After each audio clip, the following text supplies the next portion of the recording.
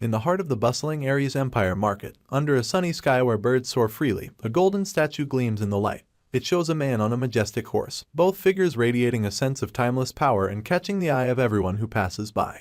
Two guards stroll through the lively scene. One of them casually remarks on how peaceful things have been, enjoying the calm atmosphere. But his companion, with a sigh, can't shake a lingering doubt. He knows the peace but can't help but wonder when the revolutionaries might stir up trouble again. His frustration surfaces as he dismisses them as nothing more than country bumpkins, mocking their so-called revolution. The first guard laughs, lightening the mood, and agrees that the rebels have been unusually quiet lately. Maybe they've finally realized their efforts are in vain. The second guard nods in agreement, noting that the calm could be the result of the Empire's knights handling the situation. With a hopeful tone, he expresses his wish for this peace to last and for the serenity of the Empire to remain undisturbed.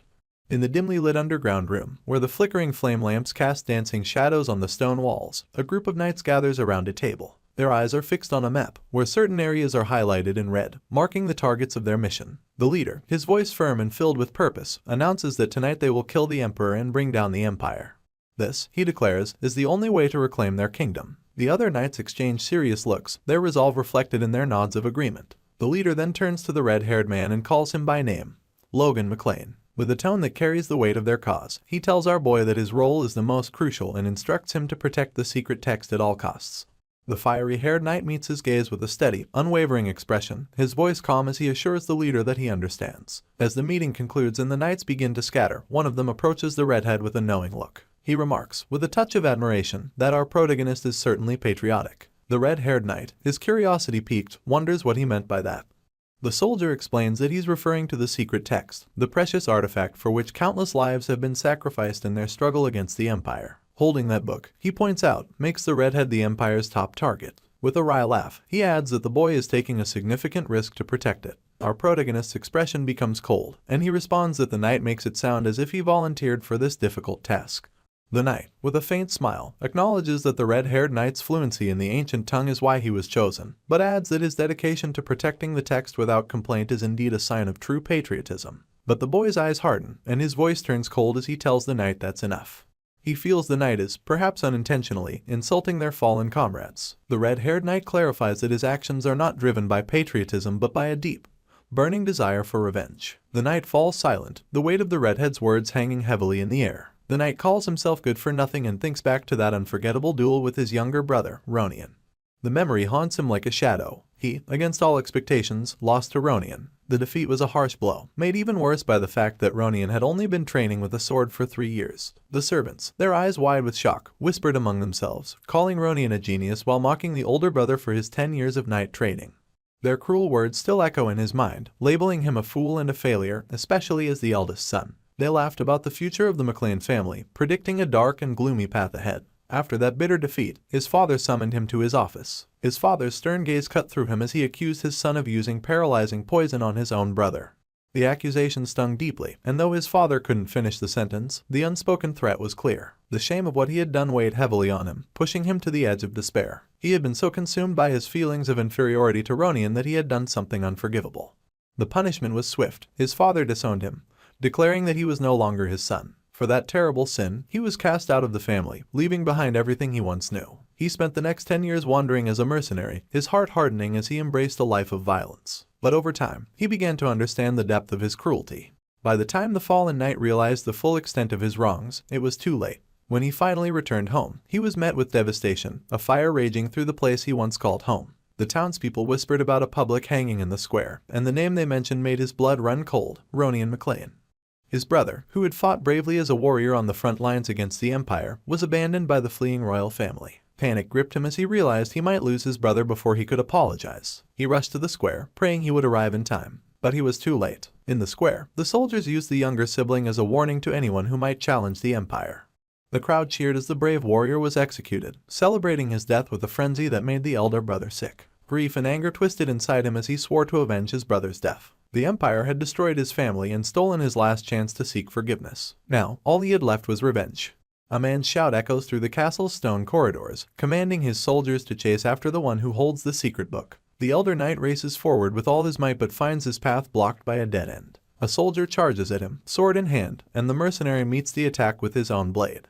The clash of metal rings through the air as the warrior pushes the soldier away. But before he can catch his breath, the soldier attacks again, and this time, the elder brother's strike is fatal. The seasoned fighter quickly turns his attention to another soldier, only to be surprised by a foe leaping at him from behind. The warrior spins around, his sword ready, driven by the burning desire to strike down more of the Empire's soldiers. More soldiers arrive, their shouts filling the corridor as they surround the lone knight.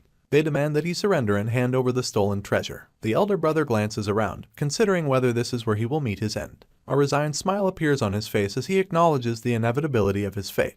With no other options left, he crushes a small, delicate ball in his hand. He declares that if he must die, then they will all die together. The castle shakes as a massive explosion erupts, consuming everything in its path. As the flames and chaos engulf him, the fallen knight reflects on his life, a life full of regrets and driven only by revenge. Despite the fleeting satisfaction of striking a blow against his enemies, the greatest regret he carries, one that will follow him even in death, is that he never sought forgiveness from the family he lost. He hopes that, in the afterlife, he might find them and finally beg for the forgiveness that he missed out on in life. The warrior awakens to a throbbing pain in his head, which is tightly wrapped in a bandage. Bewildered, he wonders how he could be feeling pain when he's supposed to be dead. A man approaches him, calling him the young master and expressing concern. The revived knight, still disoriented, recognizes him as Rick. To his shock, Rick, who had died 30 years ago, is now alive. The warrior struggles to understand how this is possible. Rick, visibly worried, exclaims that the young master must have hurt his head badly and urgently calls for a doctor. The warrior gazes out the window, taking in the sight of the knight's training and the family crest displayed prominently. The scene seems almost too vivid, making him question if he's still dreaming. A new voice then cuts through the confusion, calling him brother and inquiring if he's alright. The revived knight turns to see Ronin entering the room. The younger sibling, visibly anxious and trembling, avoids eye contact. The warrior remembers their first duel vividly, the one he lost in disgrace. After that defeat, the younger sibling had come to visit, and the fallen knight hurled harsh insults and called him the child of a concubine. Despite his cruel behavior, the younger sibling, who used to follow him everywhere, stopped coming anymore. The painful memory intensifies the warrior's headache. Rick intervenes, suggesting Ronin leave so the young master can rest. The older brother, however, insists the younger one stay and tells him to come closer. As Ronin approaches, Rick looks on, puzzled. With a trembling voice, the younger sibling apologizes for not being more careful. The older brother, deeply moved, reassures him that there's no need for apologies, he himself is at fault. Overcome with emotion, the elder knight starts to cry and apologizes, pulling his brother into a heartfelt embrace. Ronin, touched and teary-eyed, asks why the older sibling is crying. They both share a poignant moment of sadness. When they both calm down, Ronin promises to visit again and bids farewell. The warrior, though reluctant to part ways, waves goodbye and urges him to rest. As the younger sibling leaves, the older knight's thoughts turn serious. If this is not a dream and he's truly back in the past, he needs to make significant changes. His reflection is interrupted by a maid who enters, bowing and apologizing profusely. The warrior, puzzled, asks why she's apologizing. Rick explains that Mary, the maid, accidentally disturbed his rest due to a mix-up with the rooms. The older sibling, recalling how he used to mistreat servants, tells Mary it's alright and that she's done nothing wrong. He then requests that Rick bring him a pen and paper. Rick, confused, asks what he plans to do to Mary with them. The warrior, growing impatient, insists that Mary be sent away and the pen and paper be brought to him immediately. Rick places the pen and paper he had brought on the desk and says he'll be leaving. The young master, seated in his chair, thanks Rick and tells him he can go, making sure to keep anyone from entering the room. Rick, taken aback, questions if the warrior really just thanked him and wonders if the young master might be unwell. The revived knight, irritated, snaps that he's perfectly fine and orders Rick to leave. Rick, pleased with the instruction, tells the warrior to rest and heads back to his work, mumbling to himself that the older knight's outburst means he must be okay. Once alone, the revived knight sighs deeply and covers his face with his hands. He reflects on Rick's comment and reminds himself to stay patient, understanding that these are the results of his own actions. His immediate focus is on documenting every detail leading up to the anticipated conflict with the Empire, set to occur in 10 years. This looming threat could destroy not only his family but the entire nation, and stopping it is his main goal. However, before dealing with that major conflict, the revived knight must first address a more immediate problem, the War of the Fiefdom that will start in a year. This conflict has already begun to weaken his family and plunge them into difficult times. Thus, he decides to tackle this issue first. In another room, a man stands by the window as a servant approaches and addresses him as the patriarch. The servant informs him that the first young master has arrived to see him. The patriarch is surprised to hear that Logan is here.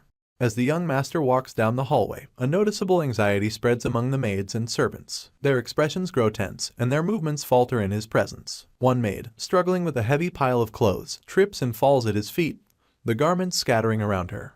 Trembling with fear and embarrassment, she thinks to herself how unfortunate it is that she stumbled in front of him. She imagines the worst consequences for her clumsiness. The young man extends his hand to help her up, asking if she is all right. She gratefully takes his hand and mutters thanks. However, as she looks up at him, her relief turns to alarm. His smile, which should have been comforting, seems unnervingly strange. In her fear, she bows deeply, her voice trembling as she begs for forgiveness, claiming she has made a serious mistake. He, startled by her reaction, feels uneasy and tries to understand why she is so distressed. He realizes that his recent change, from who he used to be to who he is now, might seem confusing to others. He acknowledges that they need time to adjust to his new self, and he must be patient as they get used to him. Turning to the mirror, he examines his reflection. His smile, intended to be reassuring, looks oddly unsettling. He recognizes that there is a gap between his true feelings and the strange impression his smile seems to give. Outside the room, a servant announces to the patriarch that the first young master has arrived. Lost in thought, the young man remembers his past life, when his father cruelly declared him no longer a part of the family. In that previous life, the patriarch's harsh rejection left him seething with resentment. The father, cold and unfeeling, had never visited him when he was hurt in an official duel, casting him aside without a second thought. Now, reflecting on that, he curses himself for his past anger, realizing how deeply a parent must be hurt to cast out their own child. The door opens, and the young man steps into the room, his voice shaking as he greets his father. The head of the house, Patrick McLean, turns to face him, his gaze as distant as ever. The young man, with tears welling in his eyes, silently apologizes. The patriarch comments on his improved appearance and asks why he has come. The head of the family, known for his cold demeanor, remains unchanged, despite the 20 years that have passed. The young man takes a deep breath and requests permission to undergo isolated training on the family estate. The patriarch's interest is piqued by this request, but the young man's thoughts reveal the urgency behind it. To win the upcoming regional war and strengthen their territory's defenses, knights, soldiers, and weapons all need improvement. However, the McLeans are notorious for their financial struggles and lack the funds for these improvements. The young man knows of a potential opportunity in 3 months that could provide enough money to cover the family's budget for an entire year. To make this happen, he needs to build his martial skills and become more assertive. The patriarch questions if this request is a way to escape his recent defeat by his younger brother. The young man insists that it is not. Instead, he admits his past mistakes and the realization that he needs to improve, even if it is late. The head of the house doubts the sincerity of his intentions, noting his history of excuses. The young man admits his past faults and how he used to take his frustrations out on others. He promises that this training is a chance to address his immaturity and pleads for his father's approval. Patrick, sensing some genuine change, asks how long the firstborn plans to stay in training. The young man says about 3 months, emphasizing that his goal is personal growth, not merely to outdo his sibling. The patriarch, seeing a hint of change, agrees to the request. As the young man turns to leave, Patrick reminds him that it is still spring and the family burial grounds will be too cold for sleeping. The young man smiles and acknowledges his father's concern, leaving with a renewed sense of determination. A few days later, he stands in a peaceful forest where sunlight gently filters through the dense trees. This private spot, reserved exclusively for the McLean family, is untouched by outsiders. The forest stretches out around him, creating an ideal setting for solitary training. His sword rests on the ground beside him, and his bag lies nearby, holding the essentials for his practice. He enjoys the calm environment, reflecting on the significance of this moment. He opens his bag and pulls out an old book titled Divine Sword Secrets. He remembers how, in his previous life, he had memorized this book and then burned it to keep it away from the Empire. The book, marked with the symbol of a golden hawk, contains ancient wisdom from a legendary hero who defeated a terrible dragon that once ruled the world. He had once transcribed this secret knowledge using a special code to keep it safe, and now seeing the book again fills him with a mix of disbelief and determination. He believes that mastering these secrets will make even the Empire's greatest warriors seem insignificant. Although he had been too old and not particularly talented before his regression, he now sees a chance for a fresh start. He tightens his fist, and a golden light radiates from it, representing the life force known as the Force, which is central to the Divine Sword Secrets. He directs this force towards his heart, aiming to create a core of power. As he closes his eyes, he knows this is a difficult task, one that would have overwhelmed his past self. Yet, after his regression, he feels that his life force has evolved, giving him newfound strength and endurance. He thinks that with 3 days and nights of intense training, he might be able to do it, but to his surprise, he immediately senses a change. The core is forming within him, and as the golden light enters his heart, he feels a powerful surge of energy spreading through his body, like rain after a long drought. A smile appears on his face as he grips his sword, feeling its weight and balance. With renewed confidence, he swings the sword with great force, anchoring himself firmly on the ground. He realizes that his body and senses have changed in a way that makes him better suited for swordsmanship. Although unsure how the core formed so quickly, he is optimistic that with continued training over the next 3 months, he will become even stronger. Excited by his progress, he enthusiastically declares that it's time to keep training. As night falls and the forest grows dark, he continues his rigorous practice, driven by the promise of his future strength. As the sun begins to rise, casting its warm glow across the land, he stands before an old tree, a quiet witness to his final day of training. Today is the day he has been preparing for. He recalls the 10 sword techniques described in the Book of Secrets, focusing on the time-space slash, a technique that can cut through time and space itself. With a determined grip, he raises his sword, which shines with a golden light matching the energy flowing through him. He thinks about his 1-star core, a modest source of power, and realizes that mastering the first technique is within his reach. He is resolved to succeed, no matter the effort required. Taking a deep breath, he swings his sword with precision, creating a powerful slashing wave. He then turns to a tree, slicing through it effortlessly with the rippling divide. Exhausted but pleased, he sits down and smiles at the sun, feeling a sense of accomplishment. The realization that his strength has grown beyond what a beginner could achieve fills him with joy and pride.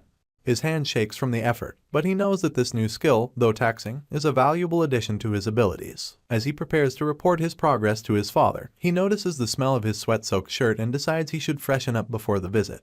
Standing before the grand gates, he looks puzzled as he asks what was just said. The knight, with a smirk on his face, delivers the disappointing news with a hint of mockery. The patriarch cannot see him. Confused and concerned, he asks why, fearing that his father might be ill. The knight explains, with a condescending tone, that family rules require even direct relatives to have prior notice before meeting the patriarch and wonders if he has forgotten this old tradition.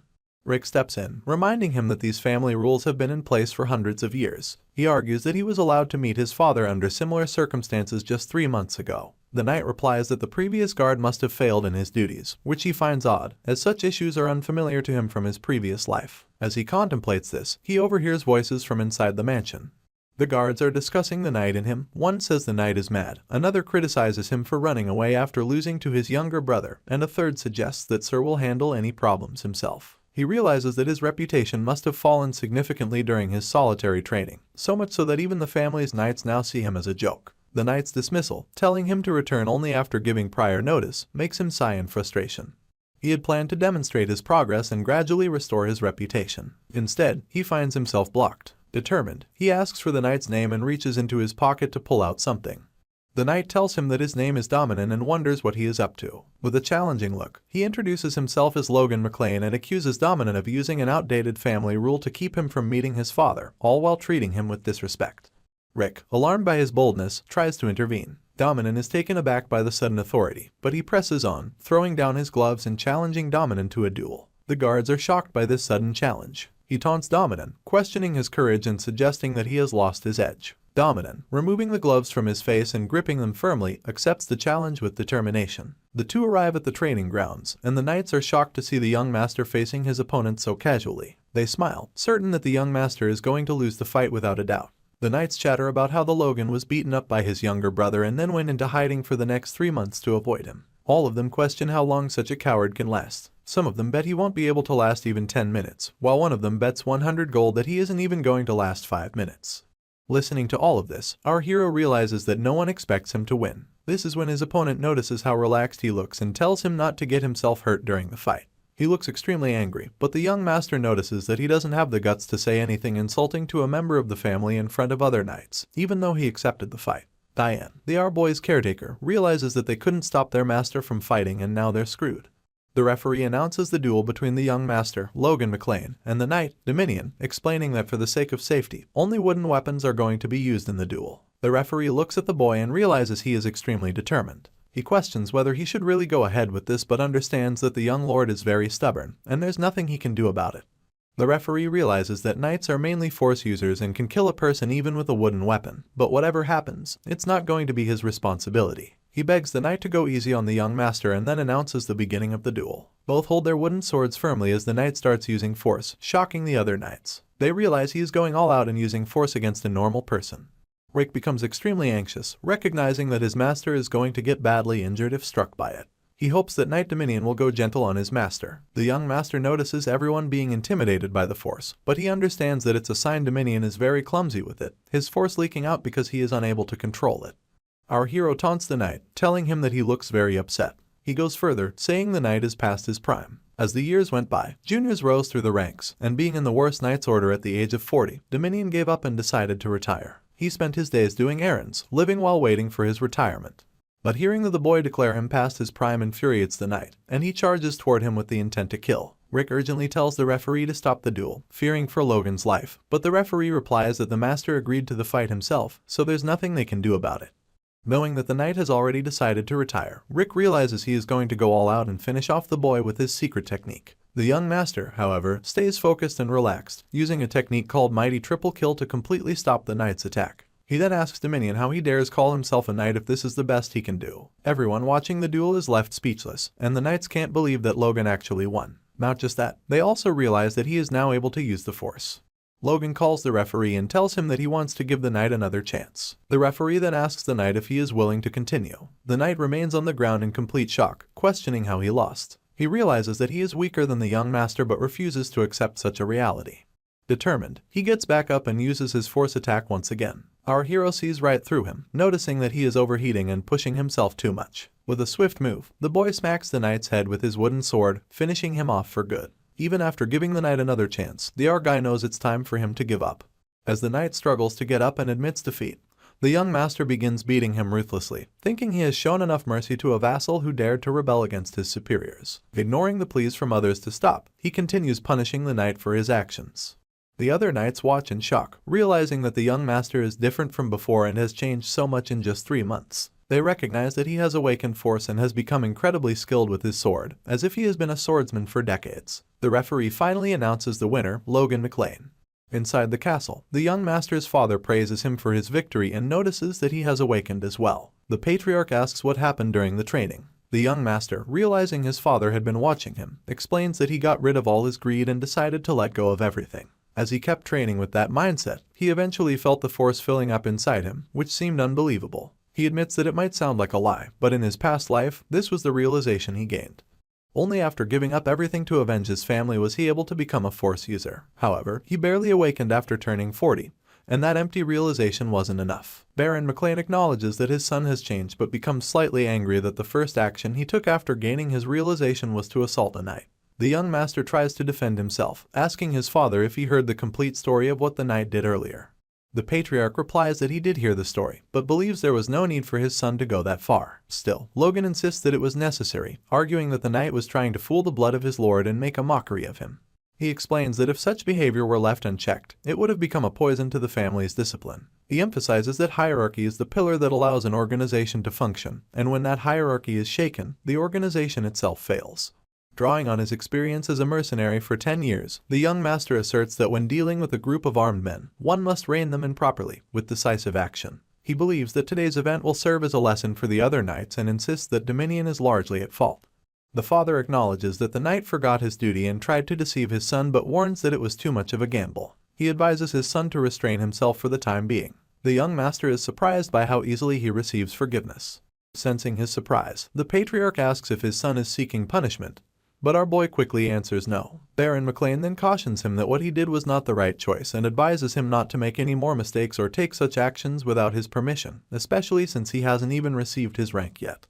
Logan resolutely assures his father that he will keep that in mind. The patriarch then informs him that his fiancée, Rena, will be visiting soon. The boy smiles deviously at the news, thinking of Rena as his cash cow and looking forward to her visit.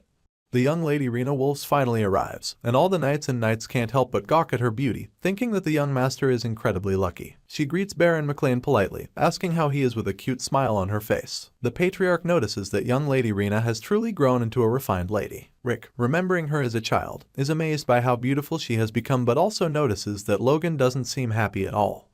The young lady then begins to read a letter entrusted to her by the Count. She reads for 30 minutes straight, and the knights grow increasingly annoyed by the length of the letter. As she nears the end, she reveals that the letter is requesting to break off the arranged marriage. The letter is from Chiron Wolves. The young master quickly understands that while the letter is polite, the true message is that they see him as nothing more than a high-ranking knight who has failed to become an aura user. He realizes that Chiron Wolves likely views him as the worst, believing there's no reason to lower their standards to join hands with the McLeans, so they should part ways. Baron McLean, upon hearing that the House of Wolves intends to break off the arranged marriage without a proper reason, becomes extremely furious. He demands to know if the House of Wolves is trying to humiliate the McLeans. The young lady quickly clarifies that it wasn't her intention to offend him. She explains that she even volunteered to deliver the letter because she was concerned, knowing the patriarch would react this way. She personally came to clear up any misunderstanding. Lady Rina goes on to say that she still vividly remembers the memories of her childhood, especially the ones she made with the young master in this beautiful place. These cherished memories have stayed with her, and she doesn't wish to abandon them. However, bound by her family's wishes, she has no choice but to follow their directions. She thought it best to meet the patriarch and Logan in person to apologize. The maids are shocked to see that the young lady isn't just beautiful in appearance but also has a kind heart. However, our hero looks very annoyed. Lady Marion Kairos, Logan's stepmother and Ronian's biological mother, steps forward and demands to hear about the unavoidable circumstances behind the decision. Logan thinks that she has always regarded him as her enemy because of the matter of succession, so he expected her to stay quiet. But the family's honor is a different matter. The young lady apologizes, saying she is unaware of the reasons and therefore cannot speak on the matter. Lady Marion, visibly upset, questions how she could be unaware of the reasons, especially when it pertains to her own marriage. The young lady explains that as someone who is supposed to marry and become part of another family, her father does not discuss important family matters with her. Marion, growing angrier, asks if she came all this way just to announce that she is breaking the engagement for no reason at all. The young lady responds that in return, the Wolf's family intends to pay 3 million gold as compensation for breaking the engagement. The patriarch's financial advisor is shocked to hear such a huge amount, and the young master quickly thinks of how he can get that money into his own hands. The advanced knight, furious, causes the ground to shake with his anger. The knights realize how powerful he is, and the young lady's knight quickly steps forward to protect her. He pleads with Baron McLean to calm down and continue the conversation. The advanced knight notices that the knight protecting the young lady is also a high-ranking knight, which is impressive given his age.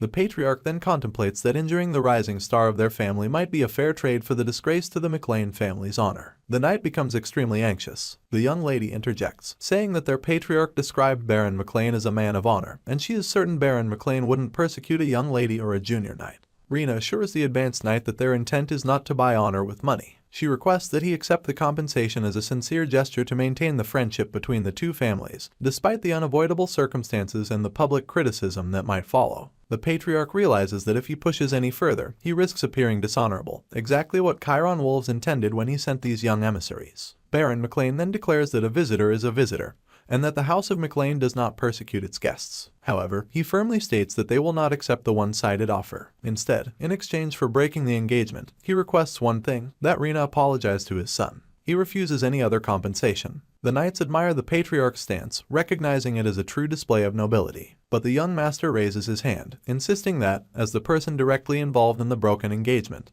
he has a request and should be heard first. He argues that they should accept the money, pointing out that allowing them to apologize with mere words is unreasonable. He emphasizes that 3 million gold is equivalent to a whole year's budget for the House of McLean. Given that half of their current funding comes from the support of his stepmother's maiden family, they would face bankruptcy if that support were cut off. The young master insists they are out of their minds if they don't take the 3 million, regardless of anything else. He states his desire to accept the wolves' apology terms, shocking Baron McLean. Furious, the advanced knight demands to know if Logan wants him to go back on his word. As the young master begins to feel the intense pressure of his father's aura pushing him back, he realizes that if he can't handle this, he won't be able to move forward in the kingdom. Baron McLean sternly reminds his son that their family is not so poor that they need to abandon their honor for the sake of money. Logan takes a deep breath, imagining in his mind that they really are poor. He envisions explaining that their family owes the bank 3 million gold, with just 1 year's interest alone amounting to 150,000 gold. Without Kairos' support, they would go bankrupt, making them the kingdom's greatest beggars, broke and destitute. This is what he would like to say, but he decides to keep those thoughts to himself for the official meeting. Instead, the young master states that the reason behind accepting the 3 million gold is to uphold their honor. The patriarch asks if he is asking him to go back on his word for the sake of honor. Our hero explains that House Wolves holds a higher standing than their family and that the Count is also a Margrave of the East. Despite House Wolves being a leading power in the East, the McLean family serves as their lord. He fears that accepting only an apology might lead to rumors that they are bowing down to the wolves. Rina tries to defend her family, claiming that House Wolves is not an irrational family and that they have the utmost respect for McLean's honor. The boy retorts that they came to unilaterally break the engagement and now they are talking about rationality, which he finds absurd. Reflecting on his previous life, our dude remembers believing that Rina was genuinely sad about their unavoidable breakup. However, something unexpected happened. She had called him into a room and said that while they might have to break up today, she still wanted to create one last memory with him. At that time, the young master felt his life was already in ruins, so risking it all for the woman he loved and running away didn't seem so bad. He asked Rina to come with him so they could leave together, but instead, she threw a knife at him and questioned if he really thought he belonged with someone like her. She told him to know his place and get lost, insulting him further by asking why he was even carrying a sword after losing to a child. She claimed that things had become easy because of him, leaving the young master confused. Suddenly, Rina began to scream, and her knight rushed into the room. She accused the young master of being aggressive. Realizing he was completely screwed, Logan understood that his father and family wouldn't believe him either. As a result, the McLean family was forced to pay a hefty amount as compensation to apologize to the wolf's family. Now, the same man smiles deviously, reflecting on how he can never trust a woman because of what Rina did to him.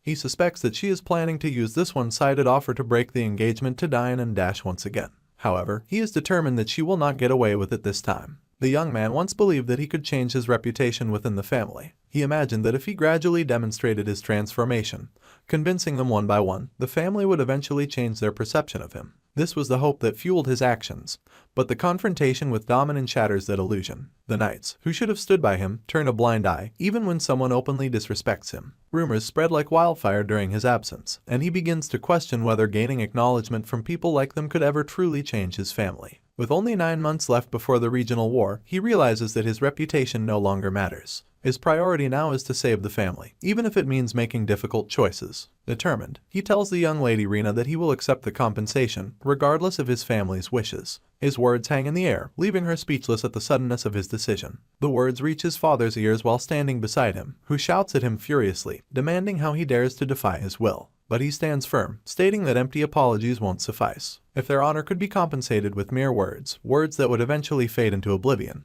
then such honor would be as meaningless as those fleeting apologies. The young lady of the Wolf's clan, striving to maintain her composure, declares that the wolves wish to honor the will of Baron, the patriarch of House McLean. She turns to the head and asks what his decision will be. The young man watches her closely, sensing that her words are more about preserving her father's dignity than anything else. He knows she dreads the idea of paying 3 million gold as compensation. Patrick, speaking as the representative of the McLean family, says he is satisfied with a sincere apology but leaves it to his son to decide if the apology truly holds any sincerity. His wife, standing beside him, interjects and calls him honey, while the girl only grits her teeth in frustration. He then advises his eldest child to think carefully, warning him that accepting money for his dishonor could set a dangerous precedent, opening the door for his honor to be traded away in the future. The young man hears his father's words but silently apologizes to him, knowing that he cannot back down. He declares that, as the person directly affected by the broken engagement, he will accept the compensation offered by the House of the Wolves. His stepmother smirks at his resolve, while the young lady can only grit her teeth in helplessness. His father, visibly disappointed, laments that he thought his son had changed for the better but now sees that he has only changed for the worse. He turns away, adding that perhaps it's his own fault for failing to teach him the true value of honor. The young man stands there, torn between the weight of his father's words and the knowledge that everything he does is for the family's sake.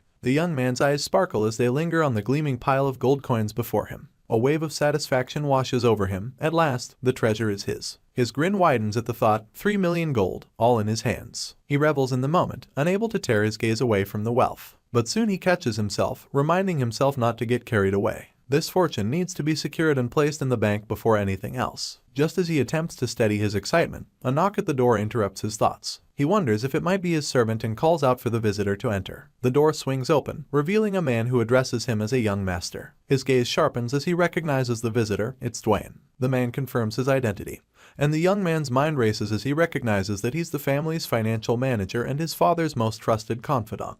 Yet he can't help but think that the man's smile isn't for him, leaving him to wonder what he's up to. With a practiced smile, Dwayne Filsner knows he's about to tackle one of the biggest challenges of his life. As the financial manager of the McLean estate, he's been juggling an ever-dwindling budget, trying to keep everything afloat. He recalls Rick's endless complaints about the servants running low on winter supplies, while a knight insists that replacing their weapons should be the top priority. The memory of begging the patriarchs-in-laws to cover financial gaps flashes through his mind. With an exasperated sigh, he reflects on his thankless role. He wonders whether he's managing finances or if he's the boss of the beggars. But as much as he loathes the situation, this is his hometown, and leaving isn't an option. However, the gleam in his eye betrays his anticipation.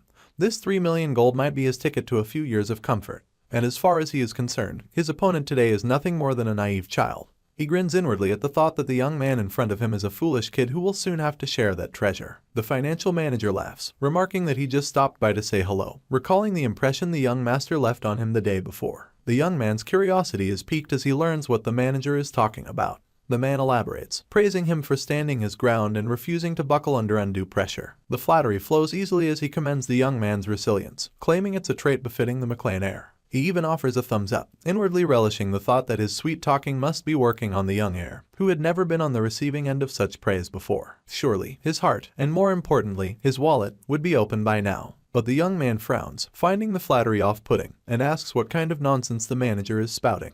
The manager quickly clears his throat, thinking that this reaction is within the expected range. He shifts tactics, noting that in these difficult times, 3 million gold is like rain in a drought. The young master's sharp mind, he continues, has brought a much-needed reprieve for the family. The young man cuts him off with a straightforward question. Why would the family breathe a sigh of relief over money that belongs to him? The manager forces a laugh, internally cursing him for being so obstinate. He wonders whether the boy is really planning to keep all the money for himself. His frustration mounts, but he reminds himself to stay patient. He's been the financial manager at McLean for 20 years, and he's endured worse. Memories of begging the Viscount Kairos for help flood his mind. Kneeling, pleading, and enduring humiliation for the sake of the estate. Groveling has become second nature to him, and this situation, he tells himself, is no different. The young man, noticing the manager's trembling and the way he covers his eyes, wonders if he is crying. He asks if the family's situation is truly that dire. The financial manager, seizing the opportunity, reveals that the family owes 3 million gold to Cooper's bank, and the annual interest alone is staggering. The young man finishes the sentence for him. It's 150,000 gold. The man is taken aback that the heir knows this. The young man adds that since it's harvest time, they should be able to cover the interest. The manager, bewildered by how much he seems to know, tries to regain his composure. He chuckles, explaining that managing a barony is expensive, and they're always operating on a tight budget. He suggests that the young master could help out a bit. But the young man interrupts him again, this time with a firm refusal. The manager, surprised, asks why. He thought the young master was opposing the baron for the good of the barony. The young man agrees, and the manager feels a flicker of hope.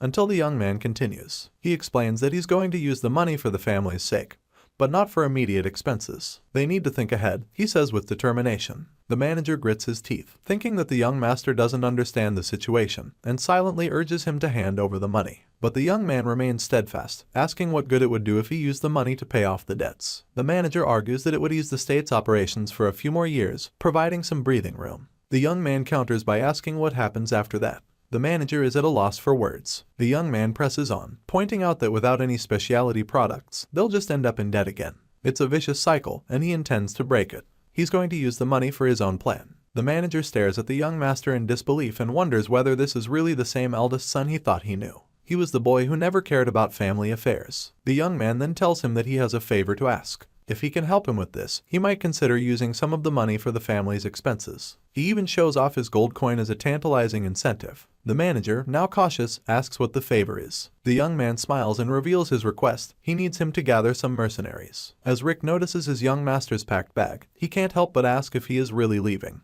The young man, already dressed in his armor and ready to go, confirms with a simple yes. His main servant, bewildered, questions where on earth he is headed, especially since he just returned from solitary training. He casually explains that he's off to earn more money. The servant, raising his voice, reminds his young lord that he already has plenty of money. The young man responds that he needs much more. The servant, concerned about the tense atmosphere in the castle, doubts that the lord will approve of his departure. The young man, undeterred, reveals that's precisely why he plans to sneak out. The servant, shocked by this revelation, tries to stop him. The young man, annoyed, plugs his ears against the servant's shouting and tells him to be quiet. He then reflects on his need to change his reputation and realizes that if he can't do it from within, he must build power outside. His familiarity with the kingdom's outside world, gained during his previous life, would help him. The servant continues to protest, desperately trying to prevent his master from leaving. The young man, frustrated, adjusts his backpack and comments on the servant's persistence. In a last-ditch effort, his loyal servant throws himself in front of him, saying that if the young master insists on leaving,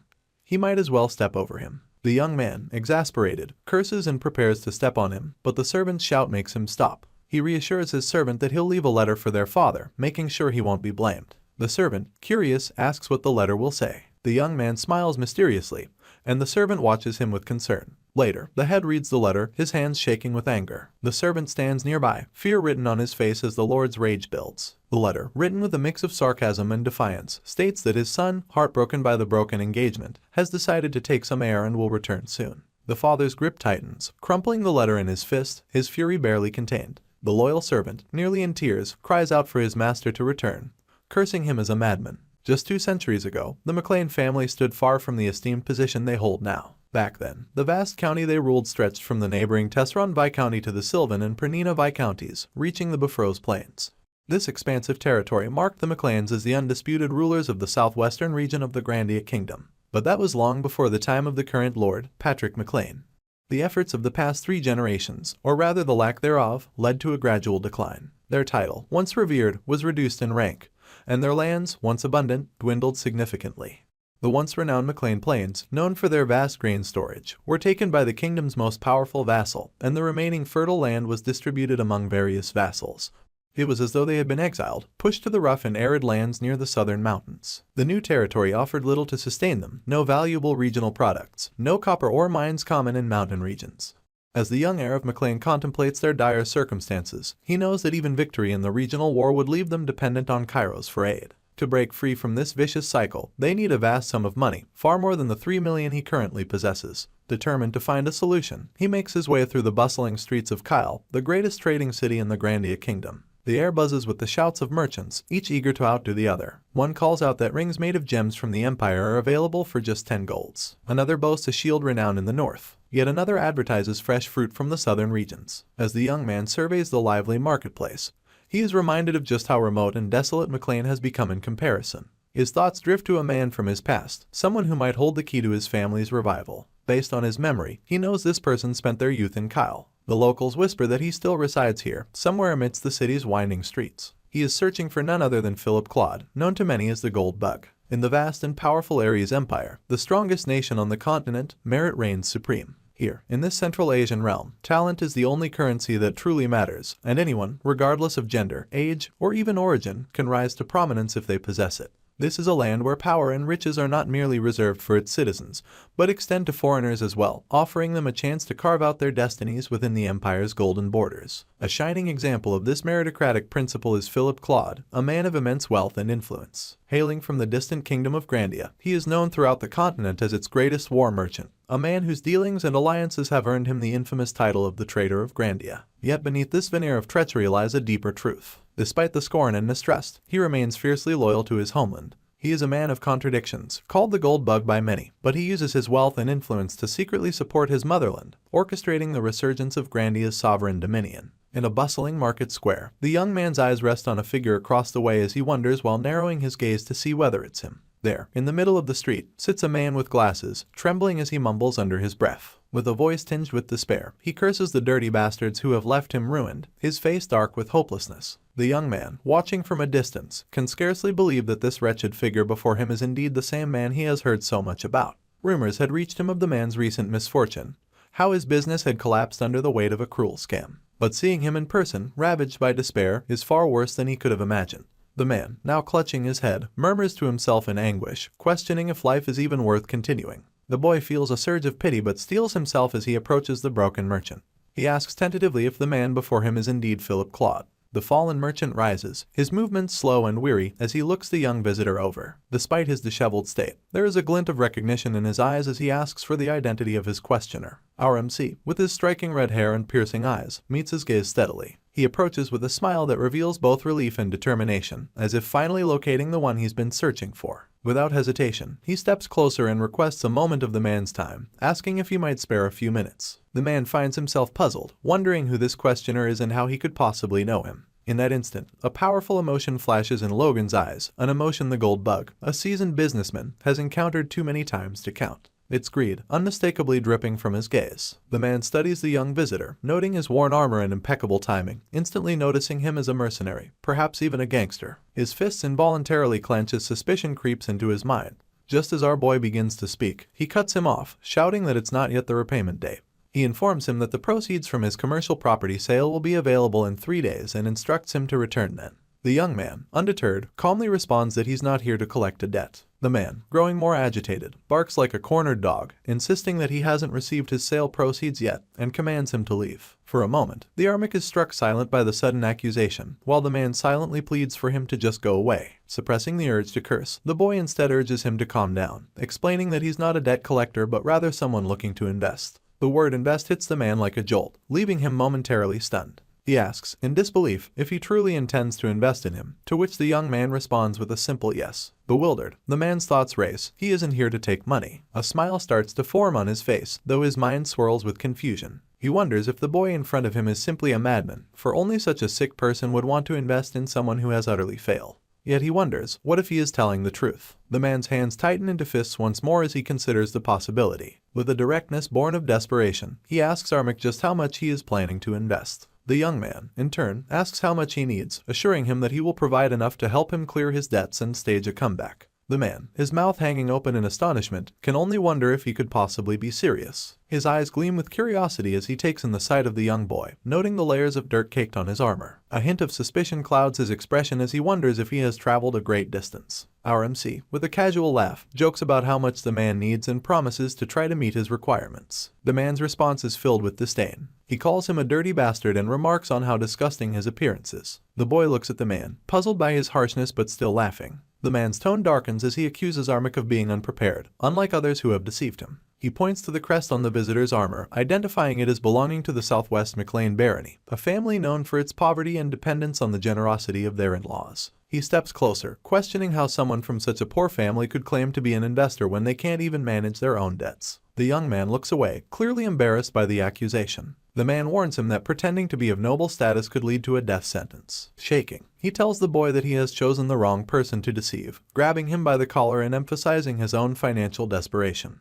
Despite his predicament, Armik admires the man's keen judgment and wonders how to appease him. The future gold bug reflects on his situation, noting his claim of being so broke he can't even afford money to eat or die. The young man decides to take action and tells the man to look closely at something. The merchant, still skeptical, calls the young visitor a brat and comments on his persistence. As he observes, he is shocked by the noticeable force in our boy's hand. He realizes that he is a remarkable talent, and it seems impossible that someone with such potential would be involved in deception. His attitude softens as he apologizes for his earlier harshness, explaining that his recent troubles made him overly sensitive. He then asks the Armik about his real business with him. The young man explains that he wants to offer him a permanent job, with clearing his debt being a bonus. The man is astonished by the offer and considers the significance of being hired for such a long-term commitment. The man tells the boy that he's sorry, but the McLean family simply doesn't have that kind of money. Our young Mc sets down his bag with a calm, calculating air and then, as if addressing a practical problem, asks him how much debt he's currently buried under. When the merchant confesses it's around 250,000, the boy begins to open his bag. He states with cool confidence that he'll take care of the debt, all 250,000 of it, and then, as if rethinking, he adds that he'll throw in an extra 50,000.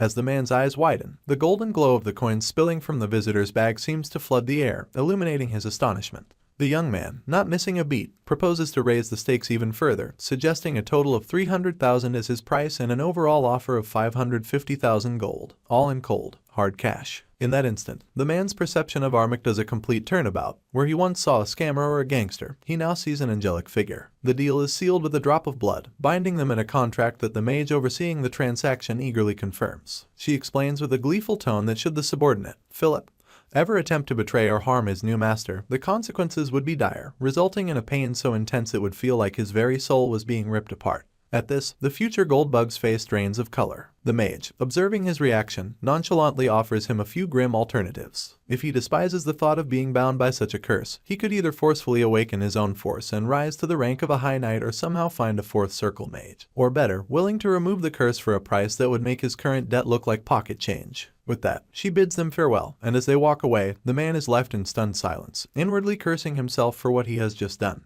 The realization dawns on him like a hammer blow. This boy is no angel. He must have been out of his mind to sign such a costly magic contract, effectively turning himself into his slave. His mind fixates on the absurdity of it all, considering that a single page of that contract could buy 30 slaves. Our MC's sudden laughter snaps him out of his thoughts. He candidly remarks that they can't possibly trust each other after just one meeting, easily switching from a formal tone to a more casual one, as if they were old friends. The man, despite the turmoil inside, swallows his emotions, trying desperately to maintain a composed facade. The boy, noticing his unease, explains that when one invests a fortune, a reasonable guarantee is necessary. He reassures him that once they build trust, the contract can be dissolved. With an outstretched hand, he proposes they work well together from now on. The merchant feels trapped in a chaotic mess, with the terms of their agreement lacking any real detail or timeline. Yet he knows he has no choice but to trust this boy from this point forward. Resigning himself to his fate, he takes his hand and shakes it firmly, then, with a new resolve, asks what he must do next. The young man's response is unexpectedly simple: purchase some monster meat. The future gold bug, unable to suppress his bewilderment, mutters that he must be out of his mind, thinking only of monster meat at a time like this. Armic seems to catch on to the future gold bug's disbelief but brushes it off, understanding that the request sounds absurd.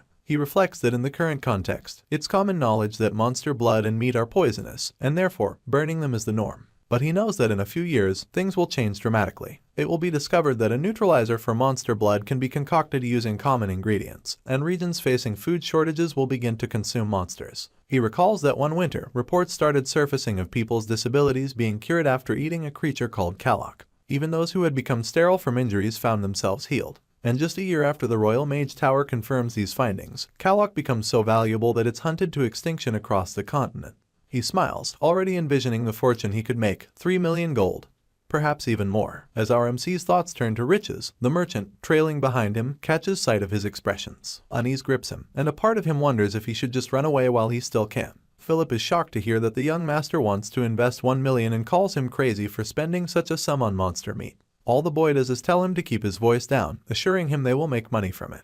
The merchant thinks it's a bad idea, but as he realizes the young lord is serious about it, he starts inquiring about the per-unit price range for purchasing Kalok monster meat. The boy then shares that the meat isn't worth anything right now. Everyone likely thinks that burning it is better because there are no buyers. He adds that if they simply order someone to bring the corpses, 200 gold should be sufficient, considering the kingdom's transportation charges. Since the cost is calculated per unit, bringing a large quantity of Kalok in advance will make it cheaper to transport. The merchant calls this thinking excessive, pointing out that the boy is already considering transport costs, which annoys the boy, prompting him to ask if he is wrong. The merchant explains that while the boy is correct about the transportation costs, since they have a budget of 1 million, he wonders if the young lord plans to hire a mercenary guild for a kingdom-wide hunt, and then buy from them. The boy then asks if that approach is wrong. The boy responds by telling him that he's gone completely in the wrong direction. He points out that, since all the monster meat is currently being discarded, simply hiring a merchant guild to purchase it at the price of beef would resolve everything. There are plenty of merchants out there who will bring and sell anything for $1, even if that something is trash meant to be thrown away.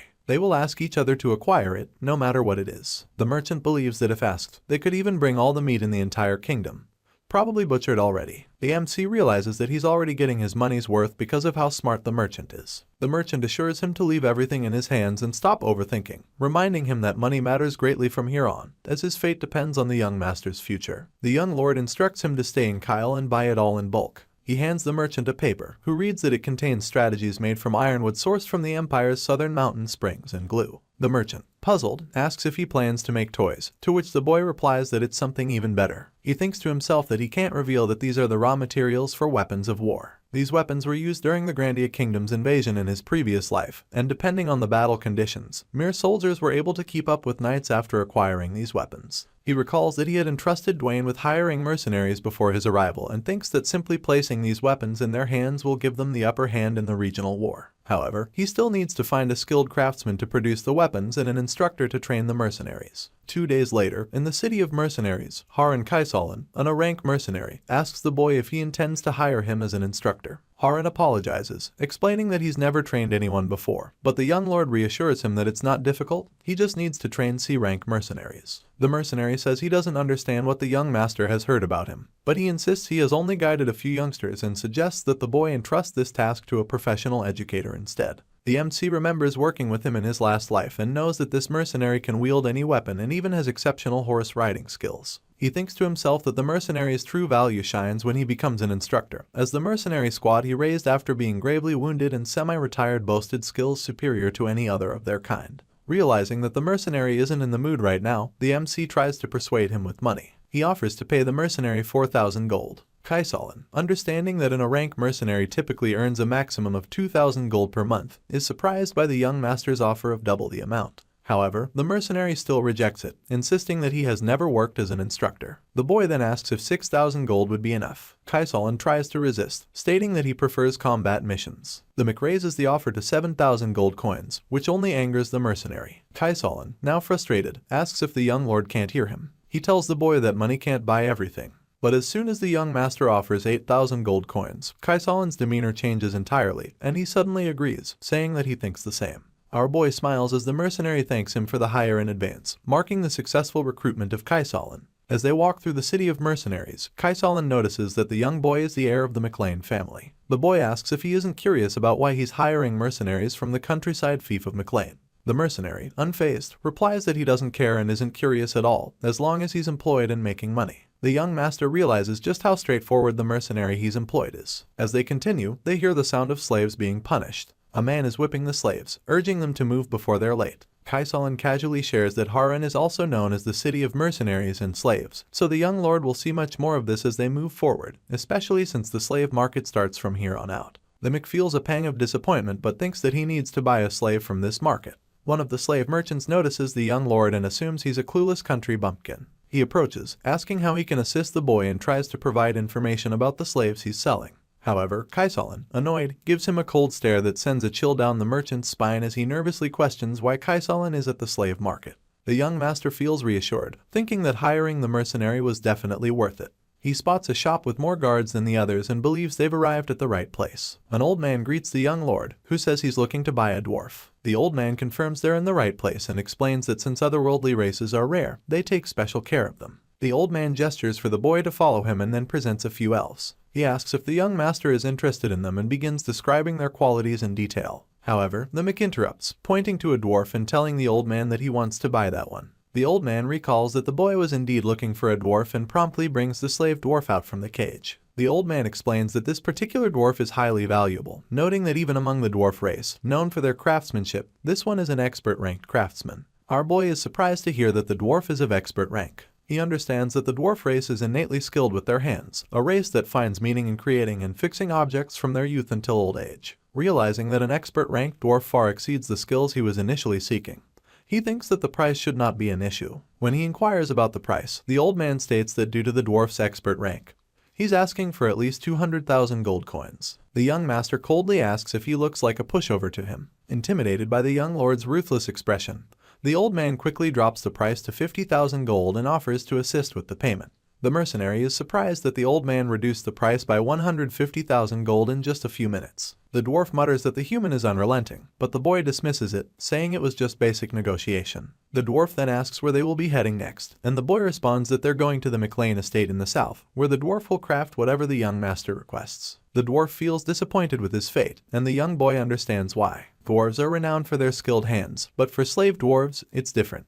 Despite being a race of craftsmen, without passion, they cannot create true works of art. The man knows that to ignite that passion in this dwarf, he needs to offer hope. He tells the dwarf that if he works hard and does his best for the next 20 years, the young master will allow him to return to the mountains. Logan understands that 20 years is a mere blink of an eye for dwarves. The dwarf, visibly shocked, questions the young lord's promise. But before they can continue, a commotion breaks out as a slave suddenly bolts from the market, catching their attention. This is when our hero notices a little boy fleeing with his sister on his back. The slave merchant screams, frantically trying to catch the runaway slaves. The blue-haired boy, desperately running while carrying his sister, gets caught by the slave merchants. A bald man, seething with anger, demands to know how such a seemingly docile slave dared to bite his arm. The brother, despite his fear, tries to shield his sister with his own body. Witnessing this, Kaisolin suggests they should just continue on their way and ignore the commotion.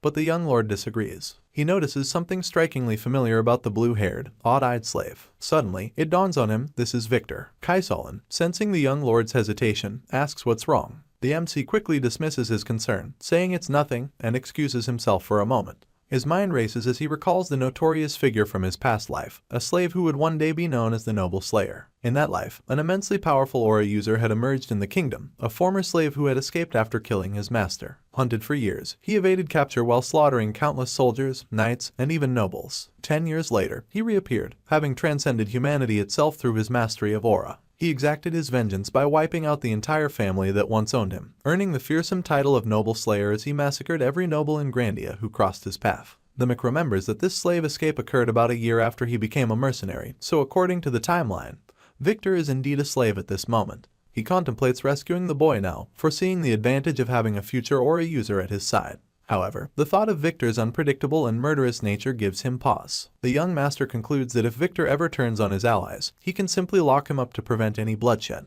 As the bald man raises his hand to strike the slaves, the Mick swiftly intervenes, blocking the blow with his sword. The bald man, initially annoyed, quickly realizes that a customer has stopped him. Embarrassed, he stammers, trying to make excuses before asking how he can be of service to the young lord. The young lord calmly states that he's interested in buying some slaves. The bald man, now eager to please, asks if he's interested in the blue-haired pair, explaining that they are rare, with red and blue odd eyes, so they come at a high price. When the young master inquires about the cost, the bald man quotes 10,000 gold coins each. The young lord knows that a young slave typically costs around 300 gold, and he quickly recognizes that the bald man is inflating the price for children who are little more than skin and bones. Though 10,000 gold is still a bargain considering the potential of the future noble slayer, the boy is determined not to let a lowly merchant profit off his knowledge. He points out that the merchant is asking 30 times more for children on the brink of collapse, one of whom seems near death. The bald man defends the price, saying they're the only ones like this on the market. The young master counters by offering 500 gold each, noting that it's still higher than the price of a healthy slave. The bald man tries to protest, claiming it won't cover the original cost.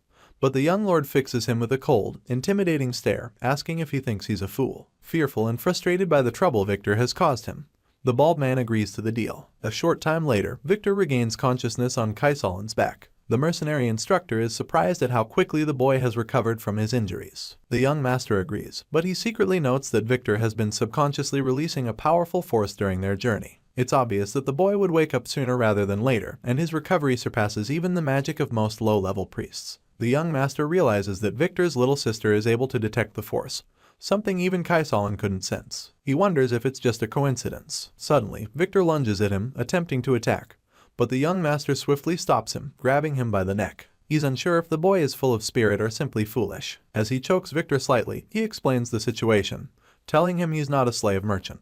His stern, devious look scares the boy into silence. The Mick acknowledges Victor's fighting spirit but warns him to choose his opponents wisely, hoping this will be the last warning Victor needs. He then adds that as long as they obey him, they'll be safe. However, if something like this happens again, he won't hesitate to get rid of both Victor and his sister. Confident this is enough, he then tells Victor that he plans to force him to become a knight. Victor is surprised, and the young master explains that becoming a knight, an honorary noble, will allow him to escape his status as a slave, not just for himself, but for his sister as well. Seeing his sister's condition, Victor becomes determined to change their fate and tells the young lord that he's willing to do it. Everything proceeds as the Mick planned, and he quickly realizes that using Victor's sister was the key to controlling the noble slayer's violent nature. He informs them that their training will commence once they return home, and then calls Hammer over for a moment. The young master explains that he's going to draft a contract, a magical one, that states if Hammer works for 20 years, he'll be sent back to the mountains. Hammer is utterly shocked by this, and the young master adds that it's hard to trust a promise made only by words, so a contract is necessary. Motivated by this, Hammer declares he'll create anything the master desires. Overcome with emotion, Hammer begins to cry, thanking the young boy for genuinely meaning his words. The young lord, in turn, thanks Hammer and realizes that the contract was enough to motivate him,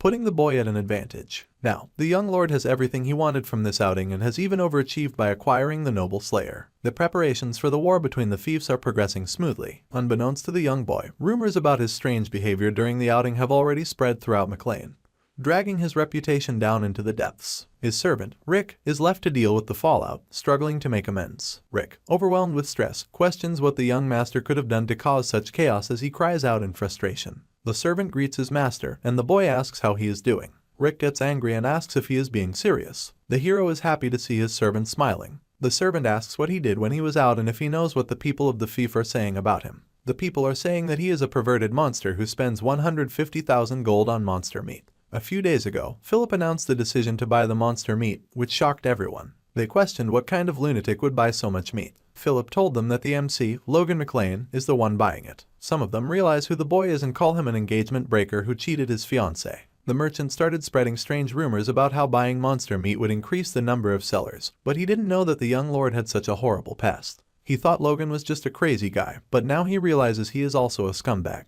Still, the merchant Philip's instinct screamed at him not to miss such a valuable opportunity at any cost. He priced 1 kilogram of meat at 1 gold coin and declared that no merchant would refuse to sell trash if a scumbag is willing to pay for it.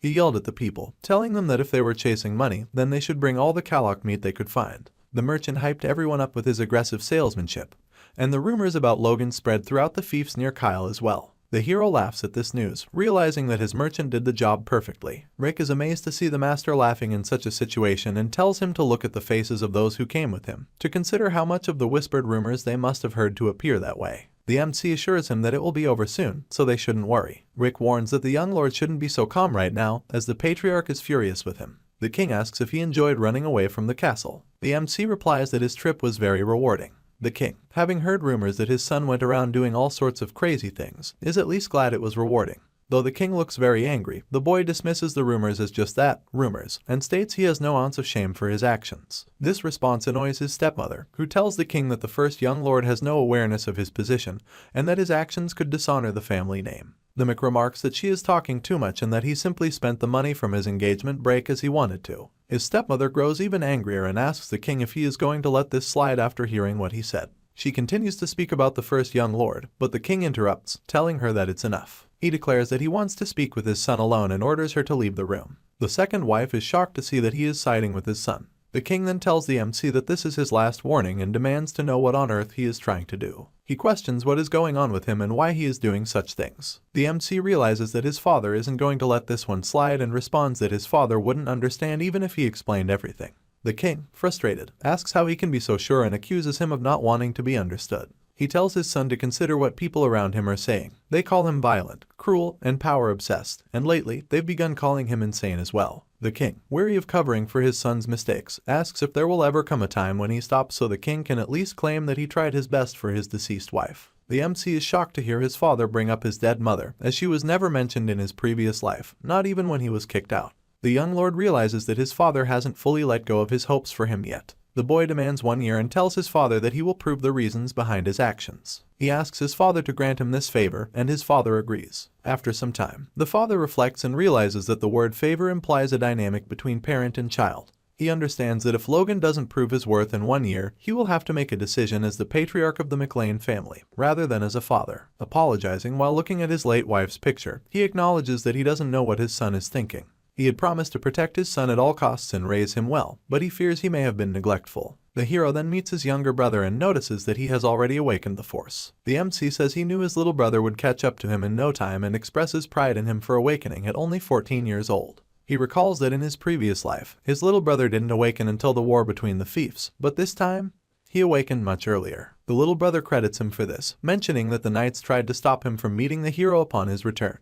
The MC realizes that his brother awakened while trying to come meet him and that he managed to get past 2 soldiers as soon as his powers emerged. The little brother smiles proudly, and the hero praises him for doing such a good job. He thinks that if he teaches his younger brother the secret of the divine sword as soon as his force stabilizes, his brother could become much stronger than he was in his past life. In a cottage in the south of McLean, the hero tells Dwayne that he is back. Dwayne then shows him the 350 degrees Celsius rank mercenaries he had asked him to recruit earlier. The mercenaries are disappointed when they see who called them there and are angry about being left in the crumbling cottage for 10 days. They question whether the young boy is mocking them and express distress towards such a poor family. They think the entire family is crazy, especially with the hero's reputation already being bad enough. They insult the young lord for carrying a sword and armor, questioning if he's trying to be a soldier. The hero realizes he has to assert control over these rascals who live by fighting. Otherwise, nothing will get through to them. He calls out one of the bald mercenaries, questioning if he's the one insulting him for carrying a sword. The bald man doesn't understand how the young lord heard all that from such a distance and questions him. The Mick responds that it's fine to think that way if one has the skills to back their words, but since the bald man is a lowly C-rank mercenary with non-existent skills, he has no right to look down on others. The bald man is left speechless, and the hero continues, asking if he offended him. Recognizing that even a lowly man has pride, he tells the mercenary to step forward. He challenges him to land a single blow, promising to pay him a year's worth of salary and let him leave if he succeeds. The hero makes this promise with the honor of a noble on the line, with all the other mercenaries as witnesses. The bald man smiles, realizing the Mick can't go back on his words now. Some of the mercenaries question if the bald man might be a B rank because of his size and think that if he wasn't one before, he might become one after finishing this job. The young lord realizes why the man seemed so confident. The bald mercenary tells the hero to go first, but the Mick warns him not to regret it later. Confident in his skills, having used the sword for a long time compared to the young boy, the bald man asks if the young master needs an upper hand by any chance. But as he speaks, he's suddenly hit with a punch to the face, leaving everyone speechless. He falls to the ground while everyone gawks at the young lord for finishing the fight so quickly. The hero then warns the other mercenaries not to run their mouths again, a confident smile on his face. All the mercenaries are shocked to see that the MC is a force user at such a young age, calling it ridiculous. Even Kaisulin is surprised, having thought our boy was just an ordinary guy. He hadn't realized that Logan was so strong. The hero recognizes that no one is going to challenge him anymore, and he proceeds to introduce himself formally. He tells the mercenaries that he is Logan McLean, the one who called them here, and he assumes that everyone is wondering why he is throwing money around and hiring mercenaries. He goes on to say that he is thinking of training the mercenaries to be crossbow cavalrymen, which shocks both the mercenaries and Dwayne. The mercenaries begin to question whether he's talking about the crossbows that are used on the backs of horses and realize they're going to spend most of their time reloading them. A rank mercenary tells the young lord that crossbows aren't efficient weapons for cavalrymen to use. The hero replies that he already knows that, which shocks the mercenary. He explains that crossbows are far more destructive than bows, but inexperienced shooters take more time to reload, and they have to do it by supporting their foot on the footrest. If they are on horseback, they're going to run out of firepower within just a minute, even if they are carrying 3 or more crossbows, so it's natural for them to be baffled. The MC assures them that even if others think he's just wasting money by cosplaying as a soldier, he is certain of his plan. He then instructs the rank mercenary to train them thoroughly, adding that they will understand the reason later. He is confident that these crossbow cavalrymen are going to become a formidable force for the McLean family, even beyond the forthcoming war between the fiefs. The mercenary obeys the young lord, and after a few days, the MC reviews the report and finds that only 312 out of the 350 recruited mercenaries passed the simple qualification test. The dwarf looks at the instructions and asks the hero what this is. The MC realizes that the dwarf has finished reviewing and explains that it's a schematic of the crossbow they are going to make. The dwarf remains silent, which embarrasses our boy, who recognizes that it might seem crude to a professional. He reflects that the crossbow is a weapon he used in his previous life for decades and that he has roughly drawn all the structure he can remember. Since the dwarf is an expert, he should be able to make it work. The dwarf asks if they need to include a cartridge to hold the bolts at the back of the crossbow and make it auto-load, with the ability to fire 3 shots in a row. The dwarf is annoyed by the idea and questions who made this design. When he realizes that the hero is the one who came up with it, his expression changes completely, and he starts praising the idea. He explains that with twisted strings in a structure like this, the components will break and won't hold up well, and even if they add a wooden box like this behind it, it will be uncomfortable for the shooters. He then asks the young lord what he plans to do about it. The MC, with an innocent look on his face, says that he doesn't know anything about it and leaves everything to the dwarf. The dwarf becomes very angry, but our boy admits he was just messing with him. He then explains that they can reduce the size of the board to make the cartridge smaller and can make the cartridge prefabricated to be reloaded each time. They name it magazines for convenience, which surprises the dwarf. He realizes that even a crossbow for a skilled shooter can't fire 2 shots in a minute, so this weapon will be beyond their time. The hero thinks that it's because the weapon was actually created in the future. The dwarf is amazed to learn that making something like this only requires a cartridge, spring, some wood glue, and a bowstring. Motivated by this challenge, he says he will give it a shot. The MC asks when he'll be able to finish the task. The dwarf gets annoyed at being asked to build something entirely new with a deadline. But our boy points out that it's still a weapon that humans have already made, which shocks the dwarf. He questions who made it and where. The hero says that he doesn't need to know, and if the dwarf thinks he can't do it, he should just give up. The dwarf accepts the challenge, stating he will complete it in 1 month and believes he can build something even superior in that time. The MC understands that this is what happens when you challenge a dwarf's ego. At the training ground, the young lord tells Victor that he is slowing down and should do even better. The little kid, completely out of breath, doesn't give up and keeps running. Our boy reflects on how he's been feeding and making them rest for days since they arrived and can't believe the difference that little food made. He allows Victor to rest and realizes that a 14-year-old who is much smaller than others managed to run 20 kilometers without any rest, proving he is definitely talented.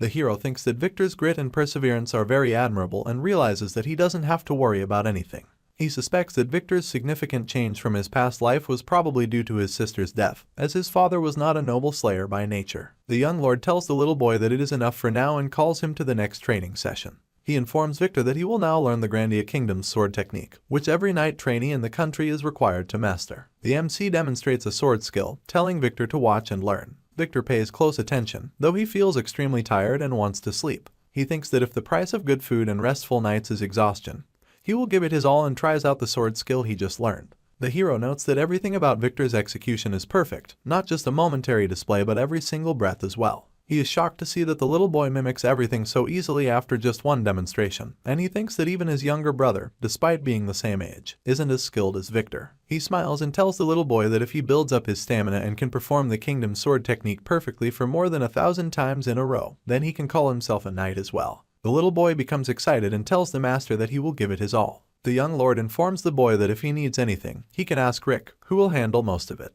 The little boy replies that he doesn't need anything and just wants the master to take care of his sister, which is enough for him. The hero smiles, thinking that while Victor may not be ready for war right now, he will be a great asset to the McLean family in the future. As he trains the little boy, the MC considers that both the mercenary core and the weapon Hammer will craft will be a formidable force. However, he shouldn't be too hopeful since Hammer might not be able to create a good crossbow, and even if he does, the mercenaries may not use it properly, since he is essentially relying on someone else's work. He needs to devise another plan. Inside the castle, the patriarch realizes that his son wants to join the knights' training, and our boy confirms that he does. At the training ground, Captain Heinkel of the McLean Knights Order announces that the first young lord, Logan, is joining them for their nightly training. The news shocks the knights, and whispers quickly spread through the group. Many of them assume that Logan, fresh off his victory against Dominion, is treating their training as a joke. Captain Heinkel notices the murmurs and recalls his earlier conversation with Baron McLean. The captain had expressed concerns, warning the patriarch that the other knights wouldn't be happy if Logan joined them.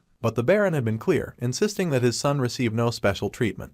Instead, he wanted the captain to push Logan as hard as any rookie knight, grilling him through and through. The situation leaves Captain Heinkel feeling annoyed. Despite the patriarch's orders, Logan is still his son, and that complicates things. It would have been easier if the Baron had simply asked him to go easy on the boy. But instead, the captain is expected to treat Logan like any other knight, perhaps even tougher. Logan, noticing the captain's hesitation, confidently reassures him not to worry. If he fails or falls behind in a single drill this week, he'll step aside and pretend it never happened.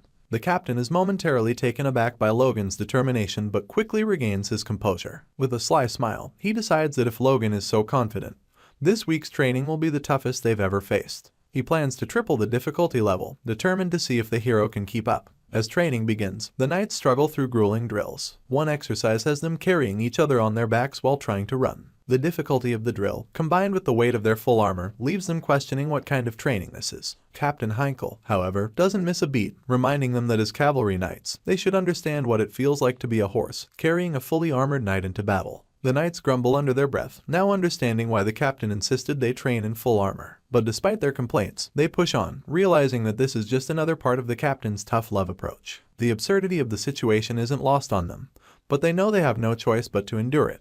The knights quickly realize that they are enduring such grueling training because of the young lord. They believe he won't last long under the pressure. Some bet he'll last 3 days, while others doubt he'll even make it through a single day. But as they train, the young lord surprises them all. He sprints with incredible speed, effortlessly carrying someone on his back. The sight leaves the knights amazed, as they hadn't expected him to excel, let alone thrive. Captain Heinkel is shocked to see the troublemaker not only in the lead but also smiling as he pushes ahead. It dawns on the captain that, at this rate, the knights might be the ones to give up before the young lord, as they keep falling behind. To prevent that, Heinkel orders everyone to stop training and gives them a 10-minute rest. During the break, he approaches the noble, fully expecting him to be exhausted. The training is punishing, and all the lad has to do is admit that it's too much, and the captain would allow him to leave. But the young noble simply replies that the training is doable, which takes the captain by surprise. The lad goes on to say that the training is perfect, and since the knights go through this every day, there's no doubt they're strong.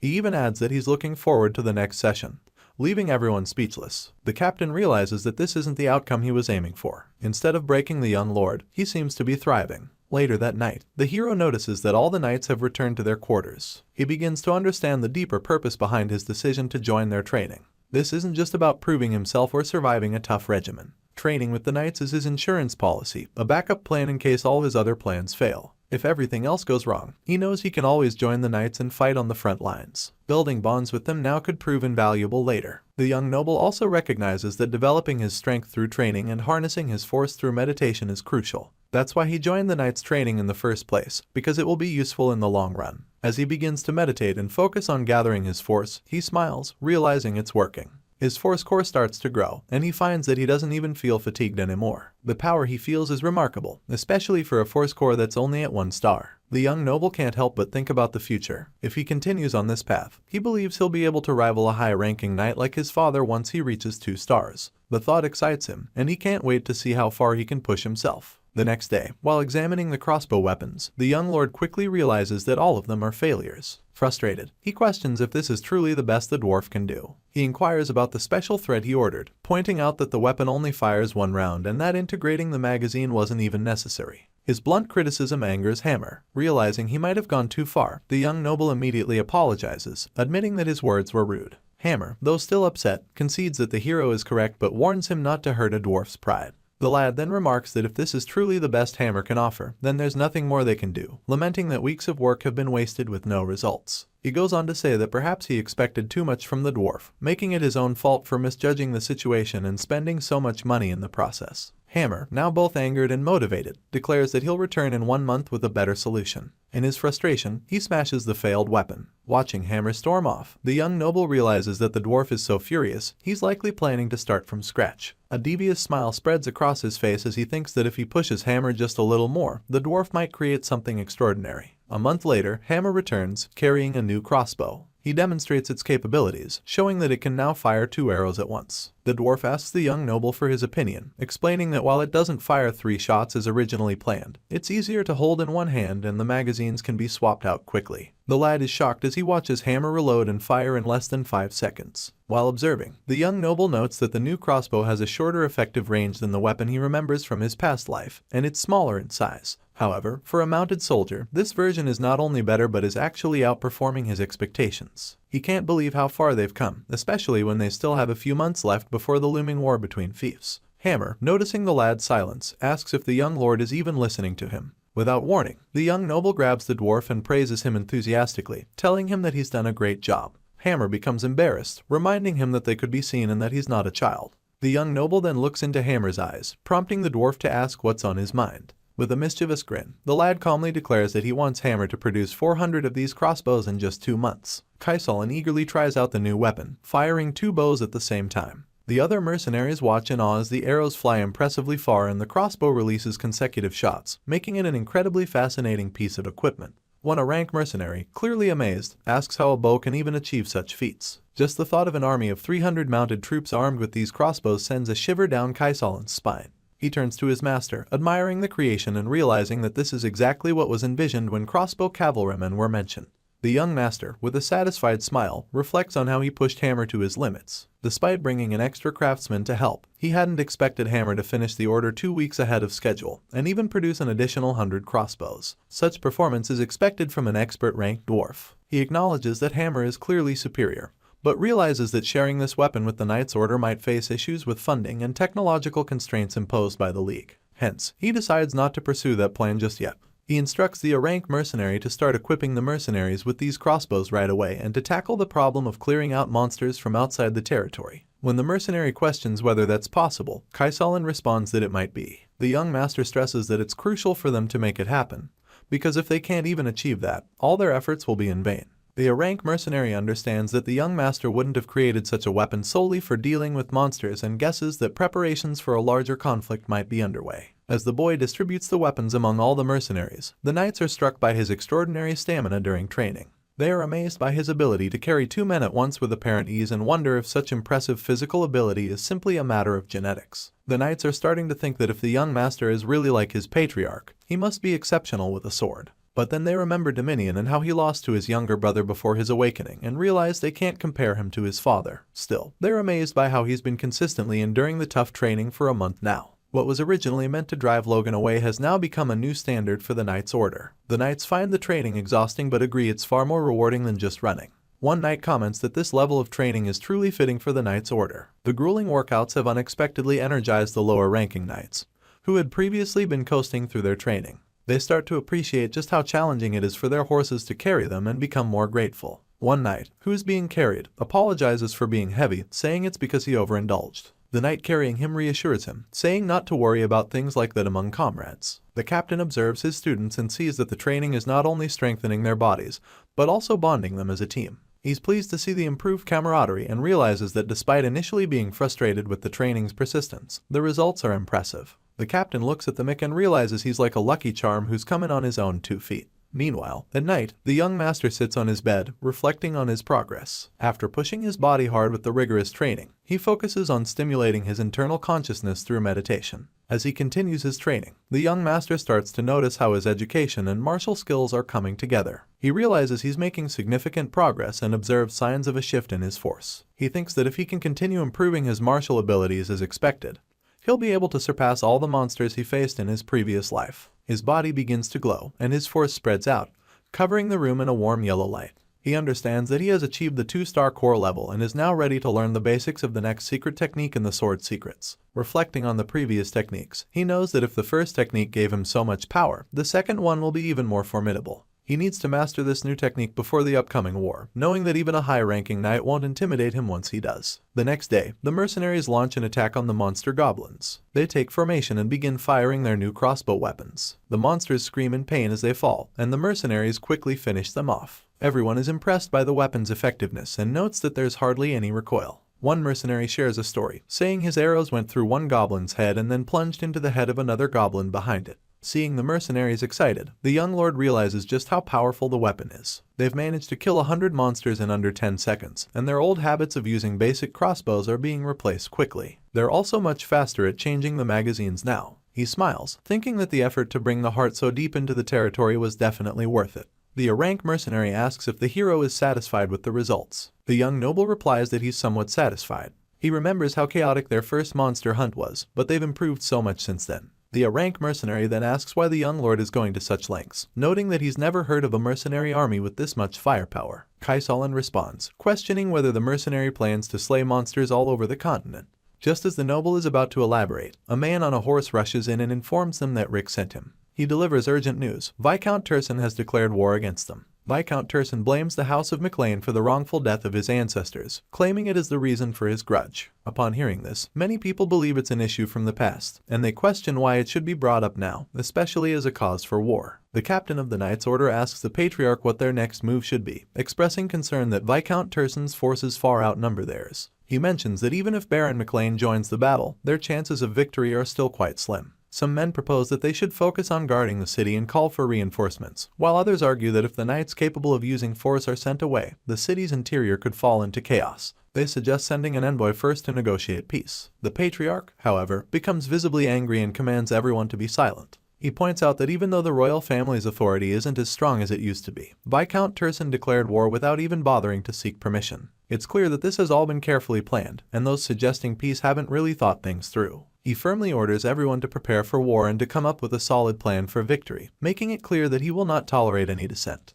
The room goes silent, and someone nervously asks if the hero will also join the battle. The Patriarch confirms that both of his sons will indeed be fighting. Ronian's force has already awakened, and Logan, being of age, must also fulfill his duty. One of the men then mentions that they've heard the young lord has been training with the Knights Order, and since both he and Ronian are force users, they will be incredibly valuable assets in the war. Listening to all of this, Rick thinks that the situation is dire, especially since the young master is currently away. He knows he needs to get the message to him quickly. Based on the hero's memories of his past life, he recalls that the war wasn't supposed to start for another 2 months. He wonders what went wrong to escalate the conflict between the fiefs so suddenly. The messenger urges the young lord to hurry, informing him that Turson and his army are defying all customs and are already on the move after their declaration of war. The messenger even suggests that the hero should flee to save himself from the conflict, but Kaisalan confidently responds that the Logan mercenary corps is ready to fight at any moment, and there's no time to waste. The young boy notices that none of them seem surprised at all by the outbreak of war. Kai explains that for them, if there isn't a war, they'd want to start one.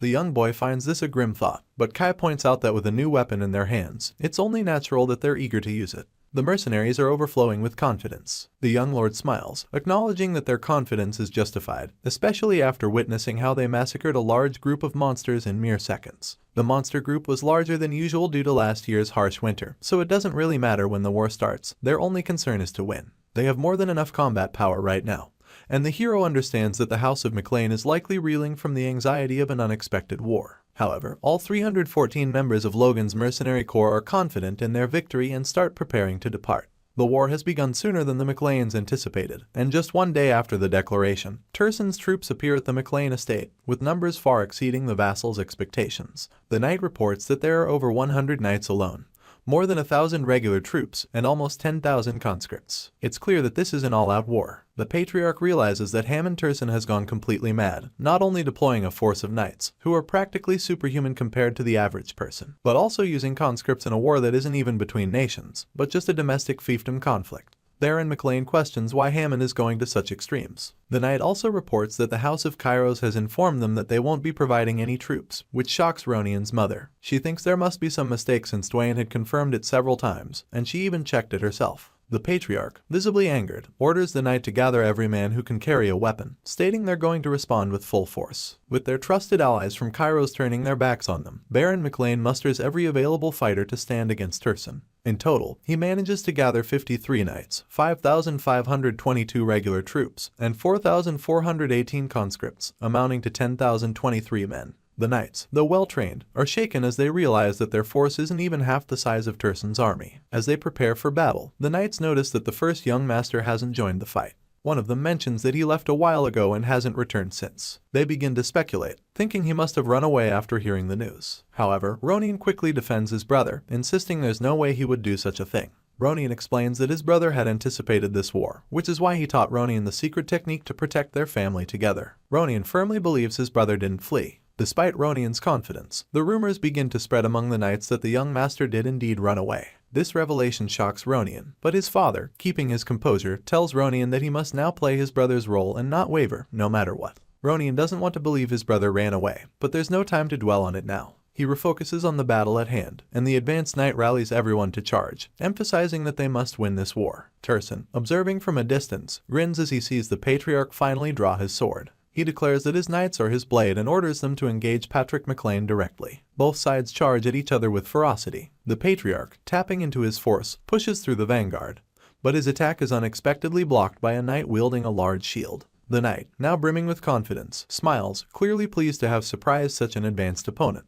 Meanwhile, Rick, completely out of breath, surveys the chaotic scene around him. Bodies litter the battlefield, and the air is filled with the desperate cries of the dying. It's clear to him that they're losing. The situation is so dire that even a servant like him has been dragged into the fray. If they're cornered here, defeat is inevitable. As he contemplates this, an enemy soldier lunges at him, and Rick falls to the ground. Just as the soldier is about to finish him off, an ally intervenes, saving Rick and urging him to get up and ready his spear. Rick, filled with a fleeting sense of hope, thanks the soldier, but his savior is immediately struck down by an arrow right in front of him. Panic overtakes Rick, and he begins sprinting away, thinking only of getting to the rear, as far from the enemy as possible, to save his own life. However, as he flees, he notices that men around him are being picked off by crossbow fire. Realization dawns on him. The enemy has encircled them from behind as well. They're trapped, and it seems like they're all doomed to die here. On the battlefield, the Patriarch is locked in combat with one of the advanced knights. The knight, impressed, praises Viscount Turson, acknowledging that he lives up to his reputation. Despite all the preparations, the Patriarch is stunned by the knight's resilience, especially since his attacks, infused with force, were meant to be unstoppable. He hadn't anticipated that Turson would field such a high-ranking knight. The Patriarch also notices that the other 4 knights are of intermediate rank, which explains their overwhelming confidence. It dawns on him that these knights were specifically prepared to counter him. The advanced knight, smiling, taunts the Patriarch, asking if he appreciates the meticulous preparations they've made. The Patriarch, however, realizes the gravity of the situation. If he's held back here, the entire Knight's Order will be too. Determined not to let that happen, he steels himself for the fight of his life. The Patriarch charges fiercely toward the enemy, wielding his sword with determined fury. The advanced knight, seeing the intense resolve in the Patriarch's eyes, momentarily falters in fear, but the Patriarch is quickly beset by the other 4 knights wielding spears and swords. He realizes these enemies have no sense of honor, yet they don't take him seriously, dismissing his attack as nothing more than a desperate last effort before his inevitable demise. Determined, the Patriarch leaps off his horse and lunges at the advanced knight with all his might. However, he's suddenly struck from behind by a spear that pierces through his back. The intermediate knights continue their relentless assault, each strike pushing the Patriarch further toward the brink. He quickly understands that while the high-ranking knight is merely blocking his blows, the others are exploiting the openings to land their attacks. It's a blatant trap, and he feels the weight of hopelessness creeping in, especially since they've managed to encircle him from the rear. Yet, despite his dire situation, he remains standing, thinking that Logan did the right thing by fleeing. His only hope now is that his son will continue the family's legacy. With that thought, he resolutely fights on, determined to hold off the knights alone. From a distance, Turson watches the battle unfold, pleased with the results. He's glad he kept the presence of his high-ranking knight a secret until now, confident that he's on the verge of crushing Patrick and seizing McLean Castle. A smug smile crosses his face as he contemplates his impending victory. But suddenly, the sound of approaching cavalry disrupts his thoughts. One of his soldiers rushes to report that a unit of cavalry has been spotted in the rear, numbering around 300. Turson is caught off guard, wondering if the Baron had hidden more troops. The soldier reports that these troops aren't even armed with spears, they only carry small crossbows. Turson begins to laugh, mocking them for bringing what he considers mere hunting weapons to a battlefield. Confidently, he orders his rear soldiers and archers to eliminate the approaching cavalry, dismissing them as nothing more than a minor inconvenience. But as he issues his orders, his men start dropping like flies. Panic sets in as Tursun realizes that they're under attack by a barrage of arrows. The young master leads his cavalry with precision, cutting through the knights and soldiers in their path using the new crossbows. His mercenaries unleash a hail of bolts, each one finding its mark. Tursun is completely unable to comprehend what's happening, and is utterly gripped by fear as he watches his forces being decimated in mere moments by the seemingly insignificant weapons he had so quickly dismissed. The Viscount of Fief can only watch in horror as arrows fly at his men. Among his forces, an unnamed soldier stares in dismay, wondering where on earth the McLean's forces got such troops from. As Tessran's men are riddled with arrows, a few with shields manage to prolong their lives. A member of the squadron trembles as he realizes that the reason he is still breathing is due to his reflex not giving up on him. After being humbled by a surprise attack, the Viscount's force fired their arrows at the McLeans. Unfortunately, their shots are far from reaching the targets. Noticing that their opponents use crossbows, a lot of question marks pop up on their heads, and they get answered with more arrows. Tessran, who for no reason hasn't been struck down, has the face of a frightened puppy. Seeing that the rear, which had the advantage, got silenced quickly without the use of magic but merely crossbows, he curses at Patrick, wondering the kind of weapons he made. Immediately, he yells at the soldier guarding him as he climbs his horse, asking him to get the cavalrymen at the front lines to come to the rear and catch the mercenaries. In response, his underlings signal to each other. Like insects being drawn to a flame, the cavalrymen rushed under the orders of Tessran to deal with Logan and his men. With excitement, our protagonist grins like a devil as he anticipates his foes who happen to be without a leader.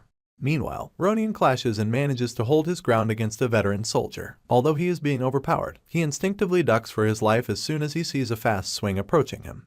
The soldier then commends him for being able to evade. Immediately, another soldier comes into view and chides his companion for wasting time on a kid, saying the battle is changing strangely. The victim, named Grill, gets mad, informing the ignorant soldier that the child is difficult to handle. Rather than continuing the argument, Grill's friend turns around to leave, ignoring the warnings. It is common knowledge not to turn one's back on the enemy. The unnamed soldier finally notices Ronin striking a pose and wonders what the kid is about to do. As for the little redhead, he does a bit of self-reflection, realizing that an actual battle is different from sparring. Ronin gasps for air thanks to the short break given to him. He then summons all the courage he has left, remembering the role his father gave to him, saying he should do his brother's role. He clenches his sword tightly but then stops as soon as he notices the soldiers to have completely turned around, swinging their swords wildly in the air.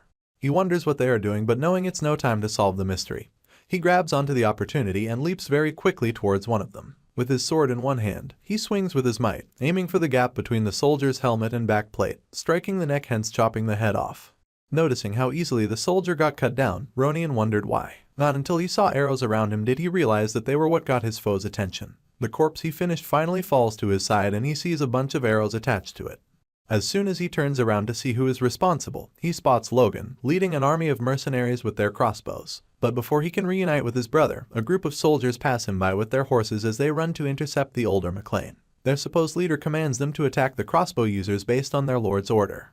With the story returning to Logan's point of view, he sees a lot of soldiers with kite shields on horses dashing to engage them in close-range combat. Rather than the noble feeling a bit threatened, he commends them for their formation and orders his men to aim diagonally towards the ground.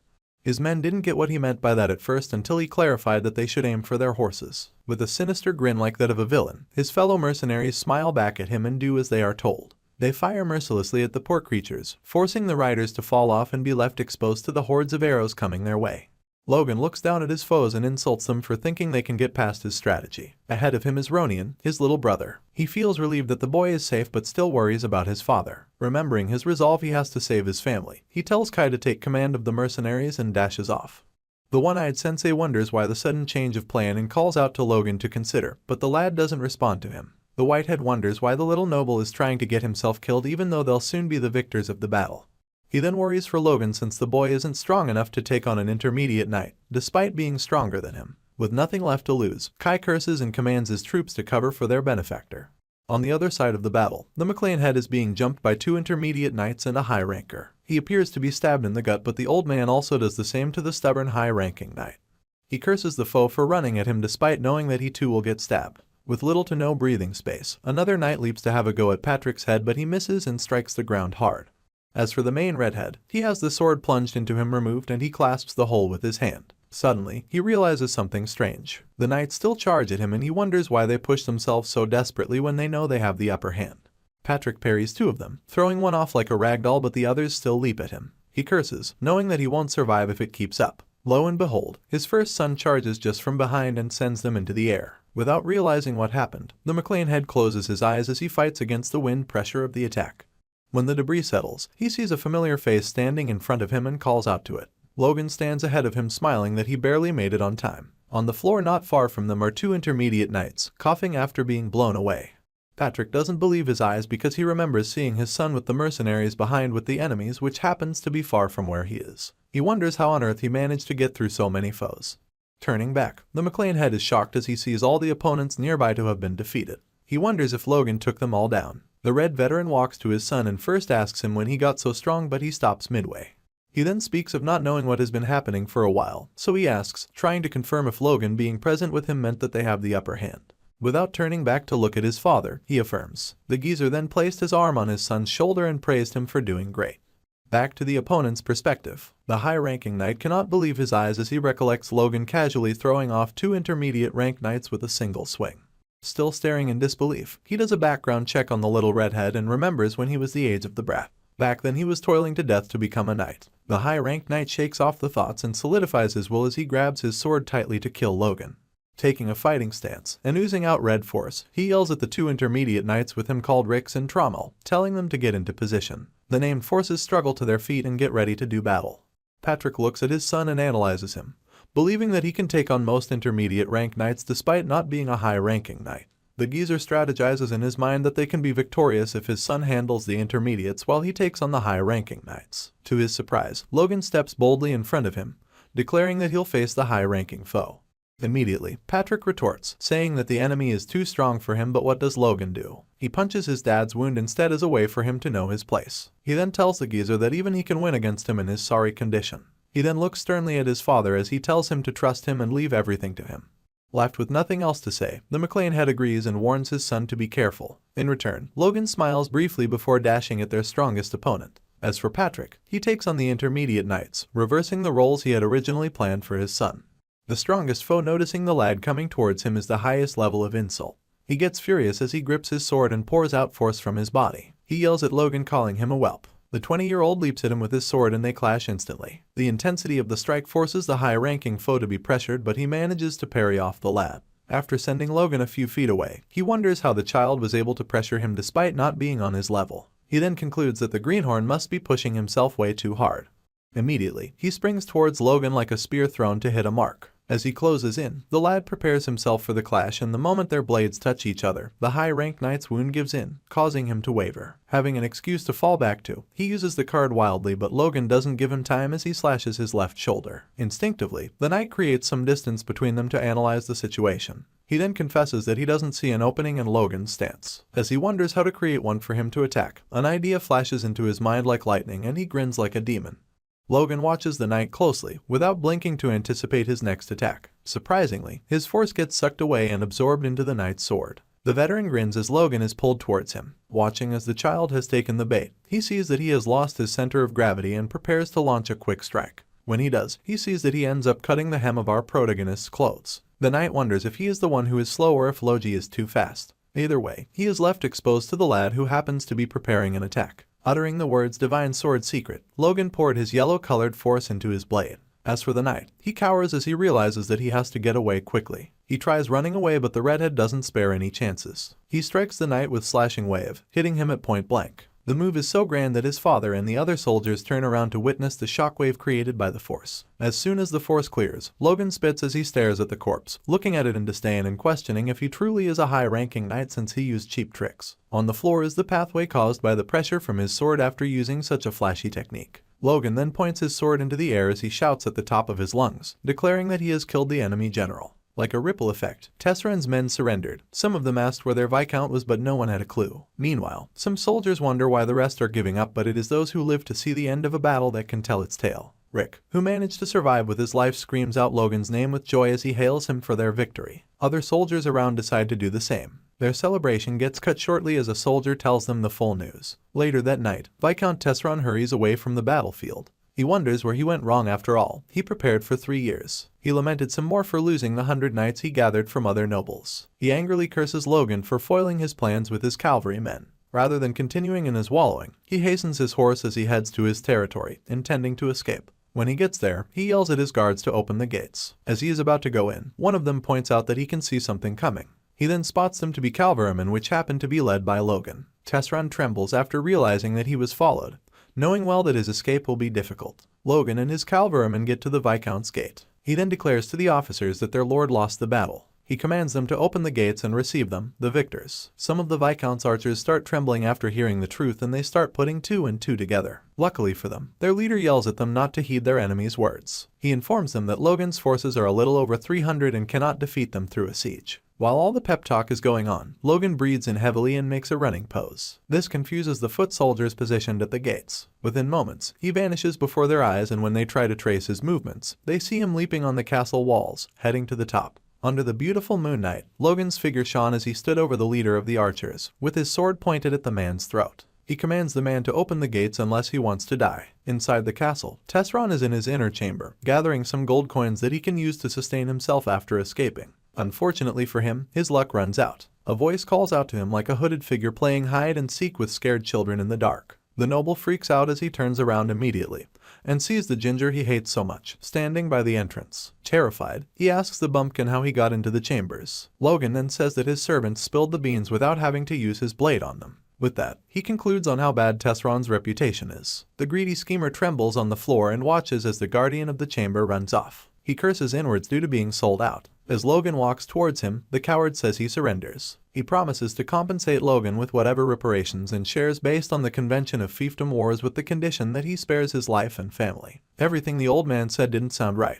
After all, he announced a war out of nowhere and barged in within a day. The redhead happens to be so annoyed each time the Viscount runs his mouth that he angrily asks him if he has no conscience. Knowing fully well how much trouble he is in, Hammond Tesron begs the lad before him to maintain the honor of the nobles. He states one of the rules, which is that the prisoners that are captured in fiefdom wars are guaranteed their lives by the conventions, as if Logan will buy the rules not about his house. Logan then tells him that based on the rule of the McLeans, he'll guarantee his life and give him time and permission to take some money and flee. On hearing this, the noble relaxes and thanks the lad, but unfortunately for him, Logie hasn't finished speaking, and what he meant was that he'd follow the rules of the McLeans if he were Patrick. Watching with satisfaction as the Lord of the Fief's expression changes from grace to despair, Logan spots a blade made with ornaments. He picks it up while adoring it. Tesron sees it as an opportunity to woo the kid's mind with his treasures, so he asks him to take it. Unfortunately for him, Logan turns down the weapon and hands it to him instead. Surprised, the man catches the blade carefully, wondering what the redhead meant. With a beautiful smile that assures hope, Logan briefly looks at the man before holding Tesron's hands and using it to wedge the knife into him.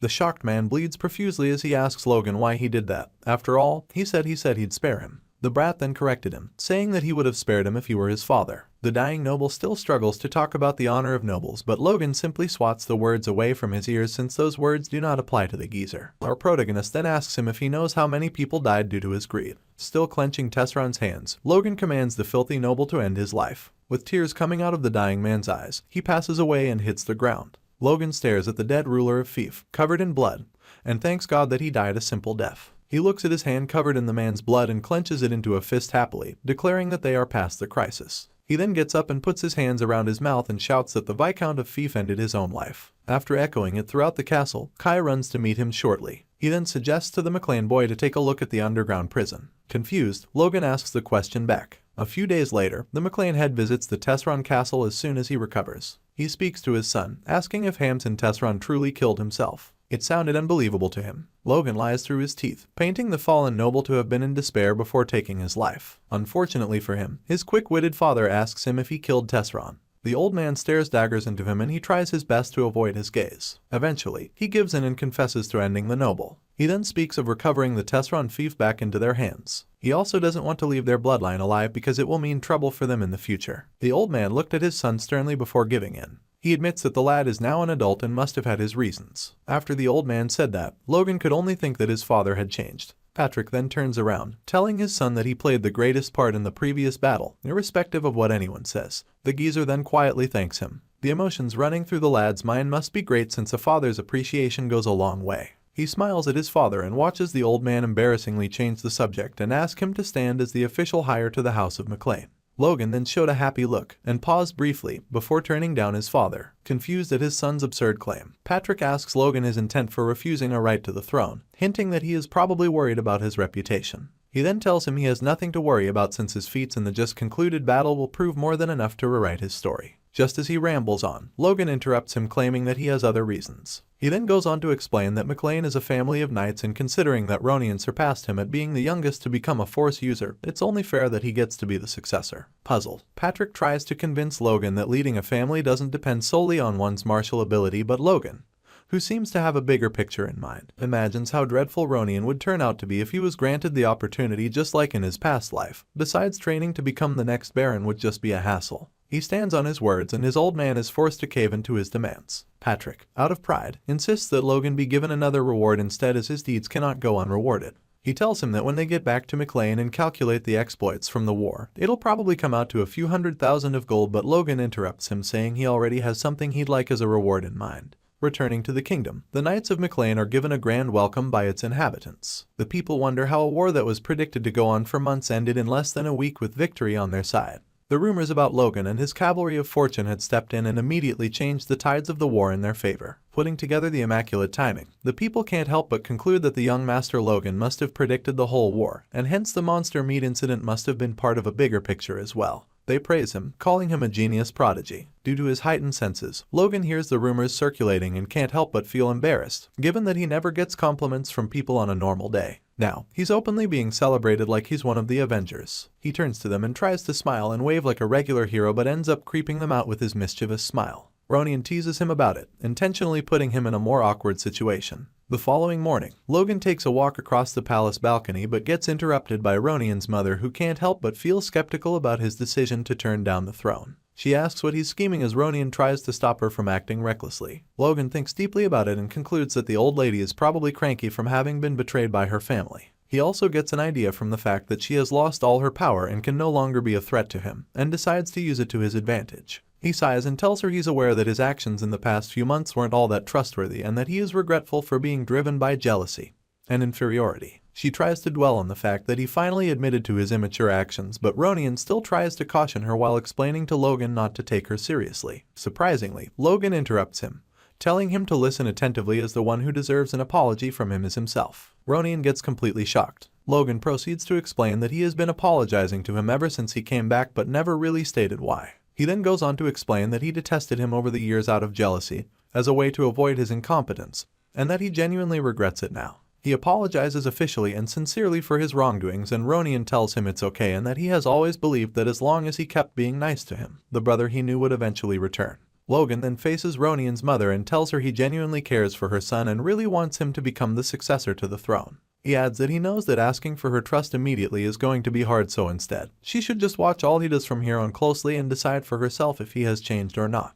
Ronin's old lady is left utterly speechless. Later that day, Logan leads Hammer through the woods to show him something he claims is a surprise. Hammer asks where they're going right after returning from war, but he doesn't say. Instead, he tells him he has had enough rest and it's time he gets back to work. Hammer clearly pictures Logan tasking him with some impossible mission that is set to drain out all his life force while they advance. After a few minutes, Logan smirks and tells him not to worry because he's going to like this task. Hammer just simply wonders how a psycho like him could have such guts to say things like that. Arriving at the destination, they both stand in front of a shabby mountain. Logan then tells him they're going to develop a mine there. Completely freaked out at his son's absurd request, Patrick asks Logan his intent for requesting the shabby mountain near the border with Teslan as a reward. He adds that the place may be called a mountain, but in reality is just a wasteland with nothing around it. The Psycho Prince just smirks with another mischievous thought running through his head. It is revealed that Logan's past life is the reason the Teslan family stubbornly started a territorial dispute. A year after the dispute ended, Teslan started exporting gold from a mountain in the McLean territory. With the gold from that mine, they had become a force surpassing that of an ordinary count's family, thus making the McLean family burn with revenge, which led to their massacre. Advancing beneath the Teslan castle, Logan gets led by Kaisal into a secret dungeon below while claiming there are some unusual people he might want to see. As they approach the dungeon, an unusual-looking old man dressed like a mad scientist yells from within that they are innocent.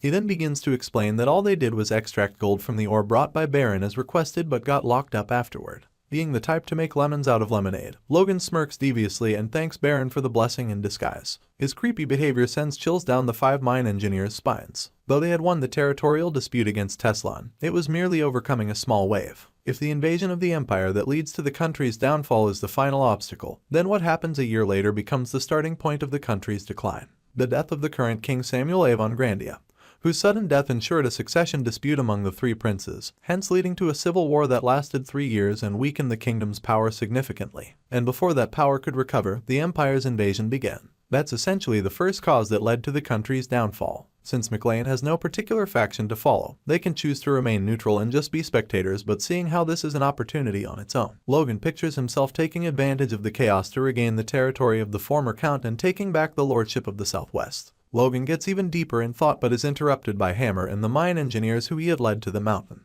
He then decides that thinking about what will happen in the future, they need to enhance their power as soon as possible, but for his sanity can't tell people about it yet. That can only mean one thing: whatever he does from here on has to be done with his own money, since the mountain would still end up becoming his source of income. Logan tells Hammer and the miners that there's a vein of gold halfway up the mountain and that he'd like to excavate it to create a mine. Hammer and the miners wonder how sick Logan could be to just blatantly spew out words like that.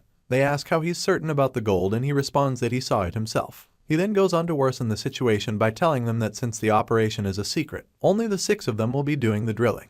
The miners flare up at him for taking just the 6 of them on such a suicide mission, mentioning that even the presence of a dwarf won't make a difference. Things play out just the way Logan schemed because Hammer, not one to take insults, gets more charged up and ready to prove the miners wrong for his kind. Logan asks how much the operation will cost him and the miners reply that they won't be able to say for sure until they start mining, but from the looks of things, they'll be needing an estimated initial investment of about 5 million gold. Hammer adds that for stable development, it's going to take half a year for preparation and another half a year for actually mining, making it a full year. The scary statistics get Logan reconsidering but recalling that it's the same mine that made a mere baron like Telson surpass even a count in wealth, so he gets more determined to see to its development, brainstorming on where he can get a capital huge enough to begin the operation. He recalls the monster meat business he had in mind, which wasn't set to be recognized until about 2 years later. Then a sudden idea went through his head like a lightning bolt. He analyzes that monster meat could be used as medicine if its toxicity is removed. He thinks back to his mercenary days from his previous life and decides to try making the medicine himself. A week later at McLean's southern villa, Rick reports back to Logan that he has made a suspicious medicine by grinding moonlight grass, plot herb, and ricky grass just like he instructed. Logan tells him it's not a suspicious medicine but an antidote. He then asks about the monster and Rick responds that it is stored in the villa's warehouse. Smiling like a villain, Logan orders that they head to the warehouse for the finishing touch and Rick gulps in disbelief. He tries to oppose but his words are powerless against the mighty young Master Logan. On getting there, he realizes the cause of Rick's despair. It stinks even worse than a mortuary. It reeks so bad that Rick starts vomiting instantly, but thanks to the power of his awakened force, Logan immediately numbs his sense of smell and proceeds into the building. He makes Rick, who is struggling to stay conscious, follow him into the villa, where he tries to apply the antidote to the surface of some of the meat. Afterward, he makes Rick grind it till it's shaped into tiny clumps. He then tells Rick to remember the procedure well as he'll be doing it henceforth. Rick blatantly objects to it but immediately caves in after Logan offers to pay him 100 gold per week. He asks what the medicine is for and Logan explains in detail that it's good for enhancing men's performance in bed. Rick coughs and suggests that Administrator Dwayne would be the perfect scapegoat for the medicine. Dwayne gets sent for by Logan, so he reports immediately. On getting to Logan's chamber, he meets it empty, but almost immediately, Logan creeps up behind him like an assassin, scaring the living crap out of him. Shivering, he tells Logan he can't just pop up behind him out of nowhere like that, and Logan jokingly replies that he was just trying to massage his shoulders. Logan pats him on the shoulder and tells him he knows he has been so tired these days from cleaning up matters from the war, and Dwayne tries to play it humbly by stating he's fine and the person having the hardest time would be His Majesty, Sir Patrick. Logan points out his shivering and likens it to stress, but Dwayne claims that it's merely a result of the jump scare he caused him. Not one to give up, Logan continues to pester him to loosen up. He points out that the kingdom is currently broke since he had dug up every last penny they had for the war, and that the servants and knights don't know this, yet they keep pestering him, asking for money. Hearing Logan sympathize with the challenges faced by the administration, Dwayne's face lights up like a lost puppy and finally loosens up. He appreciates Logan genuinely for having noticed the struggles and challenges of the administration, and considerately pointing them out. While he rambled on in flattery, Logan interrupted him asking if that's also why he's having trouble in bed. Dwayne turns all red and proceeds to run away, but Logan immediately stops him and tells him he's here to help him counter the issue. He hands him a pill of the creepy-looking medicine he had made and tells him to try it out and give him feedback. Dwayne seems adamant about accepting the pill, but Logan insists till he accepts it. Like a hungry dog in heat, Dwayne runs across the palace hallways towards Logan and Rick the following morning, asking for more pills, no matter how much it may cost him. Logan smiles at the successful outcome. He asks Dwayne to stretch out his hand and Dwayne kneels before him with his hands widely open to receive whatever the young master has to give. Logan hands him a box full of the pills and Dwayne practically bows down to him for his great gesture. Advancing with his plans, Logan summons Heinkel into his chambers next and tells him about the rumors he heard about his nightly fights with his wife for a particular reason. Heinkel tries to protect his pride and deny the allegations, but Logan shoves a pill into his mouth in the process. Feeling the chemical changes in his body, Heinkel simply turns around and heads out to meet with his wife. The following day, King Patrick, who happened to have been Logan's third experiment, thanks him for the fruitful effects of the pills. The king showed so much enthusiasm that Logan had to tell Ronian not to be surprised if they got another little brother. Rick gets all impatient and asks why Logan still hasn't asked him to try it, even though he went through the most hard work, but Logan simply teases him that it's not like he has anywhere to use it in the first place. Later that day, Logan discusses with Philip through a magic orb where he tells him about the effectiveness of the medicine. Philip chirps and that if it is as effective as he says, then it'll be in high demand. He asks for the set price and Logan replies that he's going to be selling each pill for 100 gold, meaning a set of 10 pills will cost 1,000 gold. Philip asks if he's taking the nobles in the capital to be pushovers for pitching such a ridiculously high price, and Logan smirks and responds that he's merely just confident in the products he's selling. Of course, he's that confident, considering he was into this business as well in his past life. He tells Philip that if they supply only a small amount through limited production, it'll sell at an even higher price, and Philip adds that it's a good idea but can only be dependable if the product does what it's said to offer. Logan replies that he's positive, but right now, all they need is someone famous to try it out and testify of its great result to the masses. The issue remains that no noble would want to advertise his impotency to the public for some medicine clout. Logan then adds that there's no need for the noble to advertise it personally since there are already so many ears listening in on them. Philip then suggests that they attend the party in the capital. Not much of a social person himself, Logan tries to oppose the idea but Philip presses on, telling him that parties are best for making connections. He adds that he would have gone himself but he's just a commoner, so it would take him a lot more time before it can be of benefit to the business. Besides, it's not like Logan will be the one selling it at the party. Surprisingly, Logan gets an idea about selling the products from what Philip just said. Knowing the kind of maniac he's dealing with, Philip cautions him not to even think about selling the goods himself as his family would end up being ostracized by the high society if he did that.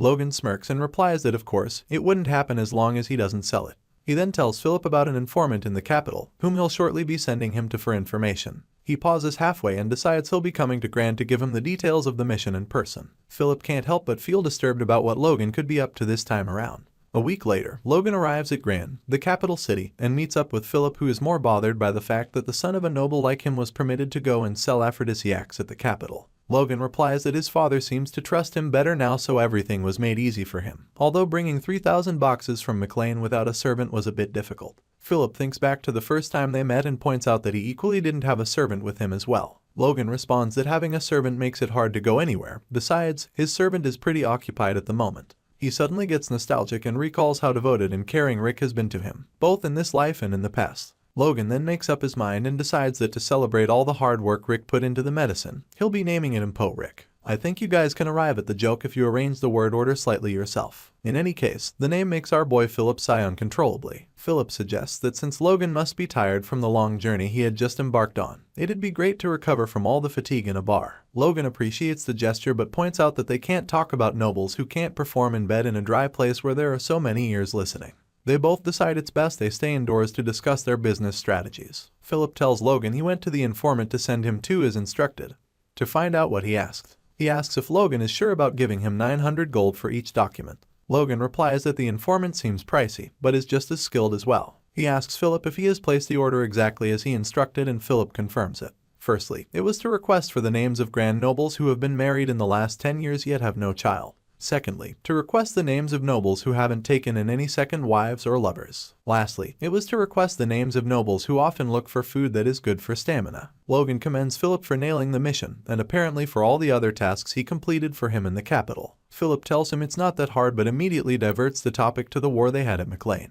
He tells him he was pretty worried until he heard the news that it was all over by that evening. Philip was only worried because he thought he'd be made to take care of any monster meat lying around as a result of the war. Logan tosses him some papers and asks him who he thinks should be their first customer on the list. Philip points out a noble, which makes him satisfied with the choice. The following day at a party, Logan approaches their first target noble, Count Davis, in a funny-looking attire, which makes him jest. Regardless, he introduces himself and cuts straight to business. He had dressed like a clown because he didn't have any time to waste by forming useless connections in such a pointless party. Count Fallen Davis is a pitiful man who, having married at the age of 20, still has no child, despite being an important figure in the treasury of the Grandia Kingdom. In his past life, Davis had been quite famous as the count who killed himself because of his wife, who publicly called him out on his inability to make children during a party. For him to have gone to that length, Logan figures out that his reputation and perception in the eyes of others were just that important to him, making him fit into all three conditions and perfect enough to be their first customer. Logan seizes the opportunity and explains that he came to the capital on a business trip,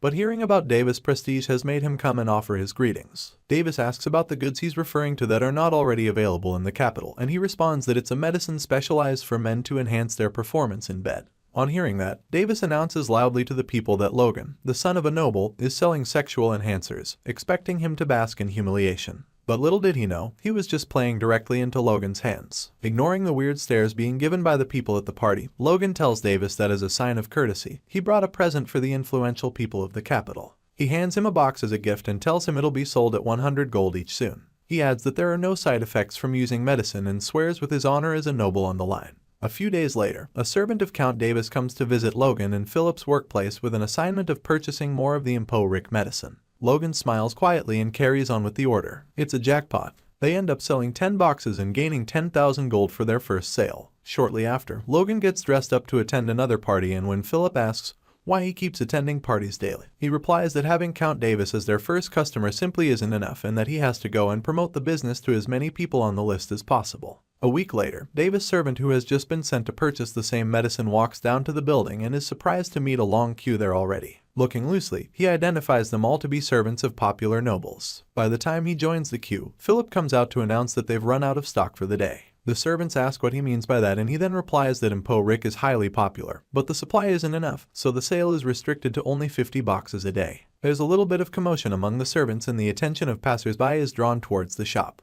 By limiting the supply, the customers are more stimulated to buy at all costs, even if it means paying a little over the set price to purchase the goods. The sale continues, and a month goes by with them consecutively completing their daily sales. They tripled the price of the medicine, yet there are still people who'd pay even extra just to buy it. The statistics make Logan laugh mischievously and praise Philip for his assistance. To show his appreciation, he tells Philip he'll be getting 1% of the total sales profit from the following month, and Philip gets even more motivated.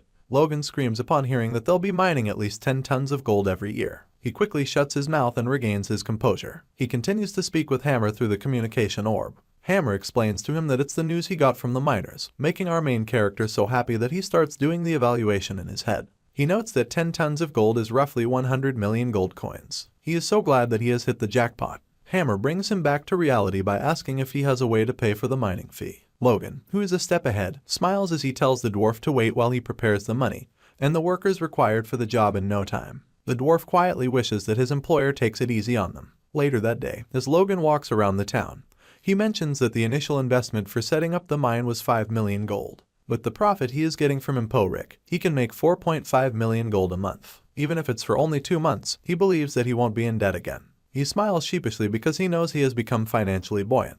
As he works more math to help him sort the mining fee, he notices the presence of a strange figure in his apartment. Immediately, he concludes the person to be a thief, so he charges in with the intent to strike the person down. Upon opening the door, he doesn't see anybody. Knowing that there's only one way out, he readies his sword, but to his surprise, the figure dashes quickly that he barely notices. Swiftly, Logan strikes to attack the person, but he misses. He then rushes outside and sees no one there. Using force detection, he senses an ominous presence in the rooftop, so he jumps there as soon as he sees the figure. With his sword in a stabbing stance, he lounges at the figure but only manages to cut a bit of his cloak. On the roof, Logan asks the man who he is, and immediately, the man vanishes. The lad wonders what the hell happened and even holds onto the cloth he chirped off the man. The following day, he tells Philip about the incident. Immediately, the child starts cowering as he yells due to the shocking info. Although Logan says he's speculating, he was very sure that his opponent the previous night was an advanced aura user. Philip felt that it seemed highly impossible since the ability alone is enough to turn a slave into a noble, so petty theft seems absurd.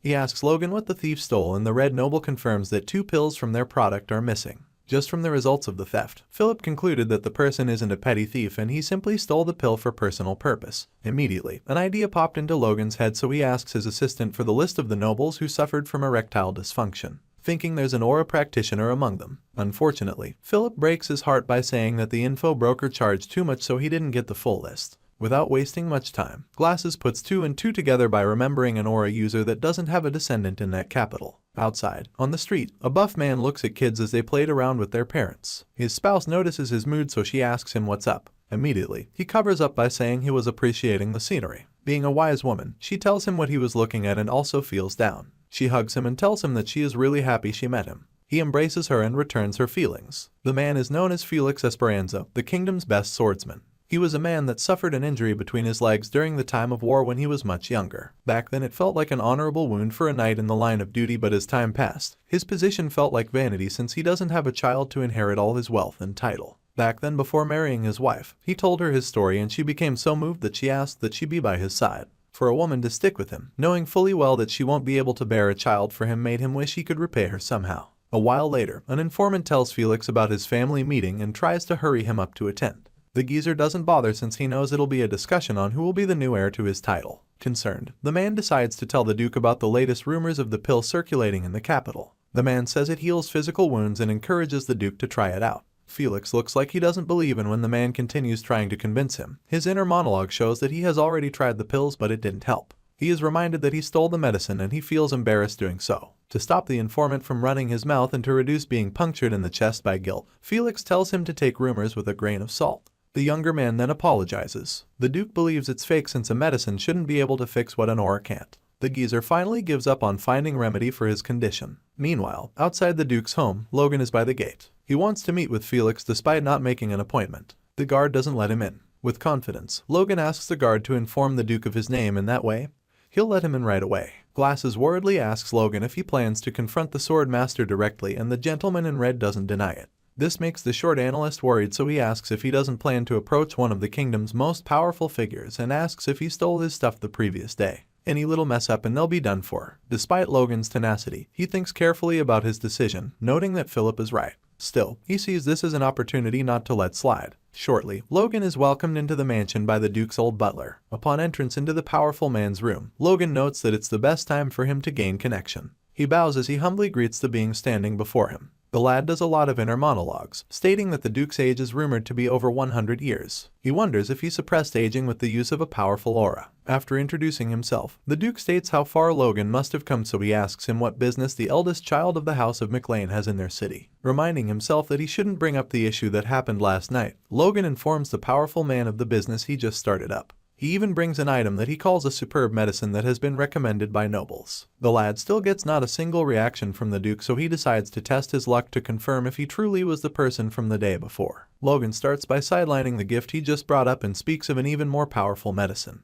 Just by saying this, he gets a reaction out of the important man in the room. With a grin like that of the devil, the lad starts another inner monologue, explaining that Impo Rick is made for humans but won't be effective on superhumans like the Duke. So he decided to collect and concentrate the dosage, hence the new gift prepared. He announces the name, calling it a special edition. Internally, he continues by saying that it's just 50 times more effective than the original version. Using himself as a case study, he speaks of nearly dying after testing it out, but thanks to being a Force user, he gets to prolong this series further. Back to the present, he asks that the Duke try it out, and if it's effective, he'll send him more samples, and of course, he'll be discreet about it.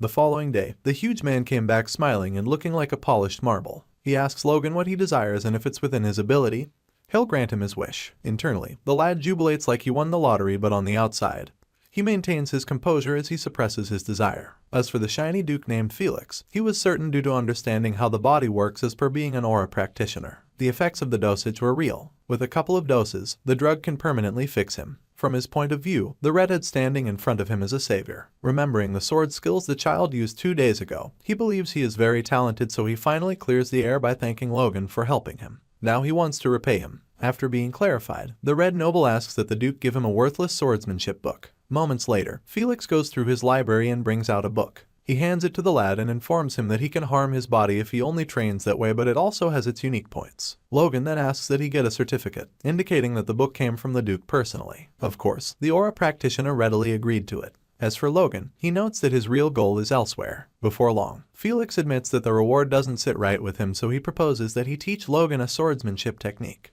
Even Logan could not have predicted it happening. The strongest swordsman offered to train him in one of his techniques. After deliberating on it for a bit, Logan agrees and thanks the master swordsman. Moments later, the men are with their swords, ready for the lesson of the day. Felix draws out his sword and tells Logan that accessing the promise of the youth is one of the pleasures of the elderly. He asks the lad to focus, saying he isn't a merciful teacher. Immediately, he emanates an aura from his body and yells at Logan to draw his sword. The effect leaves the kid struggling to catch his breath as it seems as if he is being forced to his knees. The lad struggles to reach for his sword and admits that he cannot hold it. He finds out first in the power of aura. Still in thought, the inquisitive boy uses logic to analyze the technique and concludes that it is a special technique. If not, all the aura users would have been the only ones fighting wars. Logan uses force and then reads how Felix is dispersing his aura. He channels his force into his senses and moves a half beat faster before his force gets dispelled. This way, he is able to draw out his weapon. Just from that test alone, Felix concludes that he is talented. For the second lesson, Felix tells him to pay attention.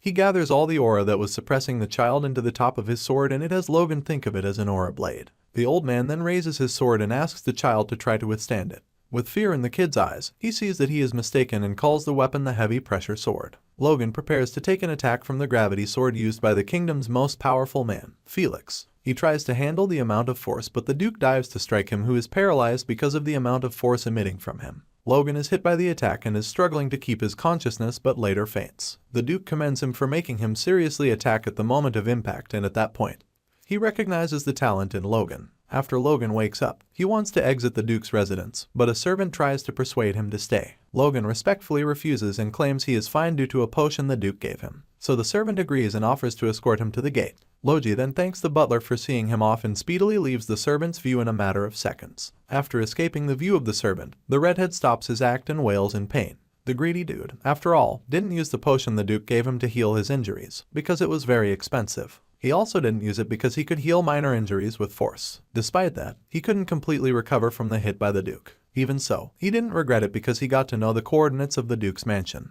The old man has his contact given to the lad in case he gets stuck trying to master the gravity sword. The little McLean's head is still lost in thought when Philip appears and sees him in his sorry state. Philip misunderstands and thinks that Logan made an enemy of the Duke. To worsen the case, as the redhead tries to explain, he pukes some blood. A week later, Philip hallucinates that he and Logan are discussing how they made 4.1 million gold, and how they will reach 4.5 million in no time. Unluckily for him, his employer brings him out of his daydream and into cold reality. Phil then suggests that they buy a house instead of paying for accommodation, which will reduce their losses. Logan shuns the idea since he believes that they will be staying in the capital for at most 1.5 years because they will have to move elsewhere. He then tells Philip to just focus on selling the drugs. Phil suggests that Logi take care of himself for the smooth sailing of the business because he vomited blood and was holed up in his room for 1 week after the duel with the Duke, even though he was out of commission during that period. He seems to have been working on something that Philip didn't pry into. This made Logan happy since he didn't have to worry about the child being nosy, unlike Rick, who would have been pestering him for details up to the point that he gets smacked. Logan declares that he'll be returning to his domain, and he tells Philip to handle the sales until he sends more of the drugs. He also demands that Philip send 1 million gold worth of food to the Telson and McLean estates each month. He will be purchasing continuously for at least a year, so he tells Philip to find a steady supplier. He plans to feed the people of his domain because of the bareness of McLean land, which even the Telson plain cannot make up for. Logan also needs the labor of the people, so he can't allow them to starve. He then takes his leave, saying he has matters to attend to. Philip seems curious to know what his employer is up to, but he pushes away the idea of being nosy. After all, Logan is a man of many secrets. A while later, the red lad is seen talking to a hooded man in an abandoned place, asking him to find some people. The recipient feels that it's almost impossible to find them with just a name and at most 2 physical traits, since he didn't give them the scope or geolocation to search. Seemingly worried, he asks Logan if he'll end up searching the whole continent, and the kid asks him to do so if it requires getting the people he listed. If it is about the money, he has got him covered. Knowing how rewarding the job will be, the hooded figure agrees. As Logan leaves, he notes that it would be difficult to find the people he listed, and the names he knows those guys might probably be their nicknames. Still, he needs to recruit these independent superhumans at all costs. He believes that each of them will be a significant force against the war with the Empire, especially the one who works as a mercenary for the Empire. Logan then decides to take it slow because things are going well at the capital and there is still time before the Great War with the Empire. A hot-headed elder seems to be furious about a particular person requesting more of his disciples after lending the person a lot. The messenger manages to calm him down, and the elder then asks for the occasion on why his disciples are summoned. The messenger says it's in the remote countryside, the McLean territory, for a 6-month assignment. Then the pissed elder heads out, saying he wants to settle the matter once and for all. Logan enters Grandia's Kingdom Earth Tower and sees a sleeping receptionist. He makes his presence known and the curled-up man gets up and welcomes him officially to the building. While staring at Logan, he examines him and crosses his thoughts on the red hair being a noble due to his outfit. McLean demands some magic scrolls and the judgmental clerk doesn't stop with his self-to-note downplay. Suddenly, Logan crashes his train of thoughts by announcing that he wants 150 collapsed magic scrolls. With this belief, he stares at Logan so the noble brings out an official paper which is his bank statement. Upon picking up the paper, the receptionist starts counting the zeros piling behind the digits and as he progresses, his mouth opens wider. He gets to 7 million and his eyes nearly pop out due to shock that the supposed commoner before him is that wealthy. Feeling defeated, he struggles to speak as he informs Logan that he'll take him upstairs to see who is in charge. Logi notes how the collapse magic is a spell that can easily be avoided during wars due to the time it takes to activate and it only affects earth and dirt. Still, it's what he needs for construction. He believes it'll help in mine creation. Shortly, the Tower Master shows up. He is a haggard oldie who looks like he can pass out anytime. Despite his looks, he runs faster than most young men. From the Tower Master's perspective, a rich young dude coming over to buy lots of scrolls is a golden opportunity not to miss. He does a background check on the kid and learns that he comes from a fief and is somewhat of a noble. Immediately, he apologizes for his apprentice's mess up and promises to scold some senses into him. Being a humble lad, Logi tells him not to bother. As for the receptionist, he starts counting his days left in the tower. As the geezer spoke, he did some mental math in his head, calculating how he could recover the money he spent from the tower's budget by duping Logan. He beams a smile at the lad and plans to sweet-talk him into making a solid profit. So the old geezer tries out Logan by trying to test out the waters. He tells the kid about how difficult it will be to produce that large amount of scrolls and will need the guidance of a 5th-rank mage. Thankfully, Logan doesn't budge. Instead, he walks away as he says that he initially planned to buy 150 scrolls every month. Like a moth drawn to a flame, the geezer quickly changed his stance as he readily accepted the kid's request. The man forgets his position as a leader as he drags himself to the ground in a kowtowing manner and wipes the rich bozo's shoes while informing him that the price of the scrolls will be 9 million for the remaining 6 months. As Logan considers the offer, the cunning geezer advises him that it's better he rents the mages directly rather than buying scrolls. The red hair knows that mages make scrolls so that they won't have to do all the dirty work, so he thinks that renting them will be very expensive. Logan then asks the tower owner if a 4th circle mage will be readily available to come to his site. The geezer then clarifies that he doesn't have the capacity to rent 4th circle mages, nor does he have them at his beck and call, but he has some 2 and 3 circle mages available that are specialized in construction. Doing the math, Logan sees that it is idealistic and asks that he meet with the mages. To his surprise, they are young adults who look malnourished and overworked a lot. Their leader introduces himself as Greek, the 3rd circle mage. As the mages go back to their rooms, Logi gasps and yells at the Tower Master for making them look that way. Despite the cry of concern for his workers, he still informs Logan that they are more than capable of the job. Logan inwardly agrees with what the Tower Master said. This is because he confirmed that the mages truly are 3rd and 2nd circle respectively. He claimed that they were in their 22nds and their talent would be sought after everywhere. He feels something is off sending a bunch of mages like them to the province, so he decides to test the geezer out. Logan asks for 10 of the mages with 120 scrolls for just 1.2 million gold. He expects to hear complaints, but to his surprise, the old man agrees and brings out a contract waiting for Logi to sign. The behavior shows that the man was either reading the lad's mind or he wanted to quickly do away with the mages. While pondering on the next step to take, a voice calls out to the Tower Master not far from them. A huge man with a muscular figure known as Clayton is dragged and held back by some little mages. Logan looked back and was shocked when he said Clayton to be a 5th circle mage. Clayton gets to the head of the tower and questions the old man for trying to send his disciples to do all the hard labor. The cunning man keeps saying it's to help them become better mages. The 5th circle mage doesn't buy his bullcrap. He also points out the fact that the harassment started ever since he got to that rank. Logi watches them argue and concludes that the Tower Master must have felt threatened due to Clayton's quick rise to power, so he gets back at him by picking on his subordinates. To cut the long story, our MC believes he'll get to use this opportunity in his favor. The Tower Master gets infuriated and asks that Clayton and his students leave his building. Wondering how things have escalated so fast to that point, Clayton gets defensive and decides to showcase his strength by preparing to go against the Tower Master. Naturally, the geezer does the same and it leaves the lads around cowering as they try to stop their sensei. Just as a showdown is about to occur, Logan stamps the contract loudly and it distracts them. As soon as they turn to his side, they see a devil grinning like he finally got his wish granted as he holds the paper, saying the contract is established. Logan calls out to the 10 disciple mages to follow him while he asks that the 2 elders continue to duke it out. He then asks to confirm the validity of the contract even if the Tower Master changes. Immediately, the elders comport and the Tower Master admits that they embarrassed themselves in front of Logan. He then informs the lad that he'll send the scrolls as soon as they are completed. Clayton, who is as adamant as ever, interjects. Due to not being heard, however, the Tower Master silences him and informs him to consider his status. Having no other choice but to back down, the Fifth Circle Elder does a complete 180 by choosing to follow his disciples. Surprised, Logan and the Tower Master question his decision, with the former saying he is not financially buoyant enough to afford an elder like him.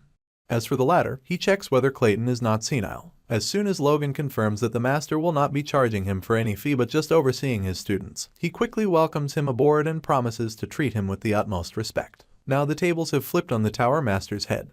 Clayton pleads to Logan to delay their journey by a day since he needs to gather all his disciples. The noble agrees and asks that they meet the following day in front of the Grand Western Gate. All these drown the complaints of the Tower Master. The next day, at the city gate, Logan thanks his stars for getting to secure a fifth circle without having to spend a dime extra.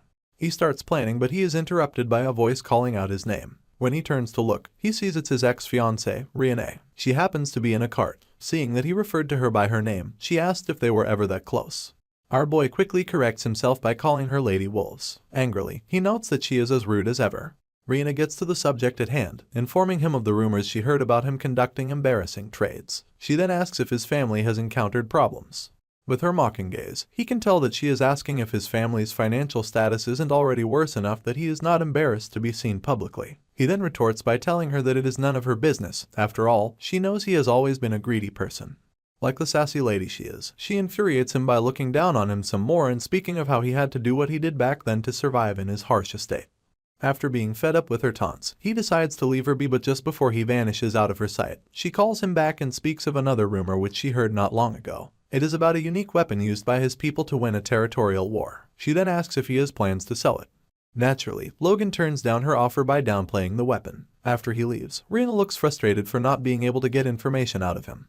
As Logan walks, he recalls how he got famous for selling Impo Rick in the capital. He then wondered why not a single noble showed interest in the results of the frontier's battles. All but Rihanna did not show interest. He suspects that her house is showing interest so fast. He then speaks of how the crossbow design is simple and easy to leak. He hopes that the previous one they have can be reused a few more times.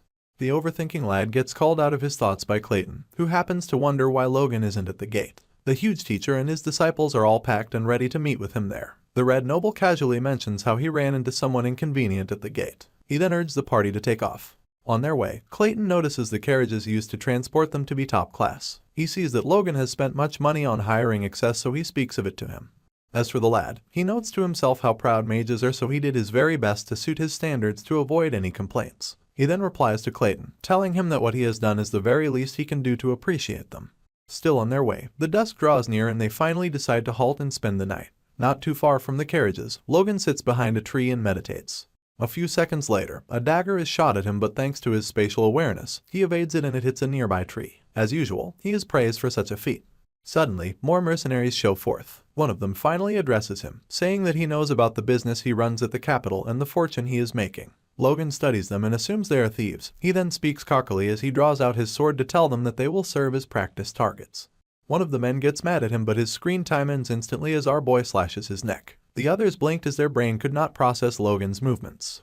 As they wondered how he covered the gap so fast, one of them drew out his knife and charged at him like a raging bull. The redhead in turn takes a drawing pose and instantly slashes the nameless mercenary, sending him flying at a tree like a rocket.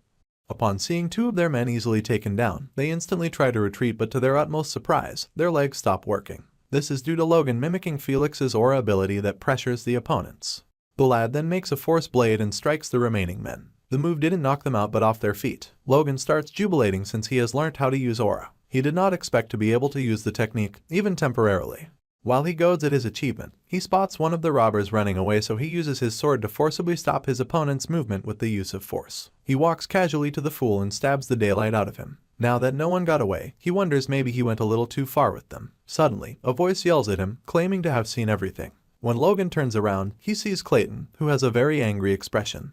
As Lord Clayton approaches, Logan can't help but wonder why he has an angry look on his face. He begins to question himself if he had gone too far and if Clayton would no longer be interested in working with him. But that would be bad news because it would cost him a lot to get his hands on a fifth circle mage, which in Clayton's case is for free.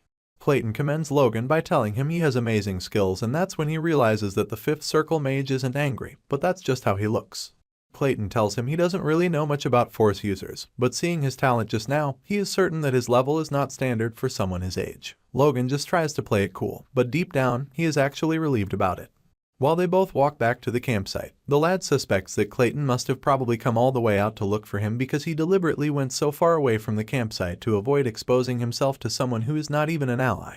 He tries brainstorming on what could be the possible reason when Clayton interrupts his thoughts by telling him his worries about his disciples. He tells him his disciples are having a hard time because they don't have the best teacher, so he wants to at least teach them all he can while they are still together. Logan asks why he needed to tell him that, since he already seemed to be doing a good job at it. Clayton then asks him to permit his disciples to take breaks and shifts and be given a chance to train even after they get to his territory and start the work. Logan agrees to his demands but still wonders why Clayton would go out of his way to ask that. On getting to the campsite, he notices mana flowing out of the ground and going into the tent where the mages are sleeping, and that is when it occurs to him that it must have been Clayton's doing, and the elder must really cherish his disciples to go that far. The following day, arriving at McLean, Logan reports to his father his well-being. The ruler questions if he supposedly gained a lot of experience from his short stay in the capital, and he admits to it. Patrick then asks if there is anything else he would like to report, so Logan gives it some deep thought and decides not to get to the point straight away.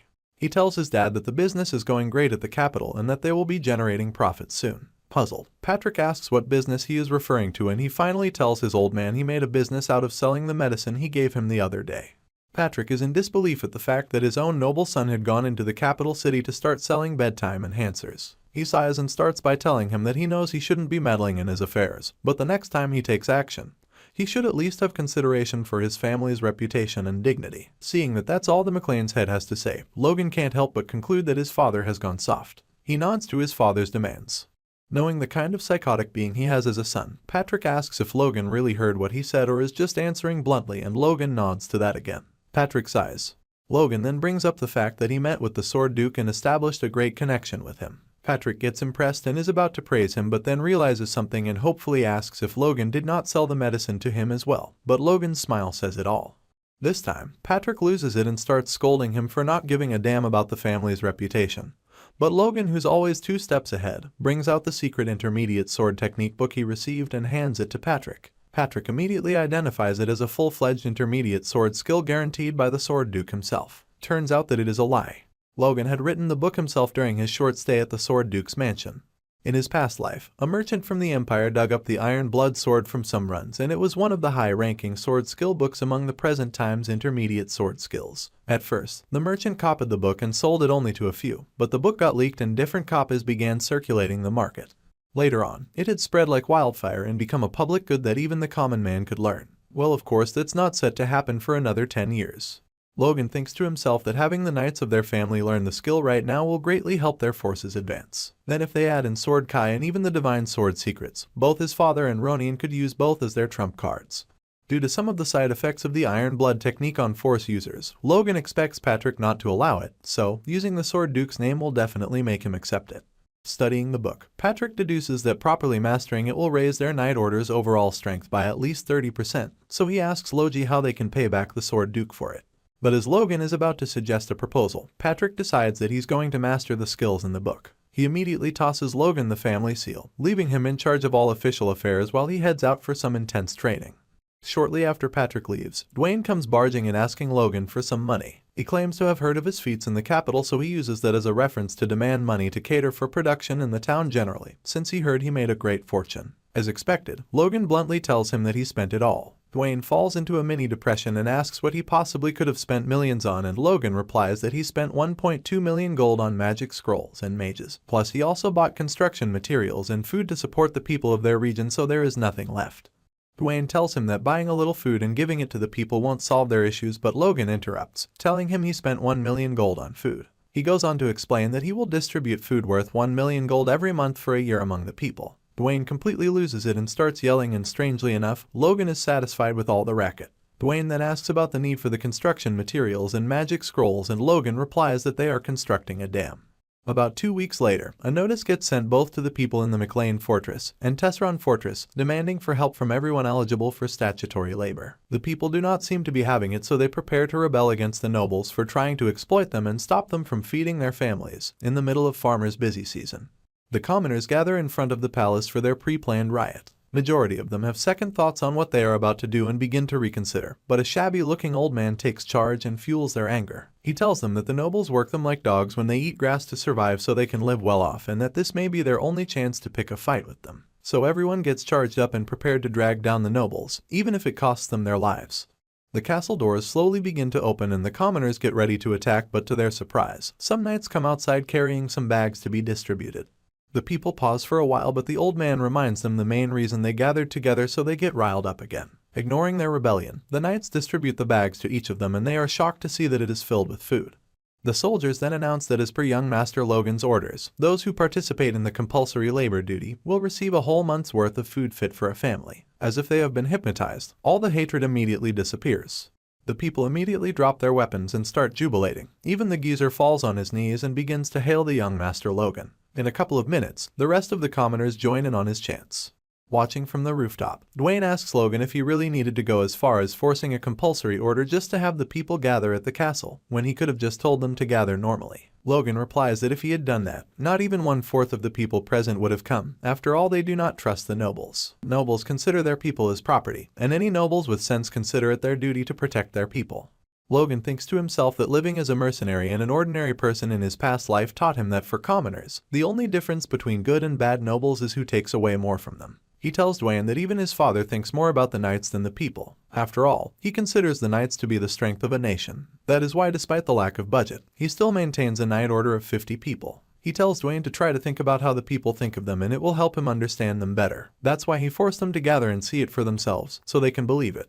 Dwayne just stares in disbelief at Logan, and when the lad asks why, he replies that he is surprised by how much he has changed these past few days. Logan brushes it off and states that since Dwayne trusts and listens to him like this, he can then go ahead with the damn construction. Dwayne tells him to think it over, instead of spending $2 million on something that does not even seem possible. He sighs and tells Dwayne that he reminds him of Hammer and Clayton. Later that day, Hammer and Clayton exclaim when Logan tells them he wants to drill a hole in the mountain, draw river water from there, and then build a floodgate. They ask if it is even possible, and he affirms, and that he wants them to make it happen just the way he described. He goes on to explain that McLean's territory is surrounded by dense mountains and wastelands on all sides, so it's a barren land. But even those shallow mountains to the north are blocking the flow of the Luther River from turning south. So they are going to make a large hole in those northern wild mountains to bring the river through. Hammer still isn't buying it, so he sarcastically replies that it might be more convincing to tell them to push down the mountain. Logan then goes into details and tells them they are going to be making a tunnel connecting directly to the Luther River with a diameter of 30 meters at ground level, which will serve as a floodgate.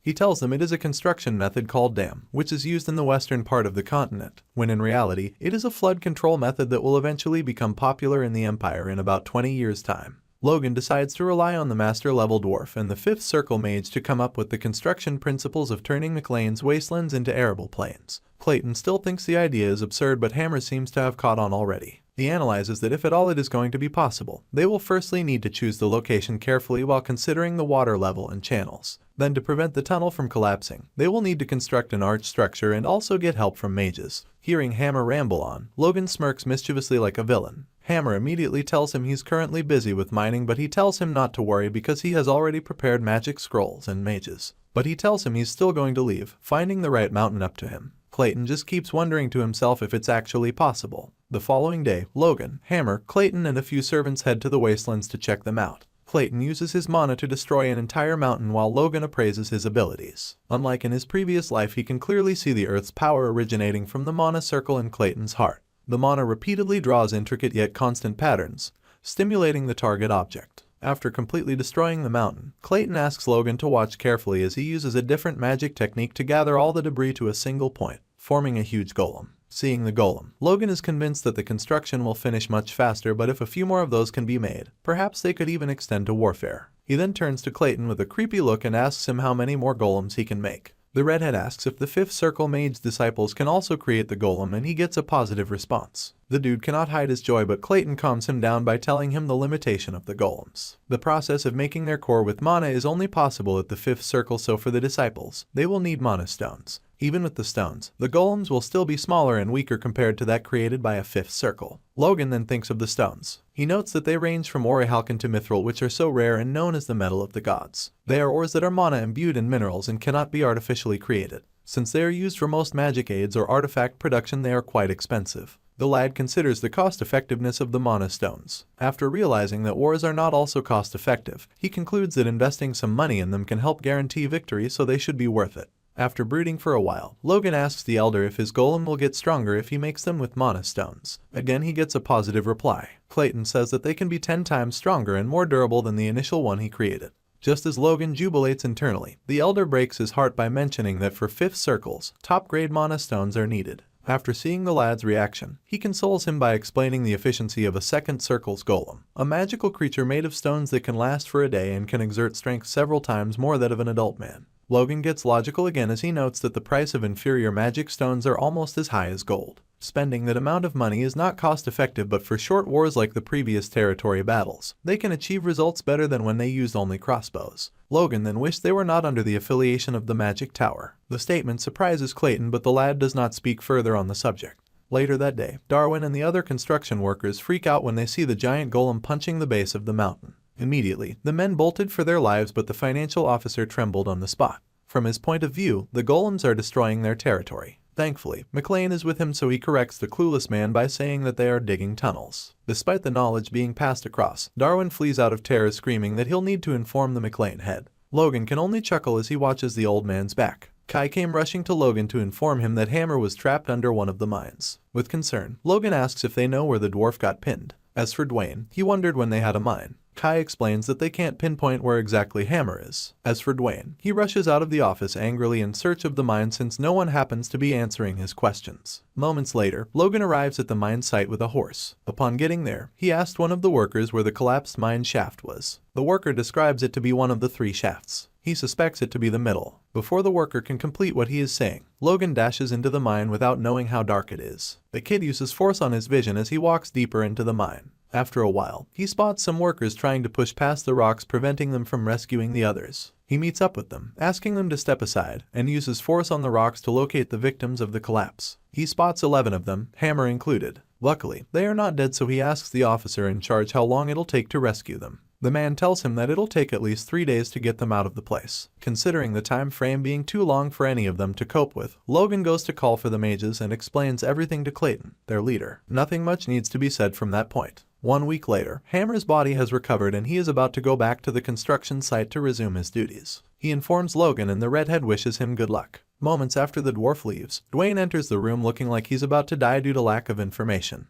He pesters the young master to tell him about the mine, and his prayers are finally answered. Logan starts by saying that he forgot to mention to him when he started building the mine. The old man presses further, wanting to know what kind of mine it is. He guesses if it's an iron ore or copper one, but Logi surprises him when he says it's gold. The man could not believe his ears that he flatly erased the topic as a joke, telling the young master to stop drinking and joking around. Logan is left with no choice but to expatiate on the matter. After telling the financial officer how the mine will yield about 100 million gold a year, he realizes that the young master isn't joking. The math then finally gets to him and he almost makes a trip to the afterlife. Thankfully, Logan prevents him from escaping his earthly duties. Time passes and the dam construction is finally complete. The administrators of the House of McLean are called to the venue for final inspection. They learn that the construction, which was originally planned to last for 6 months, was finished in 3. Dwayne informs the young master that the top dogs have all been gathered and it's time. Logan first starts by addressing them to carry out patience, but as one will have it, they start murmuring among themselves how much of a waste of effort to waste such expenses on something that doesn't look feasible. Another one wondered if it wouldn't be better to use the money dedicated to the dam to repair the southern walls. As they concluded among themselves, they asked Dwayne if he knew about it. The financial minister can only look at the dam and wonder. He finally gets the purpose of it. The dam wasn't constructed to sprinkle water on their wasteland once, it's directly connected to the underground of the Luther River, meaning that if they can continue supplying water via that canal, their wastelands might become fertile plains. After noticing that the mages and everyone who participated in the construction are around, Logan meets with Clayton and asks that they begin the operation. Hammer wonders if their methods were really necessary since they went through the trouble of making it so that the workers could open and close the floodgates. Logan then explains that it's to make a lasting impression on their memories, that's why it's needed to be spectacular enough. He says he'll show everyone at the fief what they have created with their own hands. The administrators saw the golems by the dam and started freaking out. They are then educated about what those golems are. Clayton commands the creatures to open the gates. The golems get down on their feet and try lifting the doors of the dam. They remained like that for a long time and it started raising questions, since they cannot open the gates without hundreds of workers operating the levers. Clayton sees that his monsters will be considered weak in front of the people. After deliberating for some minutes, Logan tells Clayton to order the golems to destroy the floodgates. He says the gates can always be rebuilt. The monsters punch the gates and water erupts from them, flushing the pile of rocks away. The scene seemed confusing to the people, but as soon as they see lots of water, their attention changes to the marvelous sight. The young master grins as he sees the water filling the paths created for it across the wastelands. Everybody begins to jubilate, except the young master. He notes that with the water present, their food problem during the Civil War period can be solved. While still thinking of the next step, Dwayne, who is in tears, pounces on the young master, apologizing for doubting him. The redhead understands but wonders why the oaf cries a lot for his age. In the corner of his eye, he spots Hammer, who looks broken because he'll have to rebuild the floodgates again. Clayton tries consoling him by saying he'll help out. Logan walks to meet them and asks that they take a week off and focus on the mines. After that, they'll get a long vacation. This statement made Hammer so happy that he had to confirm if the young master wasn't toying with him. Inside the head of the mastermind, he plans to look for a means for farmers to cultivate the land. Considering the distance of their homes to the wastelands, he concludes that it's better he builds a settlement in the latter for them, knowing fully well that he is going to require the dwarf's help again. Logan decides to rile up Hammer's spirit by asking mockingly and condescendingly if his race is good at construction. The plan works as it has the little man fuming while lashing back at him.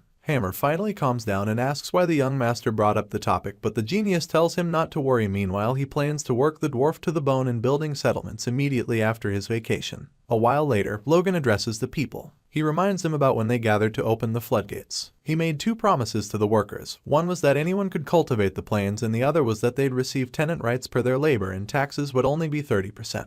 The admins felt like they were dreaming, and Logan believes that his way of announcing things to them will let them won't make the vassals be able to oppose. 4 weeks later, Logan goes through the blueprint of the settlement made by Hammer. In his room, Rick joins him in commending Hammer for a job well done. The young master remembers how he pushed the little man to the edge for the job. He notes Hammer to be a person who does a good job once he starts it, despite first hesitating. The lad studies the layout and comments on how detailed it is.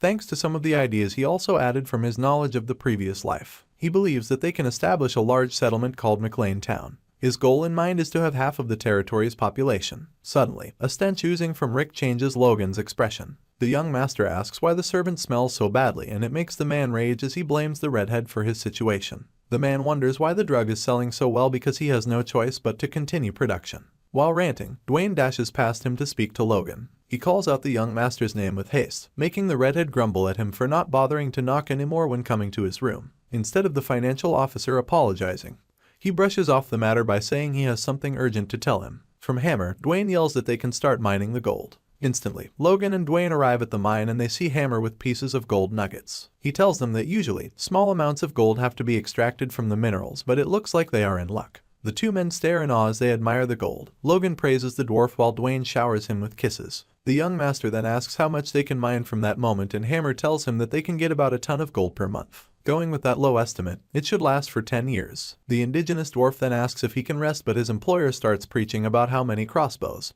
and weapons are needed for the knights. Immediately, the dwarf takes a position akin to someone who has found true peace, and Dwayne starts worrying. Left with no choice, Logan suggests he take a month's worth of break, but before he can finish his sentence, the little man bolts out of his sight to enjoy his siesta, surprising the young master at how quick he can be. Turning back to look at Dwayne, he sees the middle-aged man on his knees bawling his eyes out. Tired of the overdramatic geezer, he asks him what's wrong with him, and the man mouths how wealthy they'll be from the gold mine. He says that their territory is saved and Kairos can do whatever they like with themselves. Logan notes the man to be crying more than he did when they opened the dam. He then bursts the officer's bubble by informing him that the gold belongs to him. He says he'll release 30% of it to the family. Instead of the man pouncing on him, he gets up and accepts the reality without complaining, shocking the lad. Logan then wonders why he is acting that way, and he says that he trusts him to handle it well since he proved himself with the dam project.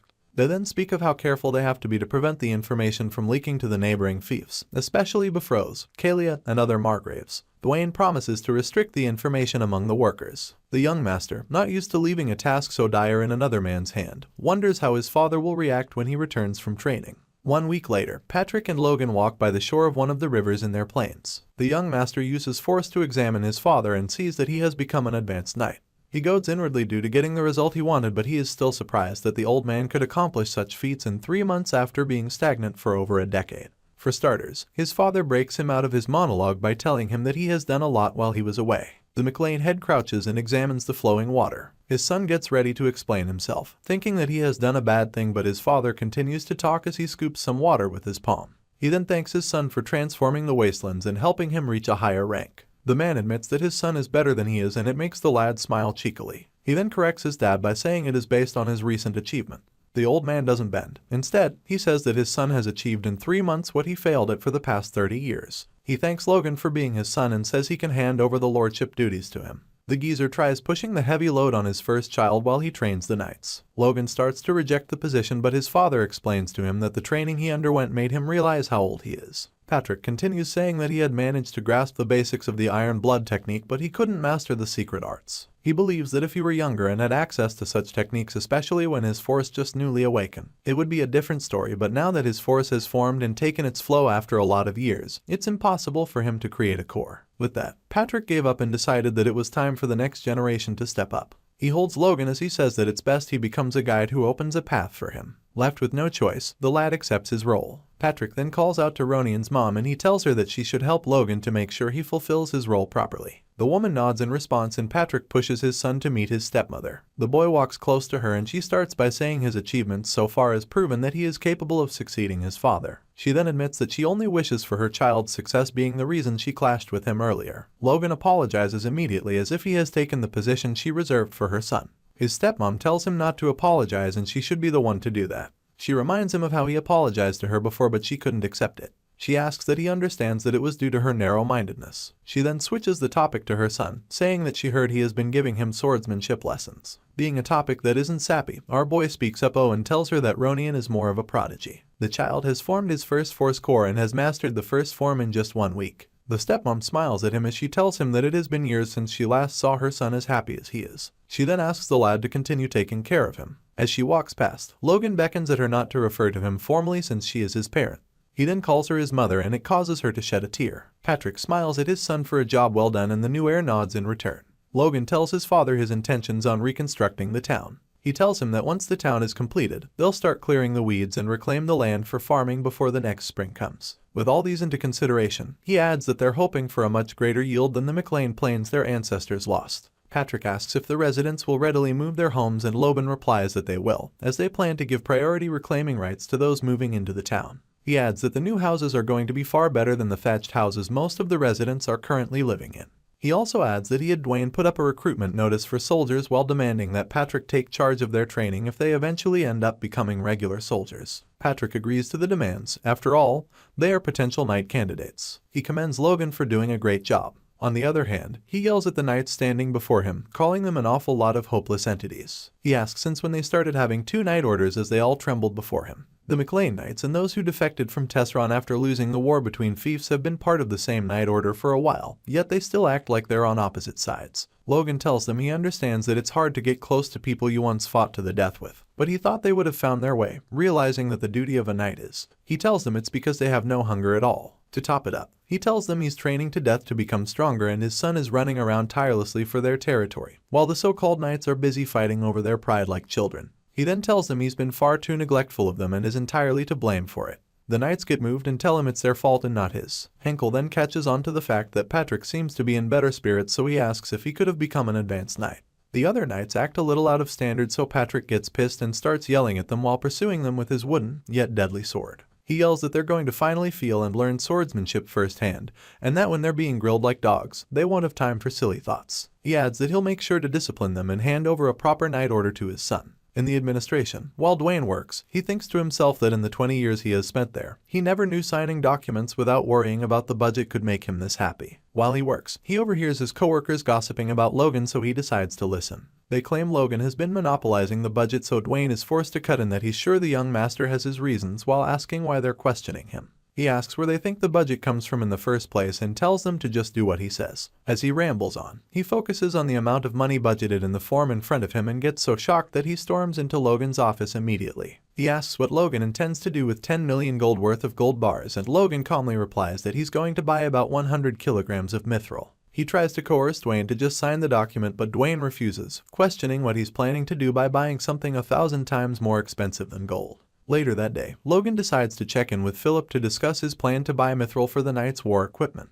On hearing his plan, Philip tells him it's impossible because mithril is not something one can buy just because he has money. It's a metal that contains mana, has 10 times the strength of steel, and only a third of the weight, and is often called the silver of the gods. Apparently, something like that is difficult for the wealthy to obtain, not to mention 100 kilograms of it. Philip tells him that for such a purchase, he'll need not just money but power as well. Surprisingly enough, Logan gets an idea from hearing Philip's pep talk. A request message gets received in the Sword Duke's tower from McLean, and the servants decide to pass it on to the Duke, even though they expect him to be too busy to respond to such a seemingly unimportant message. 30 minutes later, the Duke barges in, asking if they really got the message from McLean, and the servants wonder just who it could be to get the Duke so worked up. Through the magic orb, Logan exchanges pleasantries with the Duke, asking how he has been, and the Duke replies that except for the lack of news from someone he taught personally, everything has been fine. Being the smooth talker, Logan tells the Duke someone like him is not worthy to send a request message to someone as mighty as him. The Duke just smiles and tells him he called it good timing because he has been thinking of expressing his thanks as well. Hearing this, Logan can't help but wonder if he unknowingly did something to the Duke or if it's a threat disguised as thanks. The Duke tells him his wife is finally pregnant, and Logan congratulates him efficiently. The Duke tries to thank him again, but Logan plays it smooth, pointing out that it was the Duke himself who put in the effort.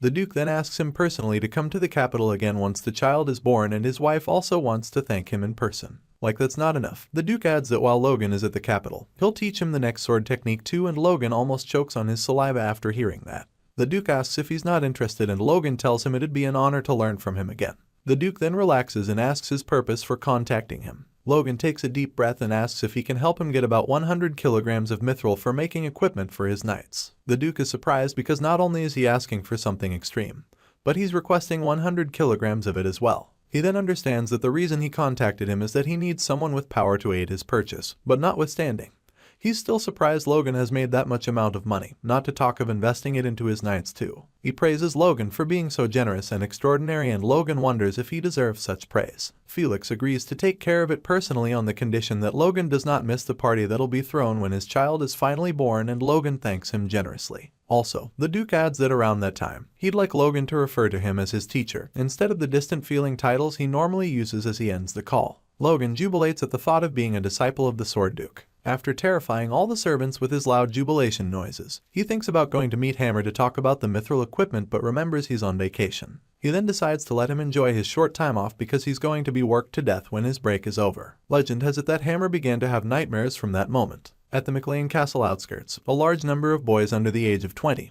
who have passed a simple test of the soldier recruitment quest, are gathered. Standing before them, Dwayne asks Logan if he needs to recruit that many men, since traditionally, he only needs to recruit about 10 times the number of knights. Logan responds that he never said he'd handle it himself. He thinks to himself that no matter what anyone says, expanding the kingdom's forces is essential, so he'll personally select them, even if they suffer from some drawbacks. A territory's power is symbolized by its knight's order. Supporting them from behind is an elite force, which is generally referred to as regular soldiers or knight trainees. Most fiefs test the physical abilities of boys just before they come of age, and they accept and train as soldiers only those whose physical abilities are above a certain standard. Those with talent among the selected soldiers undergo rigorous training that tests the limits of human capability, resulting in the awakening of their force and them becoming knights. But the Empire had a new theory and tried something entirely different. Physical capabilities and force awakening are two separate matters, and what's important are the senses. They gather all existing soldiers and select from them, again to form a trainee knight unit. Logan thinks that by doing this, the Grandia Civil War, which is about a year away, might be tough to handle, but they'll have a strong force against the Empire's invasion in 9 years. He also thinks about the fact that if not for the ongoing building constructions, he'd have loved to gather people above the age of 20 as well. Logan asks how soldiers were normally selected before, and one of the vassals replies that they'd all be asked to run over a long distance, and would be selected in the order they finished in.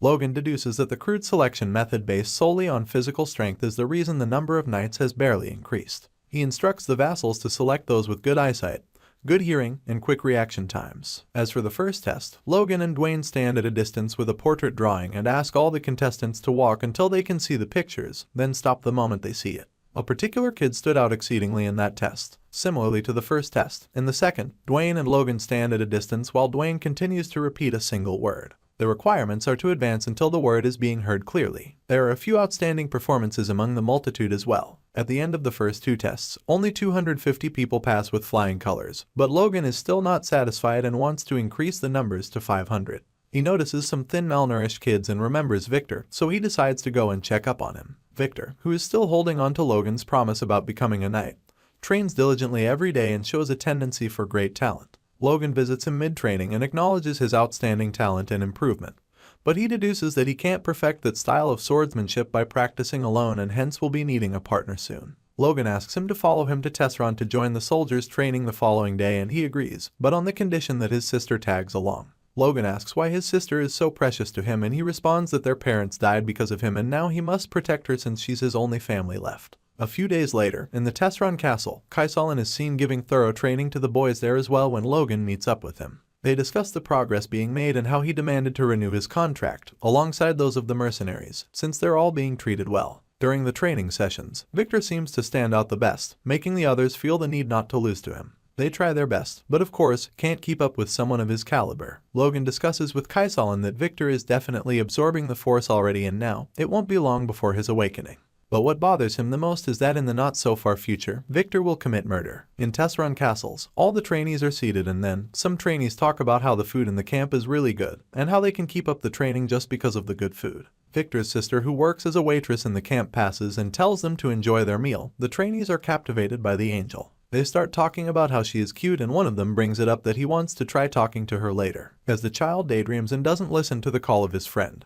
They notice Victor oozing out bloodlust because they are taking side glances at his sister. He tells them to look away before he gouges out their eyes. The trainees filled with fear had no choice but to comply unless they had a death wish. Shortly, Victor watches his little sister as she staggers and worries if she ate something before work. From a couple of seats away, an ugly fella among the trainees sees Victoria and looks at her with bad intentions. A while later, Victor carries some bread and looks for his sister. He recalled asking a maid who told him that she went to take out the trash. Worried, Victor wonders where she is since it's getting late. As he approaches an alley, he hears some muffled noises and later picks it to be Victoria's. About to ask her what she's doing there, he sees Ria's face bruised and then spots the dude who sat away from him earlier holding her with his hand raised to strike her. Ria trembles as she calls out his name, and the older brother does not need to think twice to conclude the matter. Immediately, he lets go of the loaves of bread and leaps to bury his knee in his enemy's head without giving him time to explain himself. The bully crashes to the ground with a broken nose and teeth. Out of anger, he cries out and then proceeds to insult Victor, calling him a bastard and a slave who will regret hitting him. This spurred the silver hair to pounce on him and continue the beatdown. The molester is assaulted so badly that it leaves Ria shaking in her boots. As he calls out for help, Victor finishes him off with a blow. One of the supposed cadets watches the entire scene in horror and runs off to report it. As for the angered boy, he keeps hitting the corpse, remembering his dying family's last words, which were to protect his sister. Suddenly, Logan calls him out of that state and tells him to look around. He then sees his sister cowering in fear. Logan tells the servant present to take care of Ria while the rest should handle the corpse. Moments later, Victor apologizes to Logan, but the redhead confirms that the child did not regret it. He then asks him back why he is apologizing. The child says it's because he murdered one of his soldiers without permission. Logan says he is not wrong, but he is, since he regrets something, and that is bringing Victoria to the camp. He says Victor's stubbornness almost caused his sister to be injured. He goes further, saying that dragging her around to protect her isn't the best option, and if so, does he plan to take Victoria to the battlefield too? Logan says he needs to realize that that isn't the best way to protect her. Logan says he knew something like this would happen, but still, he allowed him to bring his sister to camp for him to realize just that. The young master doesn't expect things to go this far and feels sorry for Victoria. He then asks Victor if he understands his point, and Victor nods. Logan thought to himself maybe this incident would stop him from being overprotective. Victor then asks how he will be punished. Logan asks if he is scared, but he replies that he isn't and he will accept any punishment.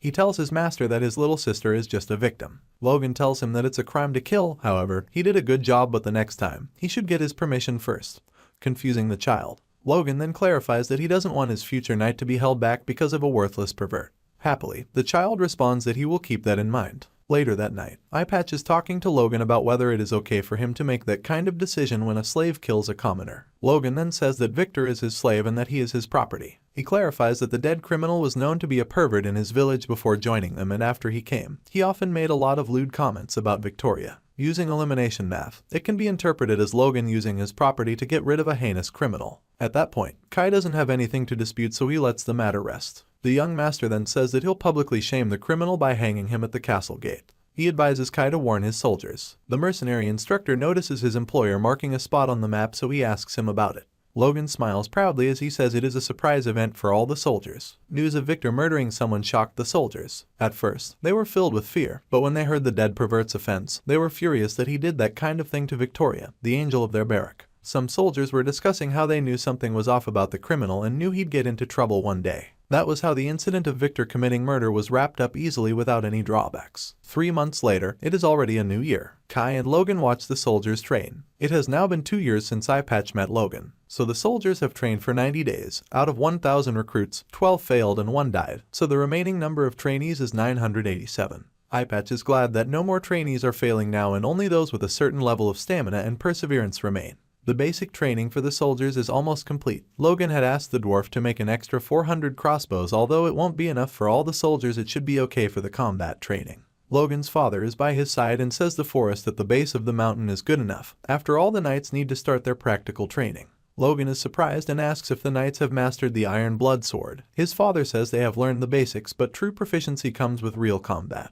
The young master agrees with him that improvement in one's skills comes with actual combat. The McLeans make a scary face. Kai could already sense that there are going to be tough times ahead. A few days later, in the forest below the southern mountain range of McLean, Patrick tells the knights to draw their swords, steady their breath, and strike. Each of the knights strikes a tree horizontally and cuts it off cleanly in a single stroke. The knights are surprised that it took them a single attack to completely fell a tree. They are amazed by their power and that the months of training didn't go in vain. The recruited soldiers look at the knights with admiration and acknowledge that the knights are on another level. Logan tells the soldiers not to let their guard down because they aren't in a normal forest but one brimming with monsters. Suddenly, goblins appear out of nowhere, and then the knights dive in and massacre them. Some of the creatures try to escape. Then Logan alerts the troops with crossbows and orders them to fire. Immediately, arrows rain down on all the scattering creatures. Some soldiers bragged based on the number of goblins they took down with their crossbows. As they continued to downplay the creatures, a pack of horned wolves showed up. The creatures started attacking them and the knights struggled to gain their ground.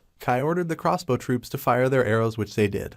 But as the arrow flew toward a wolf, he suddenly howled, then all the arrows towards him mysteriously missed. The soldiers are in a panic that the arrows are not working. Thankfully, Logan orders the swordsmen to take a formation and not to let a single wolf through. All the swordsmen dive towards the monsters with Victor leading them. He slashes one of the mutts and the poor monster flies back, crashing on its back. Not far from Victor is a soldier who screams in pain as a wolf has got him by the leg. Other swordsmen start worrying, but Logan kills the mutt. He tells them to get a grip and orders one of them to take the injured and fall back. The swordsman responds and does the orders immediately. Logan notices how most of the soldiers are useless in unexpected scenarios, but notices the ones who ranked among the top 100 in the sense test to be doing fairly well. The one who catches the young master's eye is none other than Victor. One of the soldiers fending a wolf sees another behind him. Thankfully, Victor happens to be free at that time to lend him a hand. The slave beheads the creature in one go. The child smiles as he notes his strength, unknown to him that he is the star of the show. Logan smiles as he sees that the child has broken out of his shell and knows that it will not be long for him to start using aura. Patrick defeats the last of the magic beast.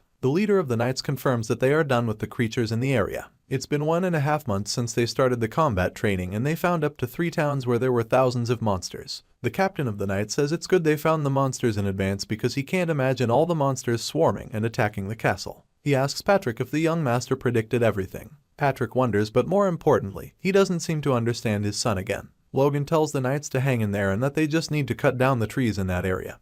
He also tells them to move the felled trees to the town construction site so they won't get damaged. Some knights carrying the logs complain that all they have done in the past month and a half is cutting down monsters and trees. They believe it to not be the reason they learned the Iron Blood Sword. As for the young master, he smiles as he cannot believe that good trees were left unused just because of the monsters around him. He is happy that he gets to train the soldiers and also acquire timber for the town, which is 2 birds in 1 stone. Patrick believes the trees to be his main goal for bringing them. The redhead notes that they encountered many more monsters than expected, hence taking them a bit too long. On the bright side, they got a lot of information. In the census tests, some of the cadets that ranked 200 to 500 were absorbing force weakly, those who swung their swords desperately to survive in any situation, and those with particularly strong survival instincts. Logan then thinks that maybe Force Awakening requires a 6th sense, survival instinct, or fighting spirit. Logan calculated that if they achieved the results in the Grandia Civil War this winter, they could rapidly increase their forces for the war with the Empire as well. He then laughs like a villain. Hammer interrupts the lad's ego time by asking him why he is laughing, making the redhead quickly compose himself. Logan, speaking to the dwarf, says that they have enough timber now to complete the McLean town, and also just 1 more month to spring. He then asks the dwarf if he can finish building the town before the new season arrives. Without complaining, Hammer says he can do it, shocking the young lord. Logan then states that he simply suggested the time frame without consideration. Still, Hammer says it's possible. The dwarf starts by saying that they have the mages with them, and the workers have been motivated ever since the construction of the dam. Lastly, since there's enough food to go around and the buildings are not so different from each other, over time, they'll get quicker and more efficient in finishing up the settlement. Hearing the detailed explanation, Logan is shocked and wonders if the dwarf has always been so reliable. He then concludes it to be the effect of Hammer's vacation. The eccentric master decides to frustrate the dwarf by asking him if he forgot to build the tower in the center of the town. Back in the settlement fields, Clayton uses a magic skill, an earth wall. All the workers are amused, but the muscle-headed magician instructs them to pack the soil. While they are at it, Logan thanks the elder for listening to his unreasonable demands, one of which was to build a magic tower in a new town instead of a city. Clayton says that Logan flatters them and that he promised to support them with an annual budget of 10 million gold. Whether it's a city or a town, it doesn't matter, and also it's the center of the largest town in the kingdom, which is even bigger than a city. The project has got the geezer excited. Clayton says that if everything goes as planned, the town will become the center of the territory even more than McLean or Tesron City. He suggests that building a castle will be the normal thing to do. Logan doesn't buy the idea since he believes that all they need is to make it convenient for people to live and farm. He then wonders if such a large town won't easily lead to the people rebelling. He then corrects himself by saying that so far he doesn't exploit them, shocking the elder mage. In Clayton's eyes, the noble is seen as a savior. He is very moved and tells Logan that no matter what he is going to vote for him, confusing the lad. The mage asks Logan if the earth wall will be good enough and what if this place gets invaded. Logan says they are going to be good enough because the new town will never become a battlefield and he will never allow it. He notes inwardly that he plans to invade someone else before that can ever happen. Clayton acknowledges Logan for caring for his people. The smart ruler too says likewise concerning the mage when it comes to his disciples. Days later, Logan trains in the icy woods. He concentrates and uses a sword thrusting technique to pierce a boulder successfully. After the move, he sees that not only does the boulder have a gaping hole but the trees behind it. He is glad that he finally managed to master the second form of the divine sword secrets, the killer iron slash, which is a small but powerful strike that can penetrate even steel. He notes the progress of the developing territory, and currently, he wishes to get stronger. After that, the first month passed and the development was still in progress. As of the second month, people have started to settle in the new McLean town. Finally, summer came. Dwayne reports to Logan about the new town's land reclamation progress. It happens to be going very smoothly, but the only problem is that they are short of manpower for that size of the land. Logan then says that he should accept all the refugees who came to the town after hearing the rumors. He also asks Dwayne if he has heard any news from Hammer, but Dwayne says he hasn't. He believes the dwarf to still be on vacation, and this time, he took a long one, so it will take a while before he returns. Logan is then pissed that he gave him too much time off, but since he constructed the town and made an additional crossbow, it should be fine. Dwayne says that he heard that Hammer received a large amount of mithril before his vacation, and Logan confirms the rumor to be true. He says he gave the little man a few to play around with during his vacation and make some weapons for the night, startling Dwayne. The financial officer then comments on it not being a vacation anymore. As usual, Logan comes up with a weird logic, saying that it is a dwarf's dream to handle rare metals. They switch topics to the new town and conclude the only issue to be the Margraves and other neighboring nobles to the McLean household. Not long after, in one of the neighboring houses, Viscount Max Parada is furious that McLean reclaimed the wasteland. He always believed the place not to be arable. From his servant, he learns that McLean found a way around their water problem by drilling through the mountains to bring water from the Luther River. Viscount Max wonders where they got enough money to do something crazy like that. His servant says that there are rumors that Logan made money from business, or he discovered a gold mine, or that money rained from the sky. The Viscount tells the servant to ignore all the impossible rumors and focus on facts. He asks the servant how much the yield from the reclaimed land will be, which will be double theirs. The jealous Viscount then finds a way to bring them down, so the servant brings up the idea that the refugees who have fled from his territory to their territory can use that to get the Tesron land as compensation. But the only issue is that it will be too risky to take it for themselves because Soto Sylvan will retaliate.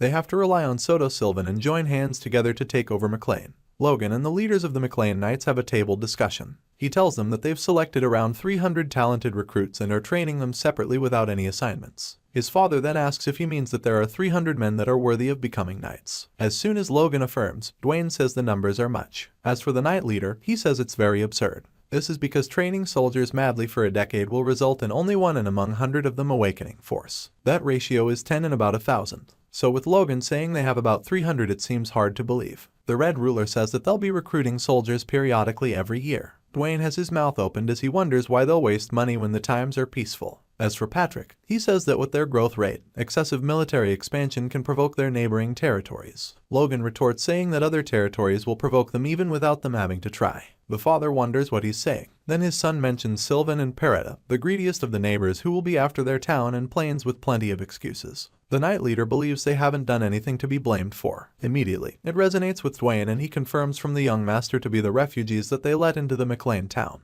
The financial officer yells at him for not preventing such an outcome if he foresaw it. Patrick calmly asks him if he was aiming to start a war from the very beginning, and the son says that they need to deal with the enemies eventually. Immediately, the three adults in the room react negatively to his comment. This makes the former head wonder if he gave his son the lordship position a little too soon. Seconds later, a servant enters the room to inform him that Sylvan and Parrota have sent envoys. Logan then speaks up since things have started falling into places, just like he planned. He proceeds to narrate how they'll handle things from that moment. Not too far from the castle, the envoys move through McLean town. They are in awe as they've never seen such a well-uniformed and detailed structure before. Logan, Patrick, Heinkel, and Dwayne discuss in the meeting room. Logan tells them he has been able to select around 300 particularly talented recruits, who they're training separately without any assignments. Patrick asks if he's trying to tell him that there are currently 300 recruits worthy of becoming knights, and he confirms. Heinkel immediately interrupts, telling him that's an absurd number because going by statistics, if 100 soldiers are thoroughly trained for 10 years, only one of them would be able to awaken their force, making roughly 10 knights out of 1,000.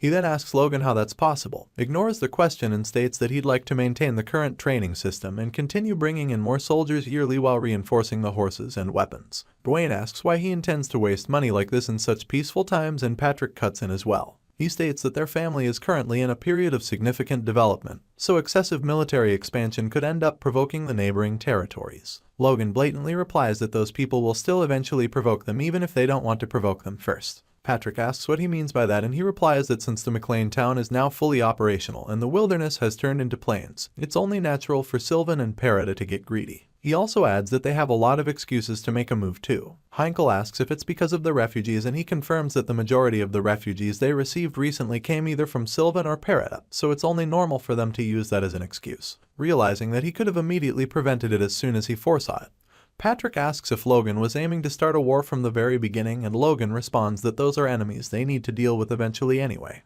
Heinkel and Dwayne question how he can just casually spew out stuff like that, while Patrick wonders if he hadn't made the wrong choice by handing over his authority too quickly. Just then, a servant comes in to report that Sylvan and Parrota have sent envoys to their land.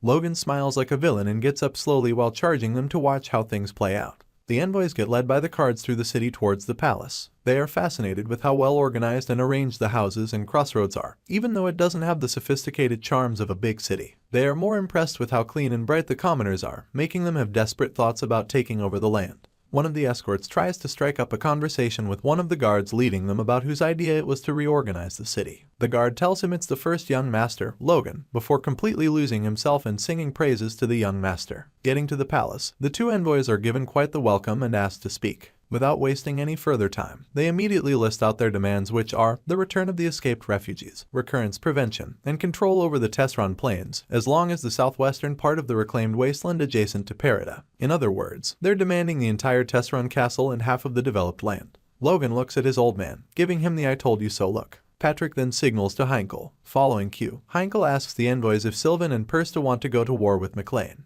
The envoys are completely shocked by the sudden turn of events, so they decide to voice out, saying envoys aren't meant to be intimidated like this, while demanding Lord Patrick has his knights retreat if they don't want war. Patrick interrupts them immediately, telling them they're the ones declaring war in the first place, and that McLean does not fear war. They remind them that coming up against their nations would lead to their destruction, but the McLean knights don't seem to be backing down. Logan then interrupts, asking how refugees fleeing tyranny can be their bargaining chip as he slowly approaches them. This time, the envoys are surrounded by McLean knights who have apparently drawn their swords. They ask if Patrick is still in his right senses, and hearing that makes Logan snap hard. He asks who they are to point fingers and use foul language against the ruler of the land. He draws his sword and slowly approaches them. They immediately order their guards to stop him, but Logan easily takes out all the guards. He tells them that if they intend to draw their sword on someone else's land, then they must be prepared to die as well. One of them tries to threaten him not to get any closer as he would regret it, but his head is sent flying in a matter of seconds. Seeing the horrible fate that awaits him, the other envoy immediately bows and agrees to convey all of McLean's demands to his lord, and Logan lets him live. Heinkel then announces that the knights are preparing for war. The same day Logan killed the Sylvan envoy, McLean sent a magical communication to the two baronies. On hearing the news, Baron Soto Sylvan loses his mind. Yelling at the top of his voice, he asks if the McLean folks have lost their minds collectively, and one of his servants tells him that the McLeans have demanded reparation for the envoy's insult. Soto replies that those beggars have bitten a bit too comfortably, daring to act so boldly, when they do not even have the forces to face them directly. He thinks hard and then decides that they'll be showing the McLeans mercy one more time. 2 days later in the Teslon Castle barracks, Logan and his old man receive feedback from the Sylvans and are shocked at their response. They had demanded that McLean pay them 10 million gold in compensation and surrender the Teslon plains, and also that the runaway serfs be returned. Logan is quite pissed because they had rushed to Teslon as soon as they sent the communication and waited 2 days, only to receive such a response. Patrick asks if there's a need to be in such a hurry, since the Sylvans don't know about their current force and how they can easily crush a barony, and the young master replies that they need to occupy Sylvan as quickly as possible. He then goes on to add that the more powerful they show their strength as McLeans, the less likely they'll face such petty provocations in the future, and there's no need to involve conscripts. He also adds that if they swiftly capture Sylvan's castle with regular troops, Perida won't dare to move recklessly. It all comes down to how quickly they can capture Sylvan. Interrupting their conversation, Kaisolin comes knocking. They let him in and he reports officially that excluding the 100 men stationed at McLean's main stronghold, they have 1,389 regular soldiers and 313 mercenaries. He reports that they are equally on standby as instructed. Logan commends him and asks about the soldiers' armaments, and Kaisolin replies that they are fully equipped with armor, spears, swords, rapid fire, crossbows, and cavalry. He also tells him they are pretty confident they won't be matched by any soldiers too. Logan then goes into deep thought about how their crossbow cavalry has multiplied in 5-fold since that last war, and their knights and soldiers have honed their skills with iron-blooded swords. So technically speaking, they could take on both Sylvan and Perida and still not lose, but now isn't the time for that.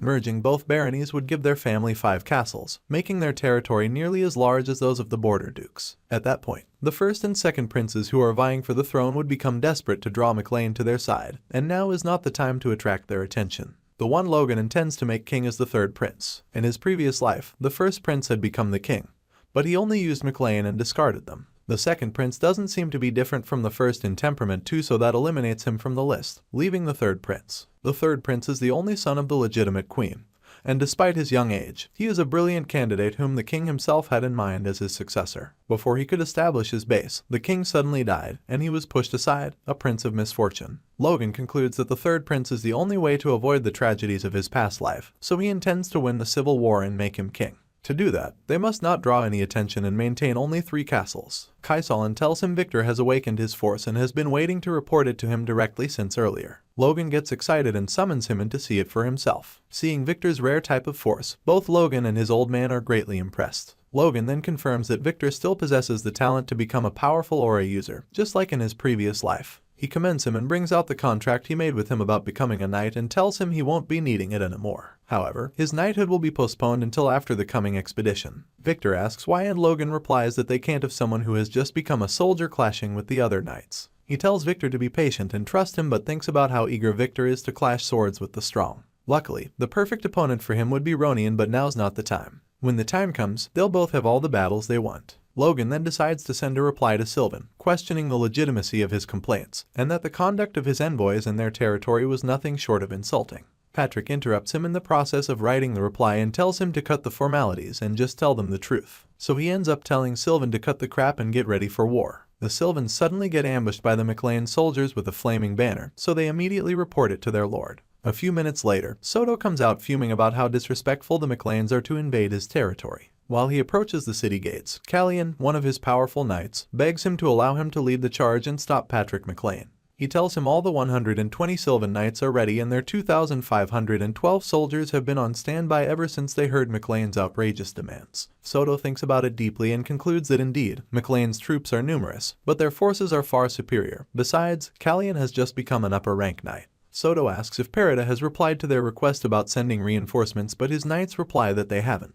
Callian tells him that even if they send reinforcements, it'll take them half a day to arrive, so there's no need to wait. Soto tells him he has bigger concerns, and that what if Perida waits for them to defeat McLean before attacking them from behind. They get lost in thoughts about it and are on the verge of reconsidering the whole war until Patrick challenges him, calling him all sorts of names. Soto gets pissed and instructs Callian to contact Bifrost, and that after they destroy McLean, they'll offer tribute worth half their value to them. He instructs his knights to do whatever they can to keep Perida from moving and ensure they destroy the McLeans before the reinforcements from Perida arrive. He gets determined to devour Max Perida for even considering stabbing him in the back. The knight leader asks Patrick based on their knight skills if it will be better for them to provide covering before charging into the castle. The older McLean says it's not the time for that because he cannot have Sylvan escaping. To buttress his father's point, he explains that the enemy's forces think they are superior so they'll come out soon. He says he knows Soto Sylvan to be a man who can't stand being insulted. He then advises them to wait a little longer. The knight leader wonders when Logan knows the Viscount since he has lived in McLean his own life. Moments later, the castle gate opens and Sylvan's knights and troops fall out. The McLeans note them to have 3,000 regular forces, which is 1.5 times more than theirs. The leader of Sylvan's knights, a purple-haired high-ranked knight, insults Patrick, triggering the old man to command his soldiers and charge. Immediately, the McLean forces rush towards their opponents and it surprises the high-ranked knight because they seem suicidal to him. He calls his opponents a bunch of ragtags with decent armor. He scoffs as he mentions that McLean has a lot of money. He notes his knights to be in good formation as they lead the cavalrymen. He believes that with his formation, he'll show Patrick the difference in their strength. Suddenly, Kai signals to the charging men to lift their crossbows. Their leading opponent wonders what such a meager weapon is doing on the battlefield. As he signals to his men to raise their shields, he notes to be disappointed in Patrick. The arrows rain down on Sylvan's men and the leader's shield gets chipped away by an arrow. After seeing its effect, the purple head shouts at his soldiers to gather and maximize their force since the arrow attacks aren't ordinary. A lot of his forces fall to the attacks while the rest of them manage to pull through by listening to his instructions. The purple knight wonders how crossbows can be so powerful, even noting that knights will die to them if they react a little slower. He then beckons on the cavalrymen to move with him as he wonders if McLean always had such weaponry in their arsenal. Angrily, he vows to eliminate all of his foes. With force brimming from all of his soldiers, they charge towards the McLeans. Upon seeing them, Kai orders his men to spread out, confusing the purple knight. The mercenary instructor then orders the crossbow users to ignore the knights and target the soldiers. The high-ranked knight realizes that they've been tricked, so he wonders if he should order his men to turn back and protect the soldiers. Patrick then calls out to him and the Sylvan knights, telling them to face his force blade if they are courageous enough. Surprised that the redhead can use such an ability, he ducks for his life to avoid the swing from the weapon. As for the knights in McLean's way, they are one-shotted with such a brilliant linear move. The realization dawns on the purple head that Patrick has reached the advanced rank. He wonders when he had the time to become such. The old redhead commands his knights to charge and annihilate the enemy. The knights clash with the Sylvans and the battle doesn't drag on. It surprises even the leader of the McLean troops how they can easily overcome the Sylvan men since they were always on par with them. With just 6 months training in the Iron Blood technique, some of the knights are advancing to the next level. The McLean knight commander observes the battlefield and notes that their lord's training is not in vain. He laughs watching his people's progress, but it upsets his opponent. The enemy knight then talks down on him, saying he sees how long he can keep laughing. This pisses the commander off and he blitzes 2 knights at once with a single move, knocking down their swords. One of the enemy knights notes that their opponent is now a high-ranking knight and extremely fast. The captain notes the Iron Blood sword style to be what made him overcome the wall he was stuck behind as an intermediate rank. Now he is a high-ranking big knight that can easily deal with intermediate ranks unlike before. He notes McLean's threat to be the purple-head enemy high-ranking knight. He spots the young master charging at him and believes there's no need to worry. The captain of the enemy knight spots the lad heading towards him, giving him no room to breathe. He curses under his breath. Logan has a monologue which is about him completing the second form of the divine sword art. Doing that made him knock on the wall of the upper knight. He complains that the wall, which looked easy to overcome, had him trying for months. With him barely able to see the other side, he believes that if it were not his father or Heinkel who has mastered the Iron Blood sword but an upper knight from another territory, they may be able to break his wall. The 2 knights clashed and the purple one was pressured by just the redhead's raw power alone. Realizing that he is being pushed back by an intermediate knight, he calls himself careless and announces that he won't be holding back anymore. Logan first of all wonders what the man was talking about until his thought was cut off by the sight of 2 extra force swords floating above his enemy. The lad then concludes it to be some sort of illusion, believing the real one to be the one being held by the knight. Luckily for him, he thinks twice and decides to duck one of the supposed illusionary weapons. His ear gets nicked by it and he realizes that they are real. The enemy knight then calls Logi lucky after aiming for his neck. The lad says the knight's technique is a strange trick. Immediately, the enemy knight dashes at him and another sword appears. Logan concentrates while watching the man, gathering force to his sword. This makes the older knight comment on the boy's aura, noting that the closer he gets to Logan, the more his sword loses its direction. In a few seconds, the knight gets pissed and unleashes his aura, yelling at the kid not to make him. He creates more swords despite being under the pressure of Logan's aura. He clashes with the kid with the multiple swords, noting that the redhead's aura is weakening. The young master is being cut in multiple places. The feeling is as if he is going against 5 people. As he is being overpowered, he calms himself down and strategizes. His new plan was to create an opening by binding 1 or 2 swords with the pressure sword. The injuries persist, but Logan decides to speak up in a demeaning way. He asks the purple knight if his technique is all he's got, calling it weak and boring. Angering the knight, the man screams at the top of his lungs as he makes a wide swing towards Logan, ushering him to die. In the moment of death, the kid concentrates so sharply that his force enters the second stage. Due to the unexplainable power-up, he cuts the knight by the side very quickly. The injured opponent wonders how Logan was able to pull such a move since they were evenly matched in speed moments ago. As he concludes, he worries that the child has advanced to a higher rank. Logan then thanked him for helping him grow. He says he'll give him a final gift. The dude powers up his aura like a Super Saiyan and leaps meters into the air, thanking the knight once again for indulging him. The lad notes that he'll be finishing the night as grandly as possible to boost his allies' morale and bring despair to their enemies. Clutching the sword in midair, Logan yells out the technique name, Divine Secret Art, First Form, Blue Slash. The technique sends a shockwave crashing at the opponent's captain. The purple knight tries to withstand it, but he is knocked out. The other knights and soldiers are in shock as they watch their captain being stabbed to the ground by Logan. They echoed the defeat of their captain. Patrick yells at the top of his lungs just as soon as Logan yells the defeat of his opponent.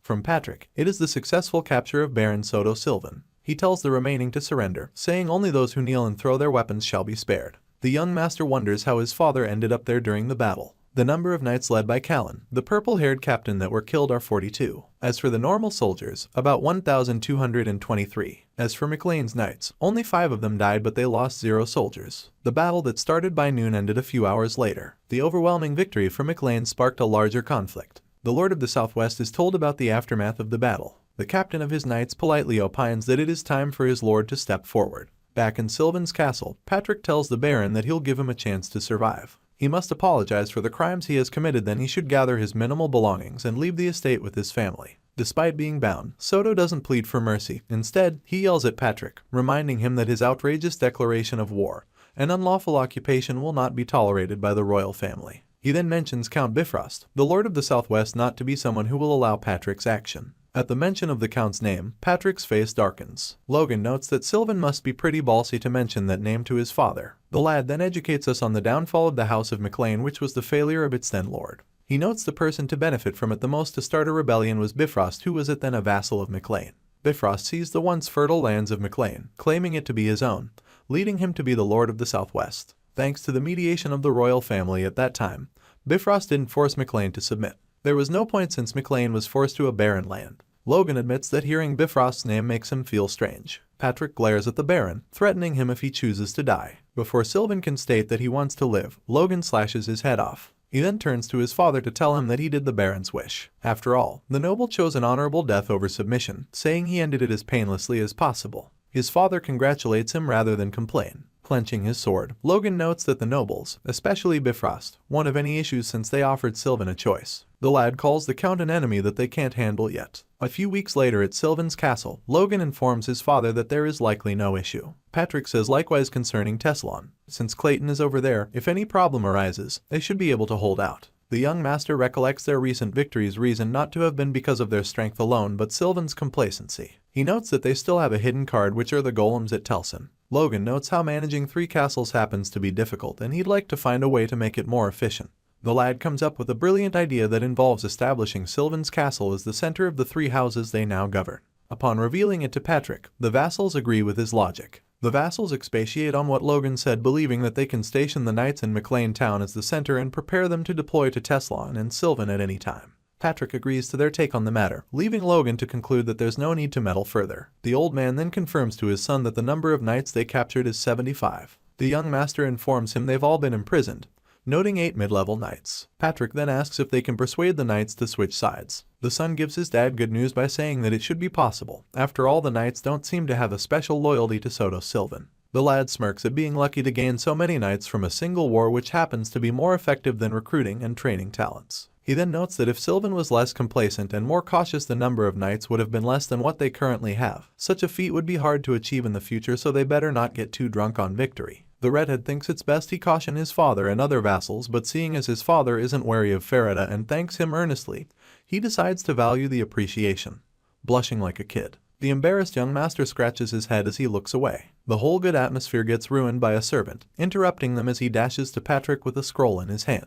He stops in front of the important figures and informs them that he is holding a message from Bifrost. He opens the paper and starts to read the transcribed content. The message starts with Bifrost calling himself the Lord of the Southwest and regretting the annual wars in McLean, immediately triggering Patrick. The messenger continues, stating that at the request of Baron Sylvan, the Count wishes to mediate the matter, asking that McLean and Farida cease hostility immediately. Patrick fuses as he speaks about how the opponents pick a fight at first and then want mediation. He believes Sylvan to have been a man of thick skin. Logan calms his furious father, ushering that they hear the rest of the message. The servant carries on, mentioning that the cause of the frequent conflicts and wars lies in Bifrost's neglect of his duties as a lord. The environment around the redheads darkens as the speech worsens. The Count, noting his failures, has decided that on the following month, when he'll be having his 50th birthday, he'll invite the heirs of the noble families of the Southwest region to gather and discuss the future of the Southwest. Patrick, who can no longer hold himself, curses at the top of his lungs with the effect of stripping the messenger of his clothing. He yells at Bifrost's message, asking if they think his household is under the Count's rule. The servant's dignity is saved thanks to the paper he holds over his lower body. Logan notes that his father's blood boils just thinking of being asked to the gathering.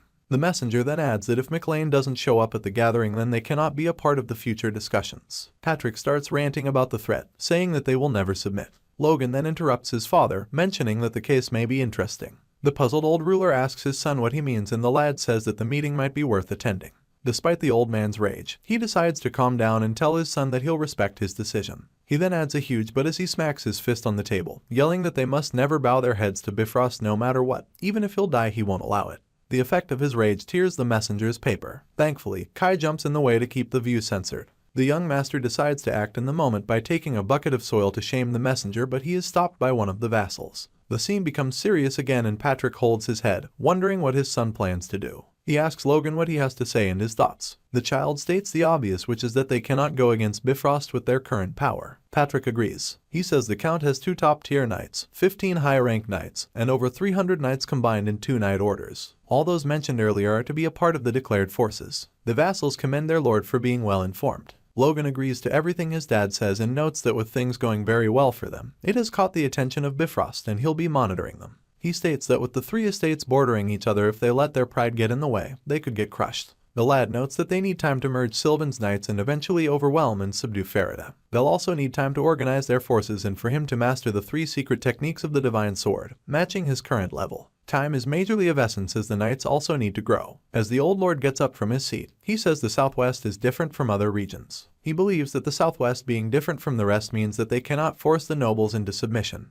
He says the reasons are complex, but that's how things are. He concludes that if Bifrost tries to leverage its position as lord, other states will rebel. Thankfully, the son understands his father, so he waits for him to finish before countering him. He mentions that when he visited the capital, he confirmed that Percival and Lupman, 2 estates to the north of Bifrost, have been subjugated by the Count. The news hits the old lord like a bus and he lands back on his seat. Logan then notes to himself that what he said earlier happened in his previous life. Patrick starts to accept reality and feels so sorry for his son. He mentions that the lad is suffering humiliation because their family lacks power. He apologizes and grants the child permission. Logan tells his father that he should trust in his skills. He assures him that nothing bad will happen since he'll simply go to check how the land their ancestors lived on has changed. Time passes and they finally reach the following month. The young master goes to check the new town and he comes across Hammer. The dwarf rushes to his side while holding a wrapped object. He asks his master if it's true that he's being sold to the enemy, puzzling the redhead. The dwarf then feels worried as he hopes Logan doesn't die. The young master thinks for a moment that Hammer worries about him, but he is shocked when he hears the little man asking about the promise he made to him.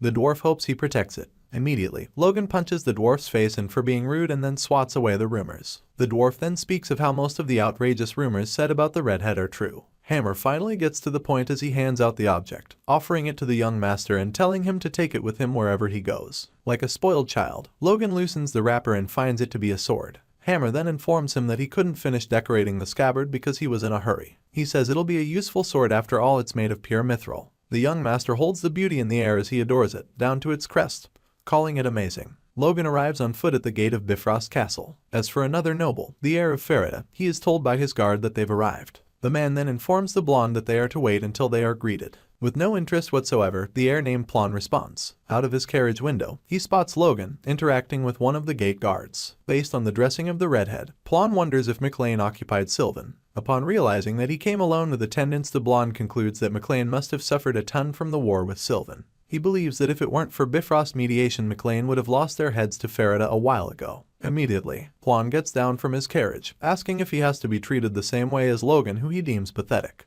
His attendant tries to caution him, but the blonde acts high and mighty. He believes that Logan won't hear him. He then states that if it weren't for Bifrost, McLean would have been begging for their lives on their knees before him. Plon then takes Logan's silence for acceptance. He walks to the redhead, introduces himself, and tells him that he has heard much about him from Rihalt, his attendant. He mentions the rumor of Logan cutting 6 knights in one stroke. Farida analyzes Logan, noting that he is putting on armor and his sword handle looks very clean. He wonders if the rumors are baseless. As the nobles shake hands, Plon says Logan looks younger than he expected. He mentions to the redhead's face that the rumors he heard about him might have been exaggerated. He squeezes Logan's hands, and as soon as the redhead notices, he squeezes back and Plon grits his teeth as his hand is nearly crushed. Logan then lets go and apologizes, saying he thought Plon was going for a test of strength. Holding tears behind, Plon draws out a sword, calling Logan an arrogant brat. His attendant does likewise. Plon yells that he'll teach the redhead some manners. The city guard, realizing what is up, tells them that private disputes are forbidden in Bifrost's territory. Logan sighs, stating that Plon keeps spouting words that he cannot back up. He speaks down on the Farida heir, asking how he can be so unaware of his place. The statement triggers Plon, who instantly yells at his attendants to strike the young master. Like a wild dog let loose, the blonde soldiers charge at Logan. With the guard noting the seriousness of Plon and his men, the young McLean takes a crouching pose before blitzing all the soldiers' weapons, including Plon's sword. The blonde and the knights can only stare in disbelief as they hold half of their weapons. Plon notes that he didn't feel force or power from Logan, and the brat did it purely with the strength of his sword. Logan stares at him sternly, and the blonde can only back off as he notes the redhead's weapon not to be an artifact since he cannot sense magic from it. The city guard, who has been watching the whole time, asks if it's right for him to demand where Logan got his sword from, but the redhead says it'll be impolite. Plon is still not ready to accept reality. He calls the redhead lucky having gotten the sword somewhere. Suddenly, the host walks to meet the nobles. The attendants with him announce his presence, referring to him as the Moonlight Knight, Sir Plants. Everyone around starts muttering as they are surprised that a top-tier knight has come to greet them. Logan notes him to be one of the 2 top-tier knights Bifrost has. The knight has silver hair and silver eyes. He believes that sending a top-tier knight to greet 2 country folks like them must mean either of the 2 things. Bifrost is paying a lot of attention to them. Plon immediately introduces himself as the heir of Farida. Plants responds to him and then looks at Logan, concluding that he is McLean. Immediately, he analyzes the lad, and the redhead wonders if it's meant to pressure him. Logan introduces himself and Plants commends him for being a mid-level knight at his young age. Farida's attendants and Plon note that Logan doesn't just have a good sword. Logan smiles inwardly as he says that it worked, monologuing that from the level of a top-tier knight, only those of equal or higher rank can sense one's aura since it cannot be hidden. Logan notes that after reaching the level of a top-tier knight with a force core of 3 stars, he has learned to control the subtle aura, and in Bifrost, only the level of intermediate rank can be detected from him. He feels that it is better to lower their guard, and that's also why he didn't bring any attendant. The redhead then lies through his teeth as he flatters the Silver Knight, saying that he aspires to become as renowned as him in the distant future. Plant smiles as he asks if attaining his level will be enough for Logan, since he can aim for at least a superhuman level with his talent. The man then asks that they head to the castle. Moments later, they are shown Bifrost's guest house. Plants informs them that Percival and Lufman's heirs have already arrived, so they should rest well for the upcoming party happening the following day. The Silver Knight announces the end of their tour and takes his leave. They thank him, and as soon as he's gone, Plon talks to Logan, saying it might be a big deal since someone like him who showed up without attendance would have formal wear. He then asks if he should lend Logan his pajamas. The redhead looks at him like he has no clue what he's ranting about. Immediately, he ignores the blonde heir and asks one of the servants for his room. The servant then asks the young master to follow him. Logan notes that Plon doesn't have any grasp of the situation, concluding that if the people who challenged him earlier were the knights, then taking over Farida wouldn't be too hard. He then vows not to take off his armor in Bifrost. The redhead takes a long look at the castle as he notes it to be his ancestors' lost land. He says he can never let his guard down. The lad imagines Bifrost while seated on a throne, asking him to draw his sword immediately. He says one might never know what would happen there. The following day, which is Bifrost's birthday, the noble heirs are present. Logan, who is dressed in his armor, wishes the count a happy birthday. The rest of the attendees make fun of him, calling him a country bumpkin that doesn't know manners. This is due to not dressing properly for the event. Logan stares keenly at the Lord of the Southwest, the man named Roger Bifrost, the potential enemy he'll have to fight. He notes that he arrived at Bifrost a few days prior and scouted the villages and the surrounding castles. While expecting the lord to be trash like Sylvan or Teslan, surprisingly the villagers were quite friendly and they called their lord a good person. This is due to their low taxes. The redhead concludes that the celebrant has enough resources that he doesn't need to exploit the commoners. Roger Bifrost starts by asking Logan if McLean is willing to follow his lead since he made it this far. In response, the redhead does a play with words, mentioning that if Bifrost's intentions are for peace, then McLean is always ready to lead the way. Roger smiles as he expects some level of resistance from Logan, but the young hero is enlightened.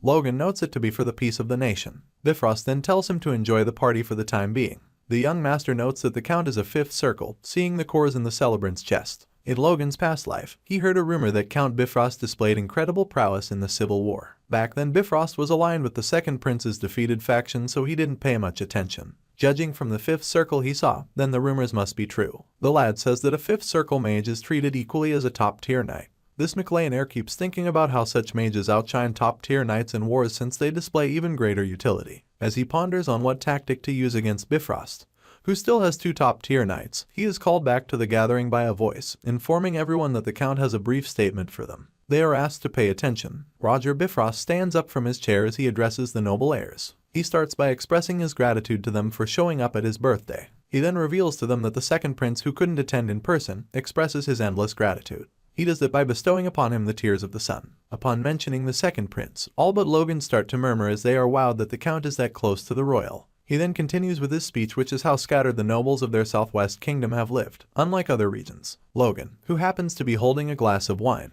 wonders if he's going to talk about the value of regional integration. As if the young master is a seer, Bifrost tells them that he believes it's time to set aside their old ways of doing things and unite as one.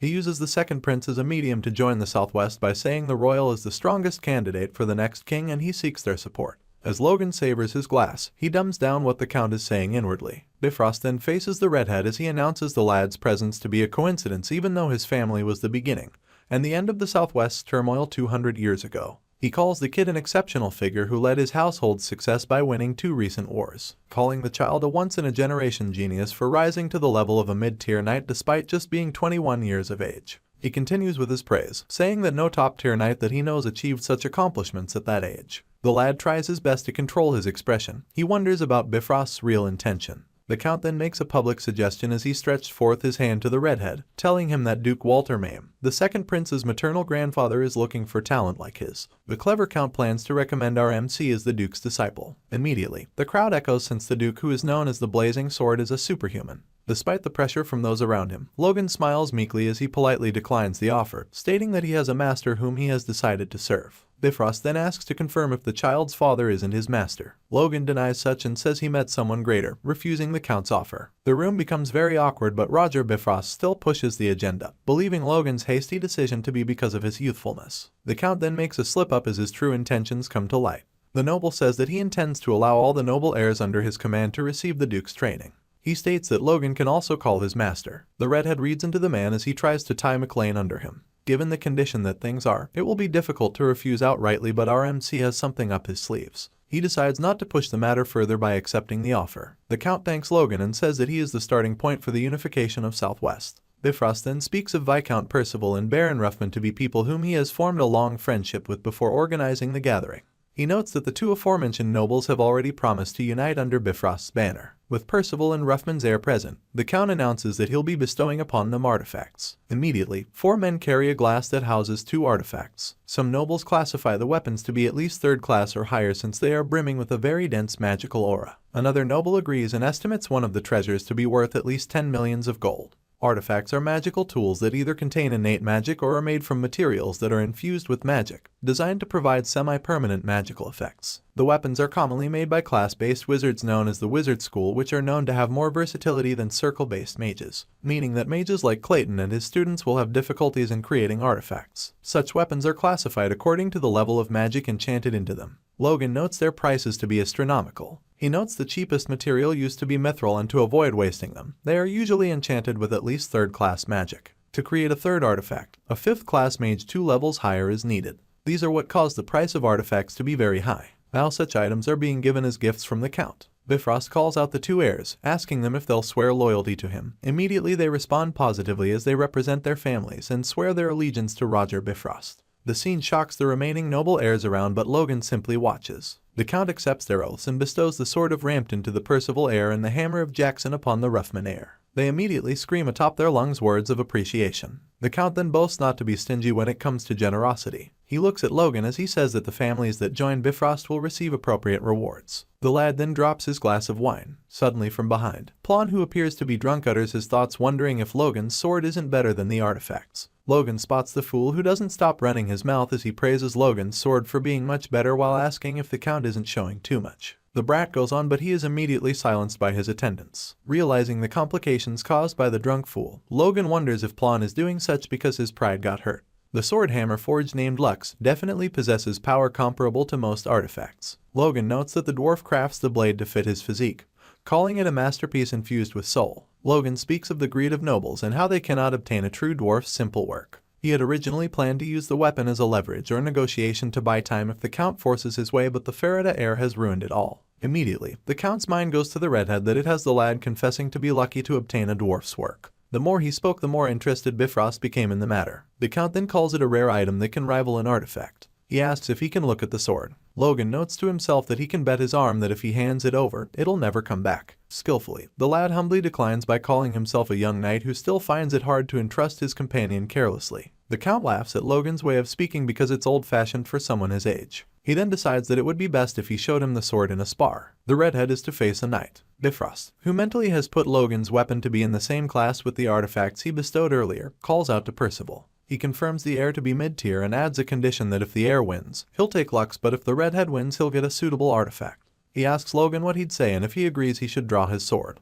The young master grins as he never expected the turn of events. Still, there's no reason to refuse, so Logan accepts the offer. In the hall, the nobles clear the road for the two parties to duel. Ramon Percival starts by saying that he'll let Logan have the first move since he is older. The redhead doesn't agree because he doesn't want excuses. He knows he'd win either way. Ramon smirks at the lad, saying that being called a genius must have gotten to his head. He pulls out his sword as he says he'll teach him that there is someone above him. Percival air draws out the enchanted blade and the thing produces a beautiful effect. The heiresses are marveled as they wonder if an artifact usually produces such a beautiful effect. Logan takes a stance as he notes that it's not like he's announcing his presence. As Bifrost watches, he wonders if they gave Ramon a flashy artifact rather than a practical one on purpose. Logan compares his mithril sword to the enchanted blade and concludes that his own can be beautiful just by fulfilling its purpose. Ramon blabbers on asking if Logan can handle an artifact. This makes the redhead conclude that the Percival heir doesn't have the eye to judge. The gifted heir leaps towards Logan to attack. As he charges, our young master notes Plants to be among the spectators. Logan can hide his momentum, but he doesn't want Plants to see him easily winning. Logi then decides to handle the case in the best way. The two parties clash and Logan puts on a struggling expression. He stumbles once in a while and lets his skin get scratched a bit, then he'll counter sharply and charge with a fighting spirit and take him down. The lad knocks off the sword from the air, calling himself lucky. He uses the force core to circulate his metabolism, making his whole body sweat. Ramon immediately starts giving excuses as he blames the artifact for his loss, saying he isn't used to it. The Count yells at him, saying he is disappointed in him for blaming the gift he bestowed upon him. Immediately, Ramon apologizes. The Count then apologizes to Logan. He then tells him that he'll open the vault and let him choose an artifact himself. Logan wonders if the geezer is trying to keep him at Bifrost no matter what. He then believes that the Count will find a way to take it back. Suddenly, a servant interrupts, saying that the Sword Duke has a message to congratulate him on his birthday. Bifrost is genuinely surprised. Moments later, a communication orb is placed on a pillow and brought to Roger Bifrost. Duke Felix, who happens to be on the other side, congratulates the Count on his birthday. Felix addresses everyone briefly by saying that they must be witnessing Bifrost's generosity firsthand.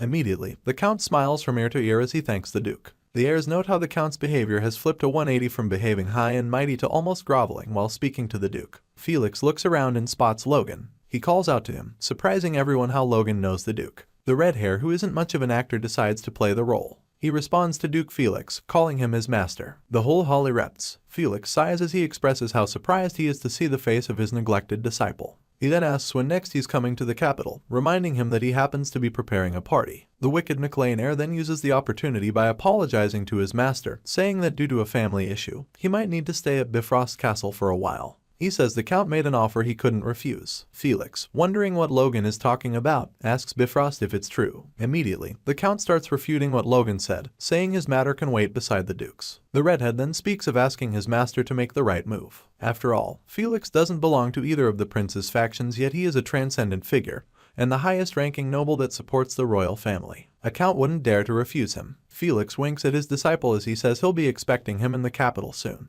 The student beams a smile at his sensei as he thanks him. As for Bifrost, he is left embarrassed and enraged due to his plan being interfered with. The next day, Logan is at the vault and he has been given an hour to look around before choosing one treasure that he wants from them. The lad notes that there are about 30 in the safe, calling Bifrost petty for hiding all the important artifacts. He decides that he better pick something good since anything he chooses is worth at least 10 million gold. with a greedy, scrawny look on our MC's face. With the lad's senses amplified by the Force Core, it allows him to feel the slightest differences in the magic within the artifacts. Just with that ability alone, he can gauge the usefulness of any magical weapon. While looking through the store, he mentions that he won't be selecting weapons since Lux is enough for him. The young master walks around and says that citing the weapons, they are not as good as what was displayed the day before. He sees an armor with lightning and fire magic and wonders if the makers are also trying to toast the wearer. Nothing among the artifacts catches his eye. Suddenly, he notices his force being pulled somewhere, so he heads there. In front of the lad is a pair of boots. He says he can barely sense any magic from it and wonders if it is an artifact.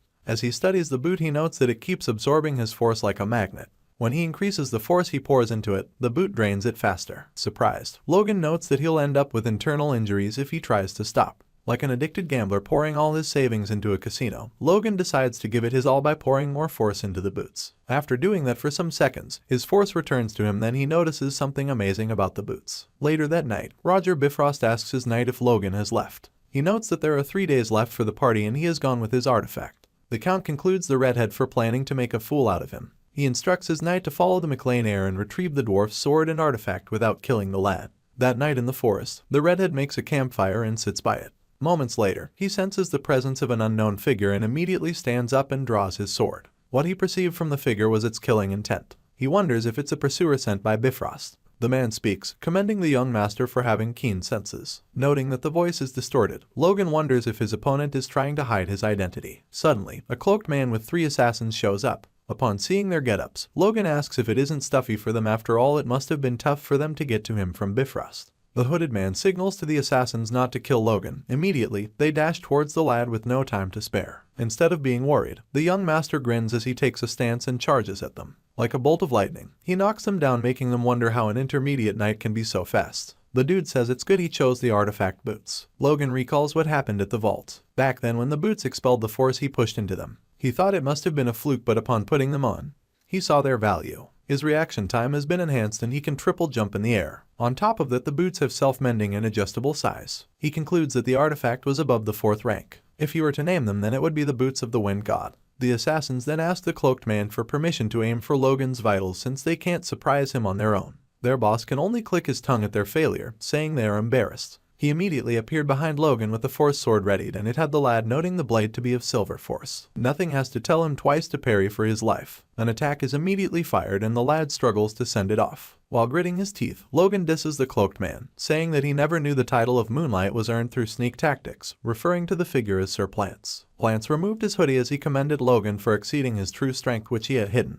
He also commends the lad for the artifact he has hidden. Logan notes that the man has chosen to reveal himself since there's no reason to hide himself since his iconic silver force blade has given him away. The knight says he'll be taking the artifacts with Logan as payment for the lesson he is about to show him. The young master wonders what the man is talking about, asking him if he isn't embarrassed by his title as Moon Knight. The knight holds his sword like he is about to fire a pressure blade attack. While at it, he states that he intends to make the lesson he'll teach Logan a harsh one. He says he's grateful the child came so far. Logan notes the stance of the top-tier knight like he is holding a whip. Immediately, relentless pressure moves come flying at the young master. Surprised, he curses his luck for being spot on with his guess. The brat clashes against the force blades with his own, but he has been unable to reach Plants. Realizing that he has no choice, Logan makes up his mind to use everything he's got. As for the assassins, they watch in awe as their master spams the move, giving no breathing space. Logan curses as he doesn't land any blows even though he used the first and second forms. Immediately, he ducks for his life, evading a force blade sent flying at point blank. As he gets up, he says it was a close call and would have died if he had let his guard down. Plants genuinely asks him about the attacks he's been using against him.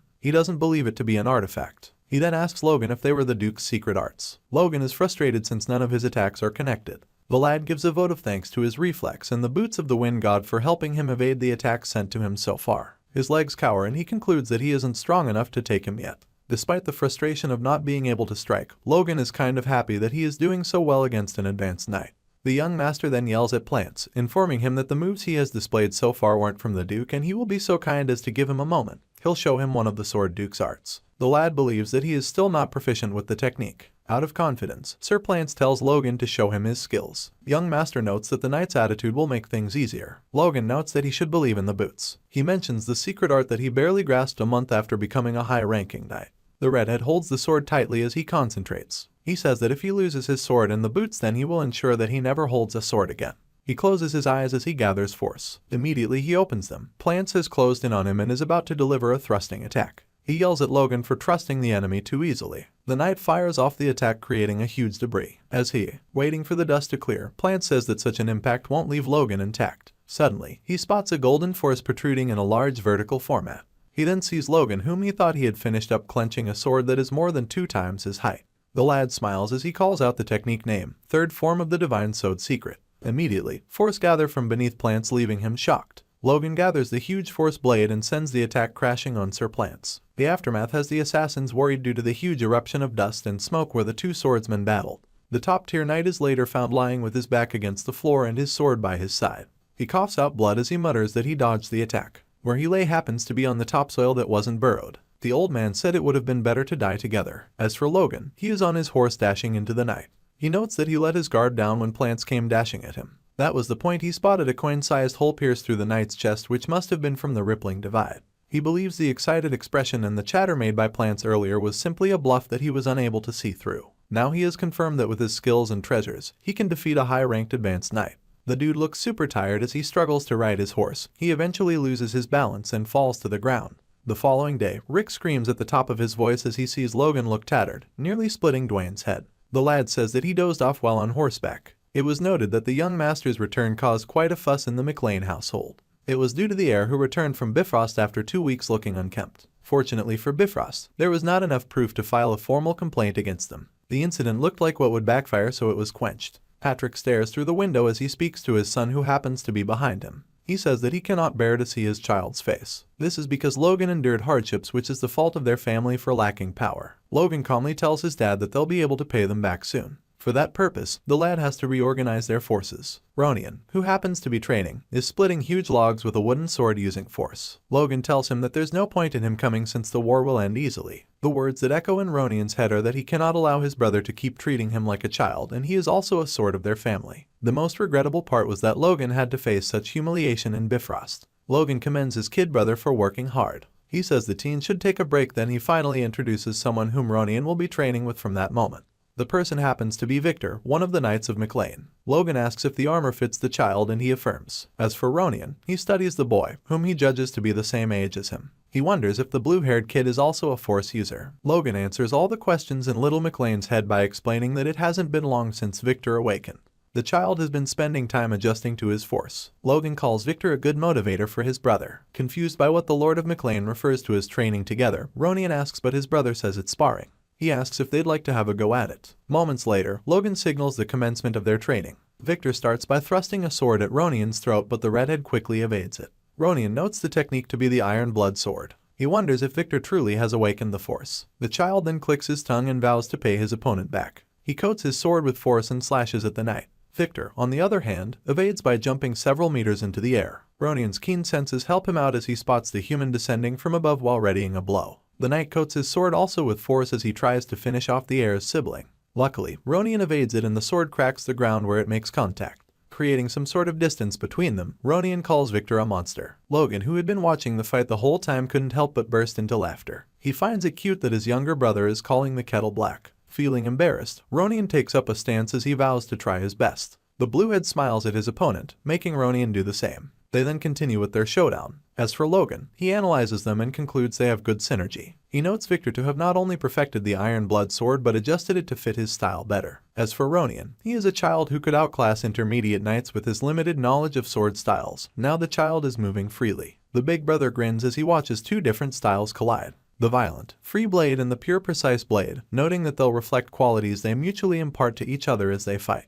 The kids start using fists before long and Logan simply laughs at them. He notes that it remains 7 years until the War of the Empire begins, but as for the 2 brats, they'll be full-fledged knights in 5 or 6 years. He wishes Victor could learn the divine sword secret sooner but worries if he can trust him that much. Being the tactician that Logan is, he wonders if there's a way he can bind the Blue Knight to them. Later, Logan takes Victoria to meet Clayton, informing him that the girl saw the band of mana he emitted. Moments before, the young heir spoke with Rai to encourage her to learn things. That way she'll be able to find something that'll help her out. While they were in the maid's room, the little girl then asked if she could learn how to move clay dolls with a yellow string that she noticed coming out of a mage, shocking the redhead. Still in the backstory, Logan recalled trying to cheer the girl up since she looked down, but he never expected what he got. Currently, Clayton makes mana out of his hand as he speaks to Toria. He asks her if she can tell him where he's sending the mana from his hand. The girl casually looks at his hand, sees the flow of mana, and points to one of the mages, calling him an old man. The elder then tries again to confirm that it isn't a fluke. Victoria does what she did earlier by observing his hand and looking at where the destination of the mana is. This time around, it's a water bottle and another mage. Immediately, Clayton informs Logan that she's the real deal. He says that even grand mages of legends couldn't see mana with their eyes. Logan wonders if it's that impressive since he too can see mana. He doesn't say it out loud so that it won't cause a fuss. The young master then asks Victoria if she's sure she wants to learn magic. The girl says that if he can control the giant doll then she is willing.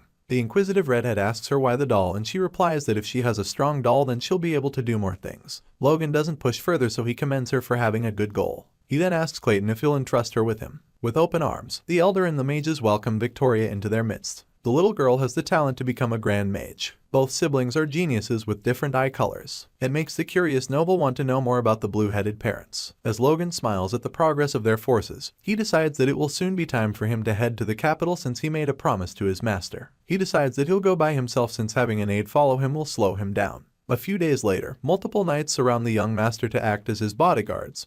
They maintain a tight formation that makes him feel uncomfortable. On the way, Logan decides to order his knights around. He sends one of them to get him some firewood. He recalls how his father told him to get some attendants since it would be disrespectful to the Sword Duke. After being left with no choice, he sees Rick among the men and wonders why he is among them. As the servant feeds a horse, he asks the heir what the people would think if the heir of a noble family roams around without attendants. The sharp-witted young master exposes Rick's true objective, which is to see the Duke. Upon stating the obvious, Rick yells at him that no one wants to associate with him in the territory because he reeks and he needs to get married too. He blames the Duke for it and hopes he takes responsibility, having no choice but to bear with the complaints of his nagging servant. Logan notes that he isn't just going to the capital to see his master but to see if any variables related to the future arise and to establish a connection with the third prince. The current king, Samuel von Grandia, had no heir even into his late 40s, so he took in 2 concubines from 2 ducal families and had 2 sons. However, nearly 10 years later, the queen gave birth to the third prince at over 40 years of age. As time passed, the third prince grew into his early years and he shone with his outstanding martial talent and character, surpassing his troublesome older brothers, and was hailed as the true heir. Naturally, the king also favored the third prince, but the 2 ducal families allied with the first and second princes did everything in their power to prevent the third prince from growing.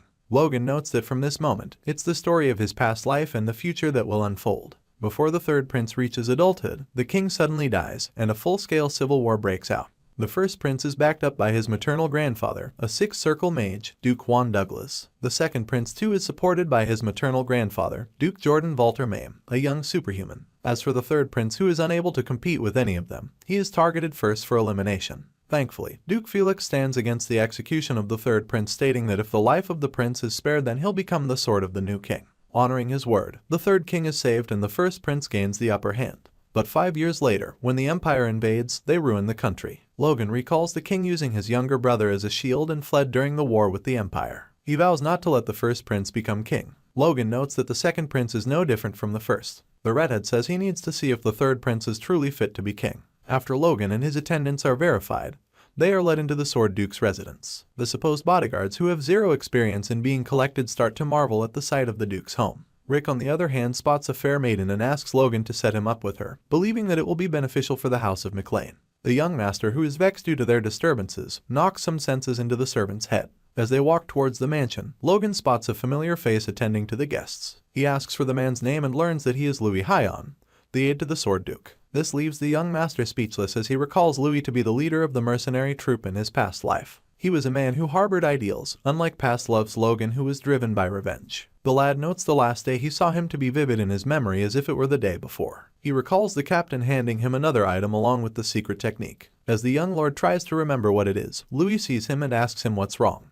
He thanks Louis but calls him captain before correcting himself. He then blames it on lack of sleep. The aide immediately cautions him to take care of his body, and it makes Logan recall how Louis always said such in his past life. The dude notes to have cleared his head. As he follows the aide, he vows to make sure the mistakes of his past life do not repeat themselves. Inside the mansion, Louis escorts Logan, informing him that the Duke is present. He then leaves to go back to his position. Logan hears a familiar voice yelling, so he turns around and sees the Duke and his wife. She greets him as she speaks of finally getting to meet him after all she's heard a lot about him from her husband. She tells him that their family owes him a great debt. The young master smiles gently as he greets the lady, congratulating the family on their heir. Lohan is directed to sit and then asks a favor regarding the unborn heir. He replies, wanting to know whichever way he can help. The Duchess suddenly asks him if he can give a name to the child that will be born soon. Shocked out of the blue, Logan feels out of place. Thankfully, Felix explains better, calling it a thing he and his wife have discussed for a long time. Since it's thanks to him that they can have the child, they want him to pave way for the child.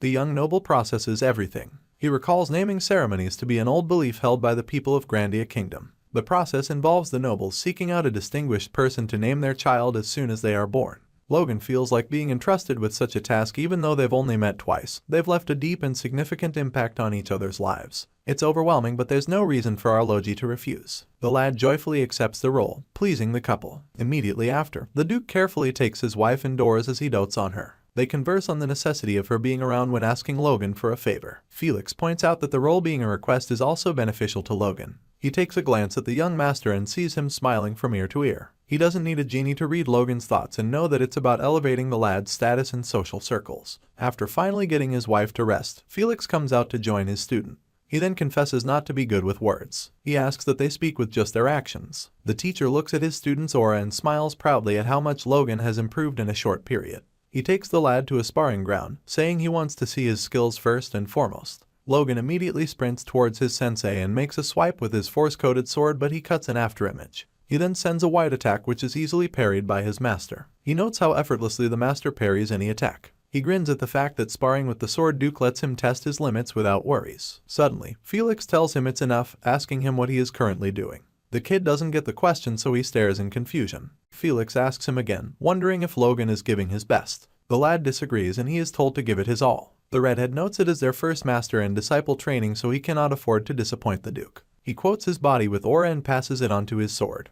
He then launches a move at the sword master. The sensei parries the move and they are engulfed in a bright aura. Logan, noting the attack he used to be the blue dragon strike, readily prepares himself and launches the golden sword strike. The aftermath of the techniques covers the area and most. Suddenly, he hears his master's voice saying how ridiculous. With the dust clearing slightly, Logan notices Felix behind him with his sword at his throat.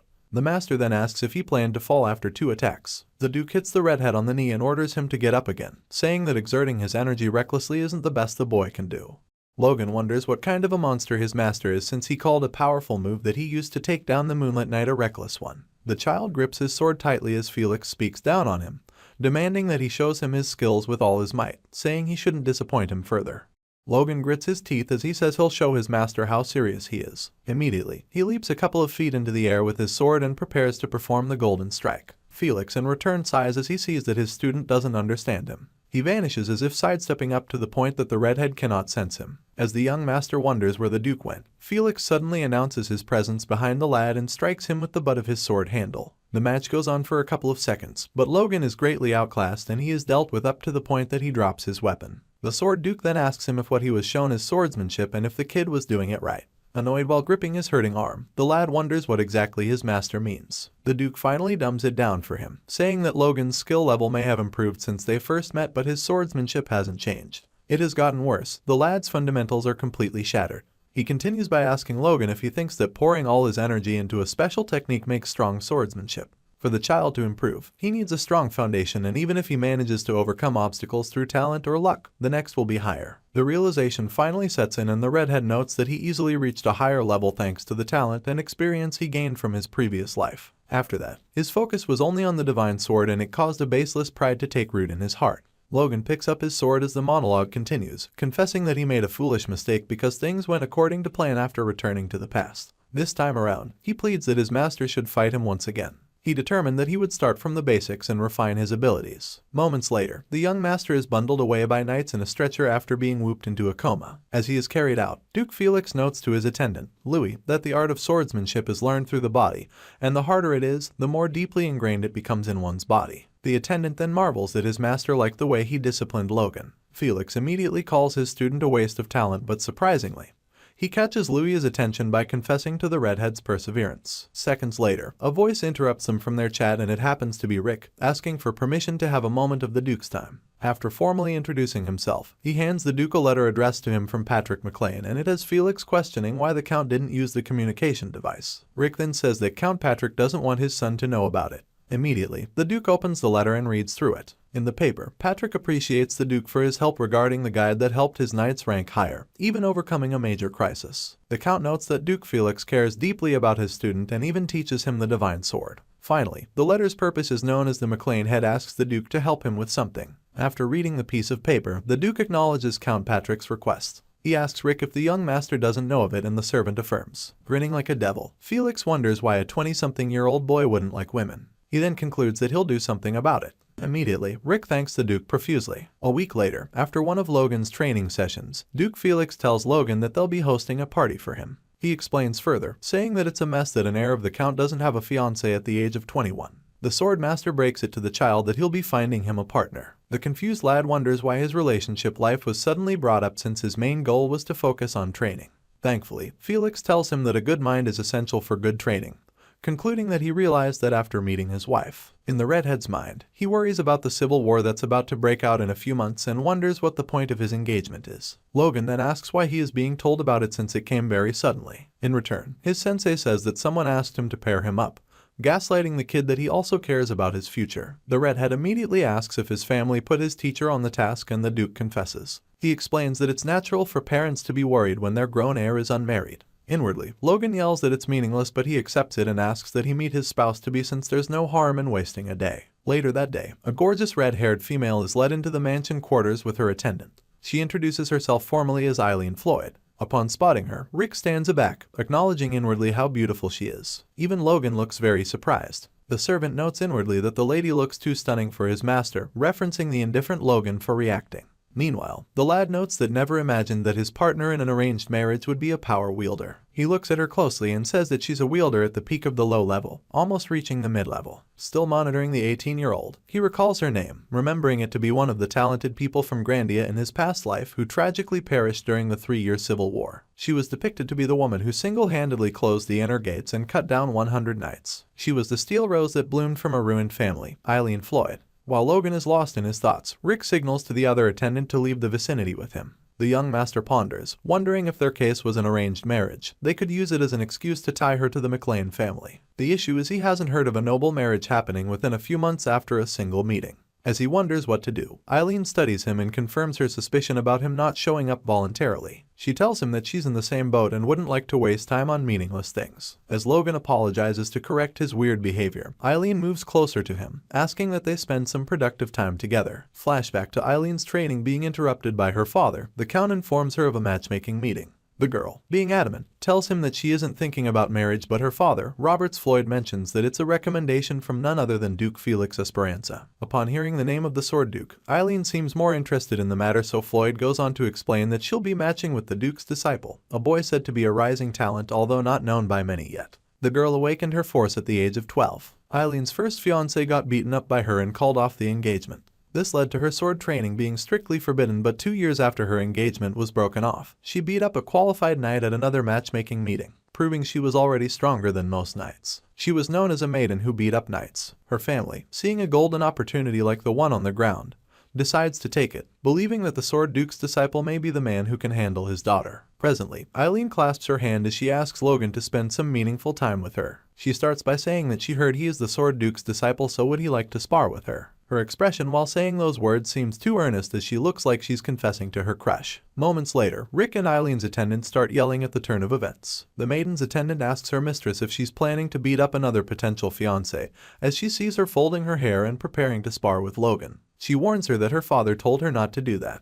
Eileen in response says it's different this time around because back then the two men she sparred with looked down on her and behaved rudely, so she taught them a lesson. She recalls the words those losers said and regrets not beating them up more. Eileen turns around and looks at Logan, saying it's different this time around. The young master warms up, shocking Rick. The attendant tries convincing the redhead to back down, saying that he'll be killed if rumors spread that he hit a woman during the duel. Logan in return assures him that nothing of such will happen. How? He says that he requested to block access to the training grounds, meaning that only the 4 of them will know what happened. The 21-year-old looks at Eileen seriously as he notes that he is curious about her true skills, so it's the best opportunity to test if the rumors about her actions in the past were true. As the match is about to begin, Eileen's attendant cheers her mistress to win the match, infuriating Rick, who immediately starts gassing his master. The redheads are not far from each other. Eileen introduces herself formally to Logan, saying that she trained in swordsmanship alone for 10 years. Hearing that she did that alone surprises the young master, but Eileen tells him that she has beaten knights before, so she shouldn't be underestimated.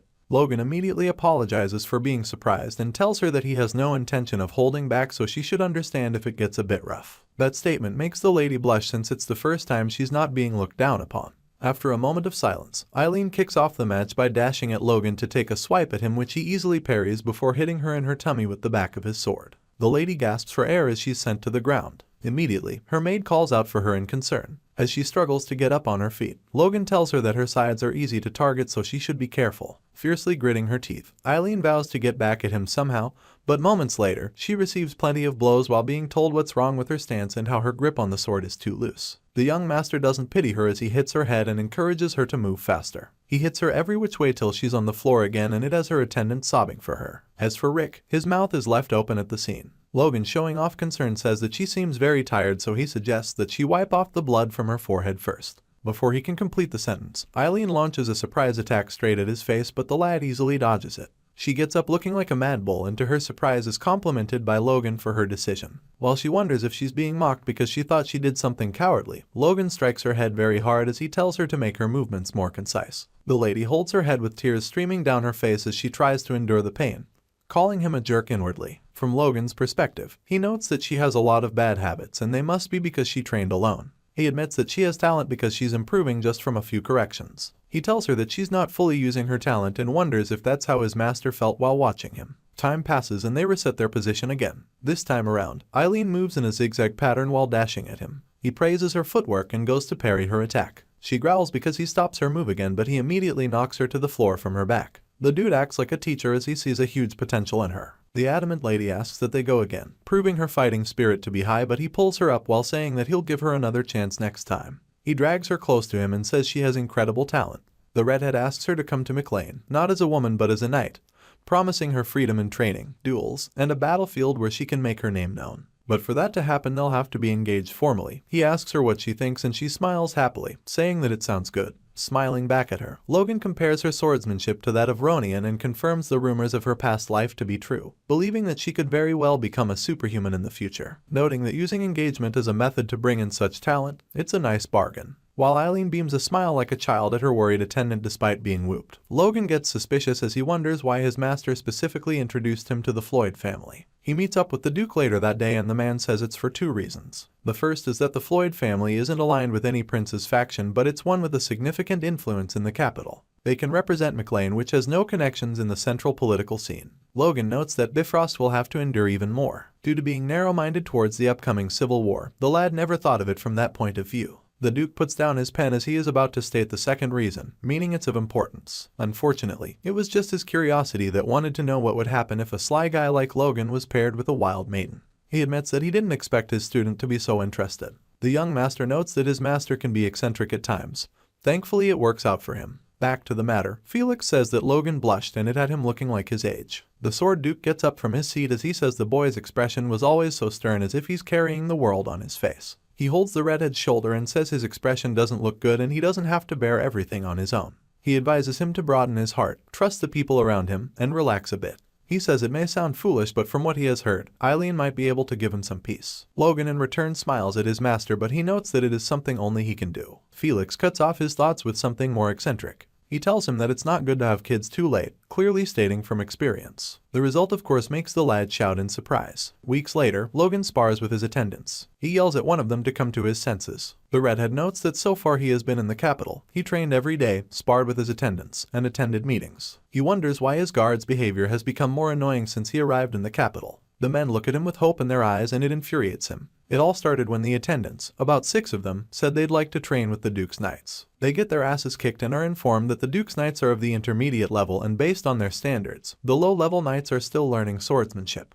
They advised the attendants to look for a trainee next time. As the Duke's men walked away, they hailed Logan's crew's fighting spirit. The leader of the crew then found it strange that the Duke's Knights are strong, but their level is lower than the Iron Blood Sword Knights. It seemed confusing to them because they were using a swordsmanship that was directly from Logan, unlike the Duke's Knights who use a lower technique. This makes them conclude that their master has learned a technique that has surpassed the Duke's. This is the reason behind their googly-eyed behavior. Presently, Logan looks away as he notes the men not to be causing any trouble. He wonders if he should assign a task to them and what it'll be. Suddenly, an idea comes to his mind. In the streets of the capital, Philip sells products with huge discounts and bonuses. He spots a man walking by and ushers him to try out a potion that'll fix his face, which looks full of worries. He then spots another that looks like Logan, but when he realizes that it's the young master, he knows he'll be in for it. Immediately, the angry young lord punishes him elsewhere by making the boy act like a chair. The boy in his defense tells his master that competition has intensified and that's why he had to stoop so low as to sell it around in the street. Logan promises to help him make money so he doesn't do something foolish. He gets up from the child and asks him to stand up, uttering the close of their current business and the start of another. Logan starts by assigning the attendants that he has been sparring with to Philip, naming them the Unit 18 of the McLean Knights. They are to protect Philip as he carries out the new tasks. Confused, the boy asks what he needs the protection for and Logan tells him that they'll be extending what they did the previous year. The goal is for the boy to provide the largest amount of horses, weapons, and wood.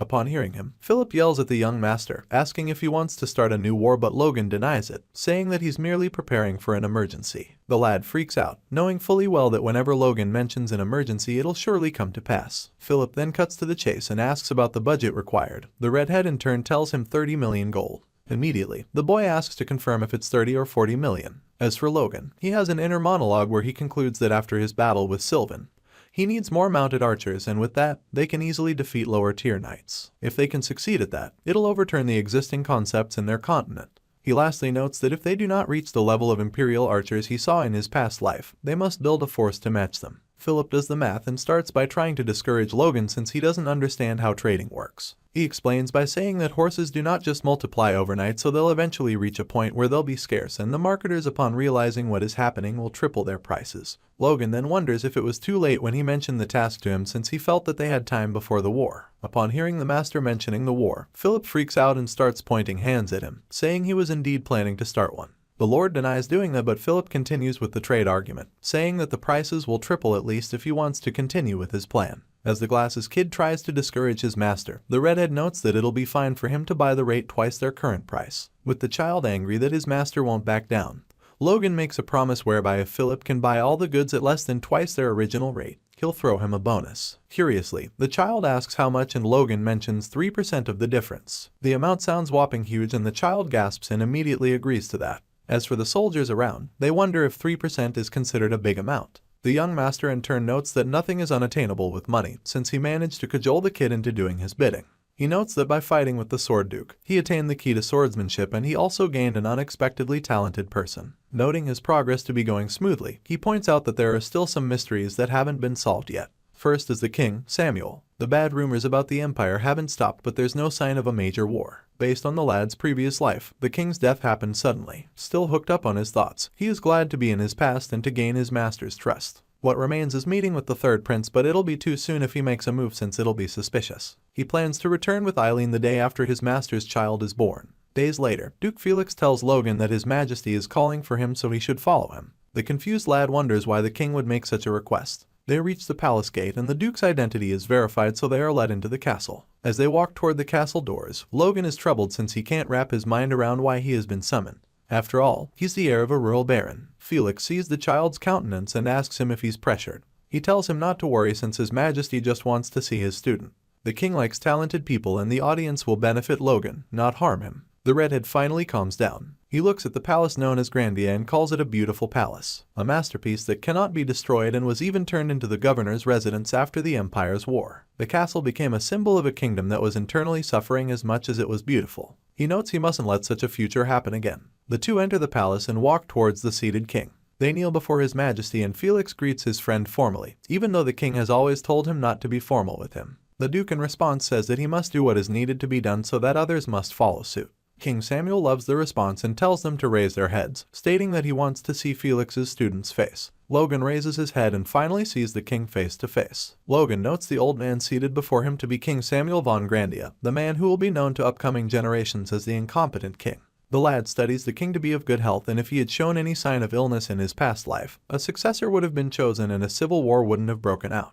With the way things are going, it's fine. The king laughs as he indirectly says the child has enough balls to stare at him head-on since he hasn't met anybody capable of doing such. Immediately, the child apologizes and looks downwards, but the king tells him that it's fine after all, his teacher was excessive in matters like these, so he doesn't need to learn everything from him. The king says he likes ambitious young men. Felix, in response to that, starts mentioning Logan's feats for him. He says the child will be a pillar of their kingdom. The recommendation alone from the Duke seems like a huge feat, as it has the king saying that he is worthy of being his student. King Samuel then asks how they met, and it led to the Duke narrating the whole ordeal to him. After the tale, the king laughed and confirmed the name to be Logan and thanked the boy. Confused, the redhead asks why he is being thanked, and the king in return says that he feels indebted to his friendship with Felix since the wound caused such deep guilt in him that he couldn't dare talk about it.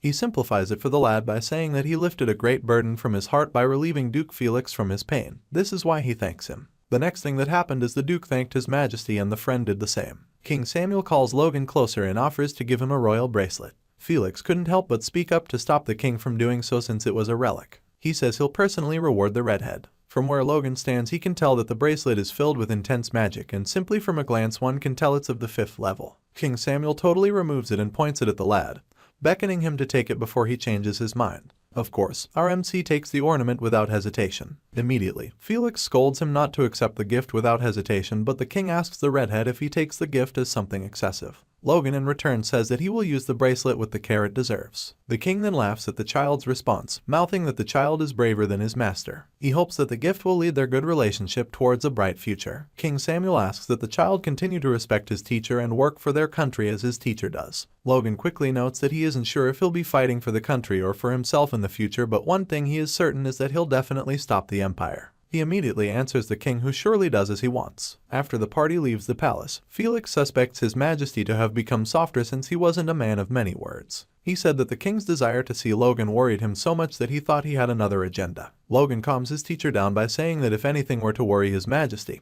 he'd tell him first and foremost. Since he hasn't said anything, there's nothing to be worried about. This softens Felix's heart and he confesses to have grown old. He says he worries too much, and one of them is the fact that his child has taken the family's treasure. The Sword Duke calls the ornament the Bracelet of Renewal. It is an artifact that contains high-level healing magic. He continues saying that the artifact is very powerful because it holds only one spell, and it is likened to a holy spell from a high priest. The redhead stares at the bracelet in awe as he notes it to be capable of turning a mortal wound into a simple injury, calling it the greatest healing power in magic. The teacher happily says that he feels at ease now that he has obtained the treasure. The child starts to thank his teacher for granting him the opportunity, but the man cuts him short by smiling cynically like a demon and telling him that if he works himself to death, the bracelet will heal him, so he should prepare from that moment. The child is shocked as he realizes what it means, but he quickly recovers, accepting that it is a time for growth. He then tells the Duke that he'll do his best to live up to his expectations. He believes that the more he suffers, the greater the results. Days later, Logan finds himself battered on the ground after having the Duke beat lessons into him. Felix shouts at him to get up immediately. A servant runs towards the lord of the house, calling his attention. It has almost been a week since they met the king. As soon as the servant whispers some words to the Sword Duke, the lord's countenance changes as he smiles happily with tears streaming down his eyes. The awaited time has arrived. Finally, the Duke has been blessed with a child. During the naming ceremony, many important figures are present, including our main character. The child is said to be a girl. Nevertheless, the ceremony was nothing short of splendid. The young master, who has now become an important figure, is being greeted by people from far and near. This is all thanks to the Duke. The new father looks so cheerful as his daughter tugs at his beard. Suddenly, a report comes in that the bishop from Grandia will be attending the event. Shortly, Bishop Crimson Marion enters the event and congratulates Felix on his new child. The Duke thanks him for showing up since it's an honor. The bishop said he couldn't send anyone but himself after all the pillars of the country had been born. Logan notes that the nobles on the continent usually receive the blessing of the spirit when their children are born. Among the 9 spirits, the blessings of the spirit Agna, the spirit of trees and life, is the blessing all parents hope their children receive for their health. Now that the blessing comes from a high priest, like the bishop, the Duke cannot help but smile. Moments later, the family is with the bishop as he prepares to bless the child. He picks up the baby and chants the blessing, raising the child in the air. Logan confirms it to be holy power. It is closer to a blessing and fainter than mana. The priest concludes that in the name of Agna, the spirit of life, he blesses the new child of the Esperanza family. Suddenly, a bright light covers the baby and the people start congratulating the Duke. They chorus that the child would be great since they witnessed a bright power. As for Logan and the priest, they notice the holy power bouncing off the child's body.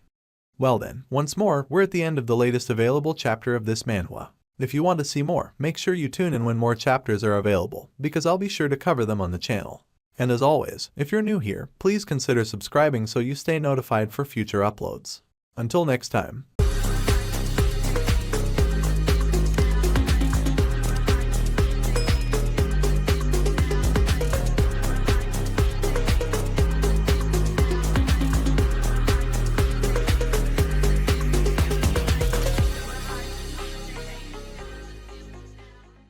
The bishop is surprised due to the holy power that got repelled from the baby's body. Noting how troubled the high priest looked, Duke Felix asks in concern, but the priest shuns him down, saying it's due to overexerting himself blessing the child.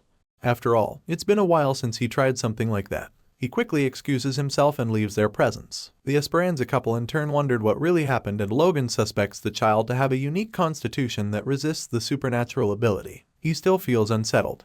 Moments later, a familiar man calls out to the young master, and when he turns around, the redhead sees that it's none other than Count Bifrost. The old man says that the lad looks healthier than he expected. As if he had been expecting the comment, Logan responded that it's thanks to the Count that he looks so healthy. Noticing the redhead as bold as ever, Bifrost gets mad and breaks the glass of wine he held while talking to the lad, startling the people nearby. The boy doesn't even budge an inch. Instead, the Bifrost apologizes, blaming it on his age. Thankfully, a servant shows up and quickly offers him a handkerchief. As the Count wipes his fingers, he tells Logan to consider himself lucky to have become the Sword Saint's disciple by chance. He says it's thanks to the fact that the boy has attracted the attention of important people. Bifrost once again calls Logan a lucky guy while pushing the napkin on him. The lad doesn't deny the influence of Lady Luck in the course of his life, noting Bifrost to be childish. The Count then says that he hopes the child will keep up his insolent attitude even when meeting someone important. Surprised, Logan asks who, and Bifrost says the name, Romain Bongrandia. He says the second prince wishes to meet with the redhead and hopes he accepts the invitation. While all this blabbering goes on, the young master uncovers the message to be a threat that'll claim his life if he doesn't take the second prince's side. He calmly says it'll be an honor to have an appointment with the prince and he'll consider the offer very carefully. Getting irritated by the lad's mannerisms, Bifrost explodes, asking Logan if he'll be taking the prince's order as an offer. To his surprise, Logan walks close to him saying it's still an offer. He leans towards the Count and asks him if he'd like him to go with his master to the opposing side. While saying this, he puts the napkin in Bifrost's breast pocket. The Count can only clench his fist and promises to arrange a meeting for the two parties. He turns around to leave and says lastly to the McLean heir, warning the lad that he'll pay an unimaginable price if it is a trick. Logan smiles back to annoy him as he calmly says that he'll be waiting, noting that the Bifrost and the second prince can't do anything, and when the civil war starts, no one will have time to care about someone like him. With Logan's plan to delay the meeting till before the start of the Civil War, he watches as the Count angrily throws the napkin to one of the servants. While studying the Margrave, he finds it pathetic for a man of such title to be reduced to the second prince's messenger. He then spots a huge man at the far back whom the Count walked up to and wonders if the person is the one Bifrost is acting under. He watches as the Count explains to the man and notes him to be the Blazing Sword, Jordan Balterman.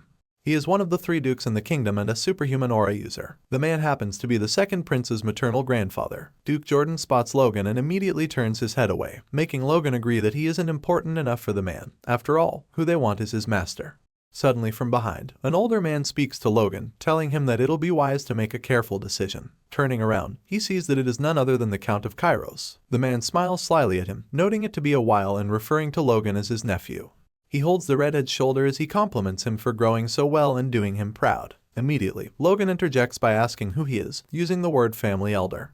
The young master has an inner monologue, explaining the Baron in front of him is his mother's elder brother and the heir of Kairos, who is an ally of the McLean family. He denies the man ever being his uncle and remembers how the man rejected him when he was little, asking him to maintain some boundaries. Presently, the man familiarizes himself with the little lord, trying to establish their relationship, but the redhead reminds him that their relationship has been severed ever since he abandoned the McLean family during the territorial war. Despite Logan pushing the man away, the Kairos heir still stood, ready to apologize and mend their broken relationship. He tried being manipulative by saying that Logan could not just demolish their relationship after the support he provided for them for 10 years. Unfortunately, the young master didn't buy it and it raised a big issue, so his uncle is left with no choice but to look for a way to buy himself out. As the man notes Logan to be bold because of fame, he says the lad's reckless nature is still the same and feels like he can persuade him easily. The Kairos heir accepts that it's a bit late to apologize, but he still does so. As for Logan, he nitpicks on the man that has him asking the redhead to name anything he desires. He brings out a check while asking if reconciliation isn't better than seeing family again. Logan, noting it to be a blank check, smiles smugly like a man who rigged the lottery for himself. He then pokes the Baron with a huge question, asking if he truly came to apologize and won't say anything else if he accepts the compensation. The uncle grits his teeth as he bows his head while saying he'll grant anything the lad wants, and he looks forward to their future. Noting the Kairos head, who isn't remorseful in any way to be able to stoop low, Logan notes that there must be pressure from higher up. He spots Duke Juan Douglas, the maternal father of the first prince, the man who happens to be the only sixth circle mage in their kingdom and an opposer of Duke Jordan. Noting how the dukes can toy with the wealthiest nobles, Logan plans a task for his uncle. He tells the man to raise his head, addressing him as a family elder. He then says he has a small favor to ask him.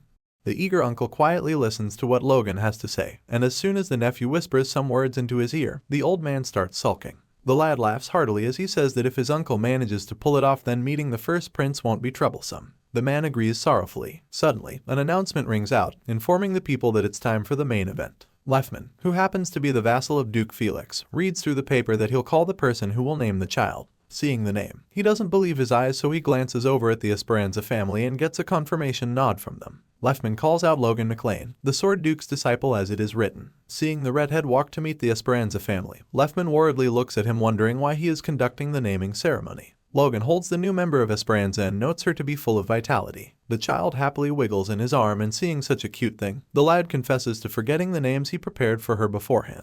On the spot, he bestows the name Stella on the baby girl, explaining to the audience that it is an ancient word for star. He believes that she'll become a brilliant light illuminating the night sky. The Esperanza household kindly accepts the name, and immediately, everyone claps. Logan notes that he still feels uneasy about the burst of holy power, but seeing how cute the baby is, he smiles genuinely for the very first time and overlooks the situation. Days later, after the naming ceremony, Rick happily barges in holding plenty of letters from nobles addressed to his master, who happens to be practicing. The invitation letters started ever since Stella's naming ceremony. Shockingly, Logan tells the servant to leave them in his room and he'll reject them. As the boy wipes his face with a towel, he tells Rick that it's time to return to their territory, noting that the civil war is around the corner. Logan notes that it's a shame he couldn't meet the third prince in the end, but he'll need to return and prepare quickly. He then recalls the message Dwayne gave him about their territory. The House of McLean seems to yield a profit over 20 times its annual budget. Their yield alone for the first year will cover for 3 to 4 more years. The lad quickly wants to confirm it with his eyes. Suddenly, a voice calls out to him, asking if he plans to leave. Logan sees that it's his master, and the Duke tells him to stop with his training, claiming that he has one final technique to show him.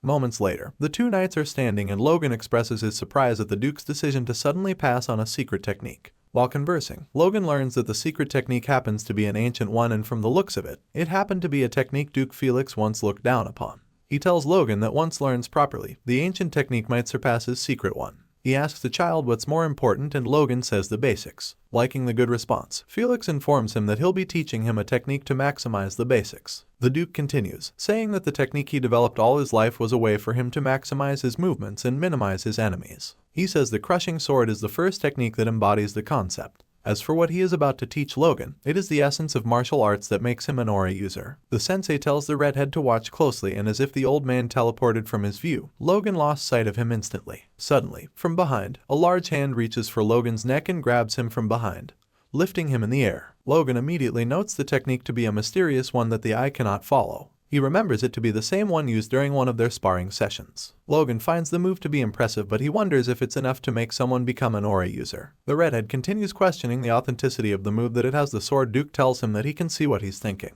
The master asks him what the foundation of all martial arts is, and Logan says it's the lower body and footwork. He confirms the lad's guess to be that force users are exceptions to such martial art rules. Duke Felix lets the boy in on one secret.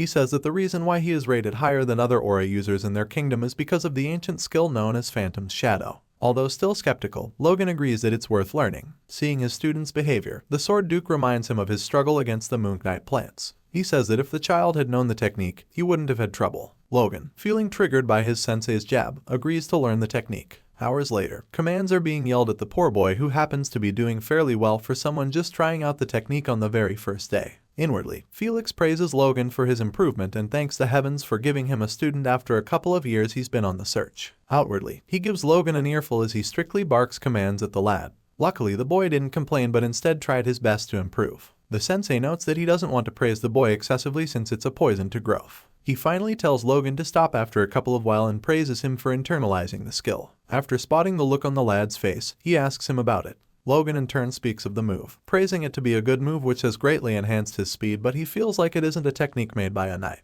As Logan tries to complete his sentence, the Sword Duke does that for him by mentioning assassins. Surprisingly, Felix doesn't get mad at him. Instead, he smiles and says that the redhead's guess isn't far off. The Sword Duke then narrates how he used to be a fledgling knight who served the king when he was still a crown prince. During those times, His Highness had many political enemies before his ascension and went through serious, horrendous, and unspeakable experiences. Back then, Felix ended up shedding more blood compared to those on the front lines, and his methods of attacking the crown prince kept changing. He was forced to constantly deploy and reimagine strategies, more so than any assassin. From there on, he worked stealthily and faster, creating a technique where he could control the space with a single move. Felix concludes that only after achieving the Phantom's shadow did he feel that he had attained his goal to some extent, and he was able to awaken aura. He commands Logan not to know and master theoretically but to train his entire life with his swordsmanship. The redhead agrees and deeply bows to the Sword Duke. He smiles happily as he realizes that he's taking the path that led their kingdom's greatest swordsman to superhuman levels. The wise Duke then mentions that there was another reason why he stopped Logan from going home.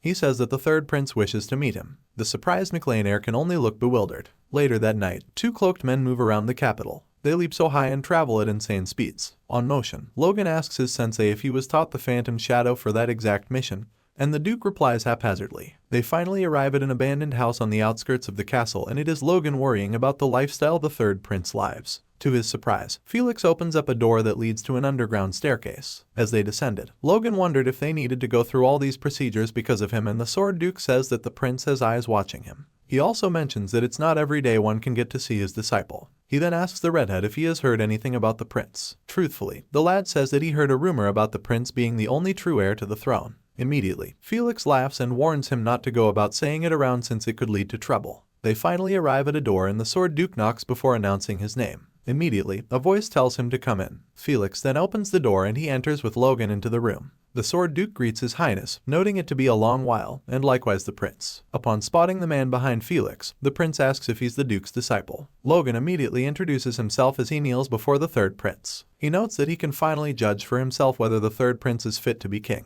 While being served tea, the third prince praises Logan for becoming a knight at his young age. In return, the boy humbly says his accomplishments were only possible thanks to his master. Teasing him, the prince praises Logan to be on a different level than him, and it causes the redhead to spill his tea. Quickly, the lad refutes how he downplayed his achievements, and the prince tells him that he's only messing with him. He starts by saying he has heard much of Logan's heroic deeds, not only his strength. The prince mentions that Logan saved his family from a crisis and expanded its influence. The royal says Logan's talent deserves the hero title. The redhead immediately thanks him and fears the extent of the third prince's connection, since he's able to know about the affairs of a minor baron from the outskirts. Logan seems uneasy, but the prince clarifies himself that he did a little digging after the Duke spoke highly of him. He asks courtly if he wasn't intrusive, and Logan affirms. The lad notes that he only expected the third prince to be a bit better than the first and the second, but he might exceed his expectations. Moving the conversation forward, the prince informs Logan that the fate of their country is currently in grave danger. He continues saying that the nobles have split the nation into two, with each side fighting to consume the other half. Although there hasn't been any direct use of force yet, he believes the situation is like a bomb, waiting to go off at any moment.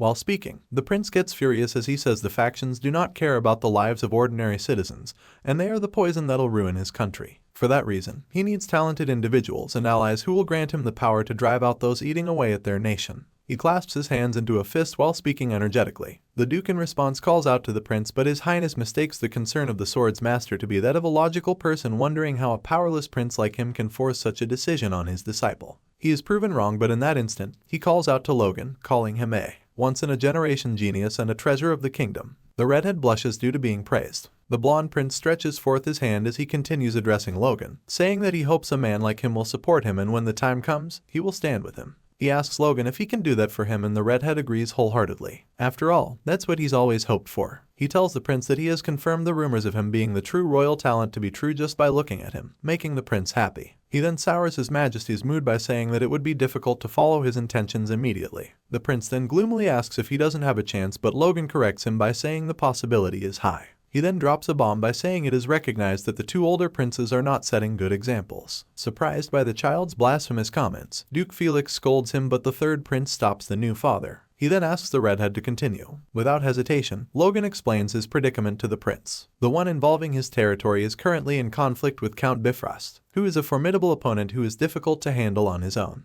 This is the main reason that he cannot respond to the prince's call right away. The blonde prince ponders as he remembers Bifrost aligning with the second prince's faction. Logan interjects as he asks for more time to take down the count. If that's granted to him, he reassures the prince that he'll have the support of his family. Inwardly, he notes that the prince too shall be by his side. Realizing the effrontery of the redhead, the prince laughs and says the confidence befits the disciple of the sword master. He agrees with Logan's wish and says that he'll prepare a surprise gift for when the time comes, asking Logan to look forward to it. The two parties shake hands. Moments later, Felix and Logan leave the prince's hideout, and as soon as they step outside the door, the sword master asks his disciple what he's thinking by deciding to follow the third prince. Logan then jokingly says that he meant as soon as he overcomes Bifrost in the future. Still, the wordings fall in place with what he meant. The lad then says that he chooses to follow the third prince since he trusts him. Surprised, Felix says that hasn't guaranteed him anything. The sword master touches his student's shoulder and says he should speak openly if he has any thoughts since he might even help him. Logan then looks up at the Duke and then hesitates before asking him a question. He asks Felix who he thinks would make the best king among the three princes. Immediately, the swordsman sighs as he says it's left for the king to judge but not him. Level-headedly, Logan says that he once heard a rumor that called the first prince a tyrant who would ruin the royal family and the second prince a foolish king who would ruin the nation. Immediately, the Duke freaks out as he yells who would say such a thing. Remembering that it was the Duke himself who said it in his previous life, Logan looks at him with a poker face. He then says he believes the rumor and asks his master for his point of view. The fence-sitter tries to remain neutral, but after being pestered by his ever-loving student, he admits that his choice aligns with Logan's. Smiling after the confirmation, the young master says that the seed has been sown in his heart, and when an unexpected crisis arises, only then will the seed begin to sprout. He smiles at the Duke and tells him to watch out for the third prince until he comes of age, although noting that chaos will break out before then.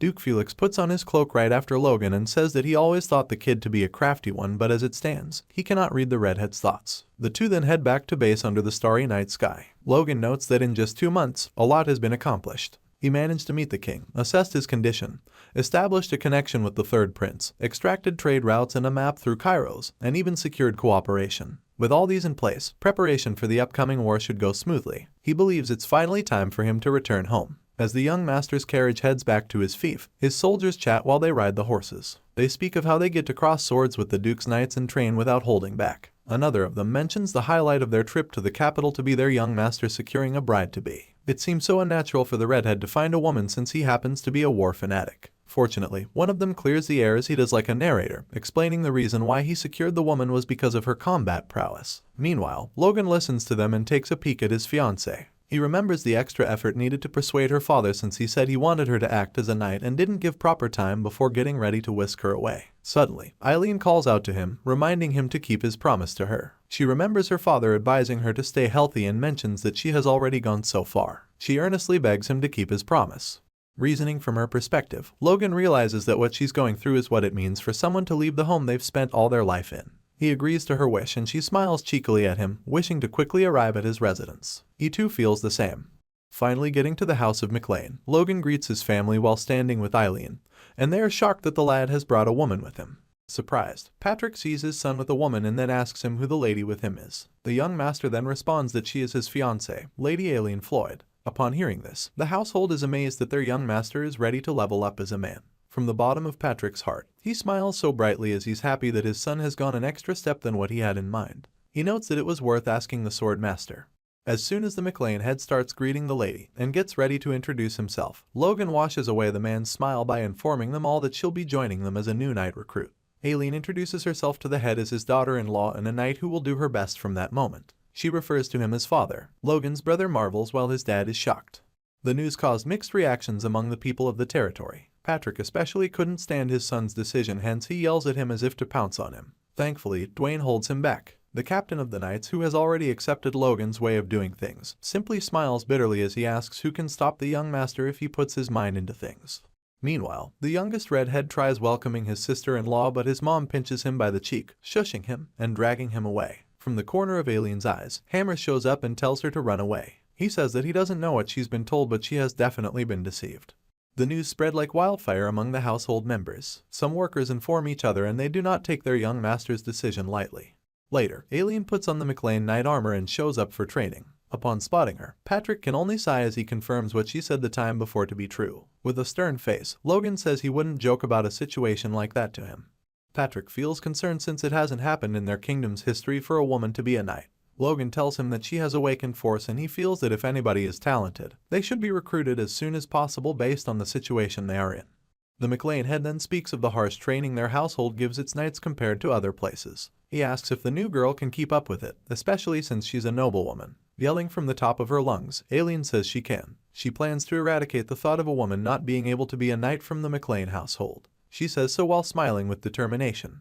Shortly after the night training, her bold claim does a complete 180 from her performance. Lying sprawled on the floor, Aileen struggles to catch her breath as she wonders if the knights of the house are crazy. She wonders if knights are usually trained the way these sets are. Seeing as a knight carries 2 people on his back while being tasked to run uphill seems a little too much for her. Aileen doesn't understand how they can have little force compared to her if they happen to go through such a training. She starts cursing at her weakness and Logan, who stands nearby, asks her if she's regretting it. She immediately kneels upon seeing him.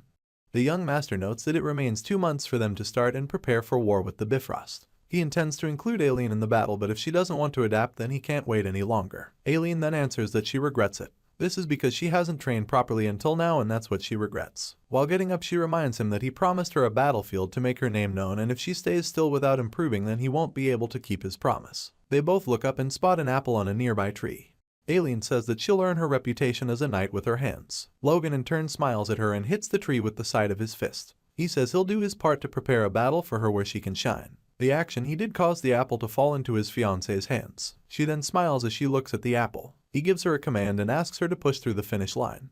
1 week later, a knight charges through a course to knock out another soldier which is positioned atop a cliff. As he shortens the distance between them, the knight above strikes him down, but he is caught just in time from reaching the ground by the McLean head. The man calls out his name and notes that he has been disqualified. One of the knights on standby expresses to his fellow colleague that the current training they're doing is more intense than the ones they've done so far. He wonders who came up with it. The other one mocks him as he expects him to know the answer. It was definitely their young master. Logan yells at the next person to prepare for their round. His father, who stands beside him, pats him in the back for coming up with a good training like this. He notes it to be siege training and teaches how to attack and defend. Aside from it being dangerous, it happens to be good.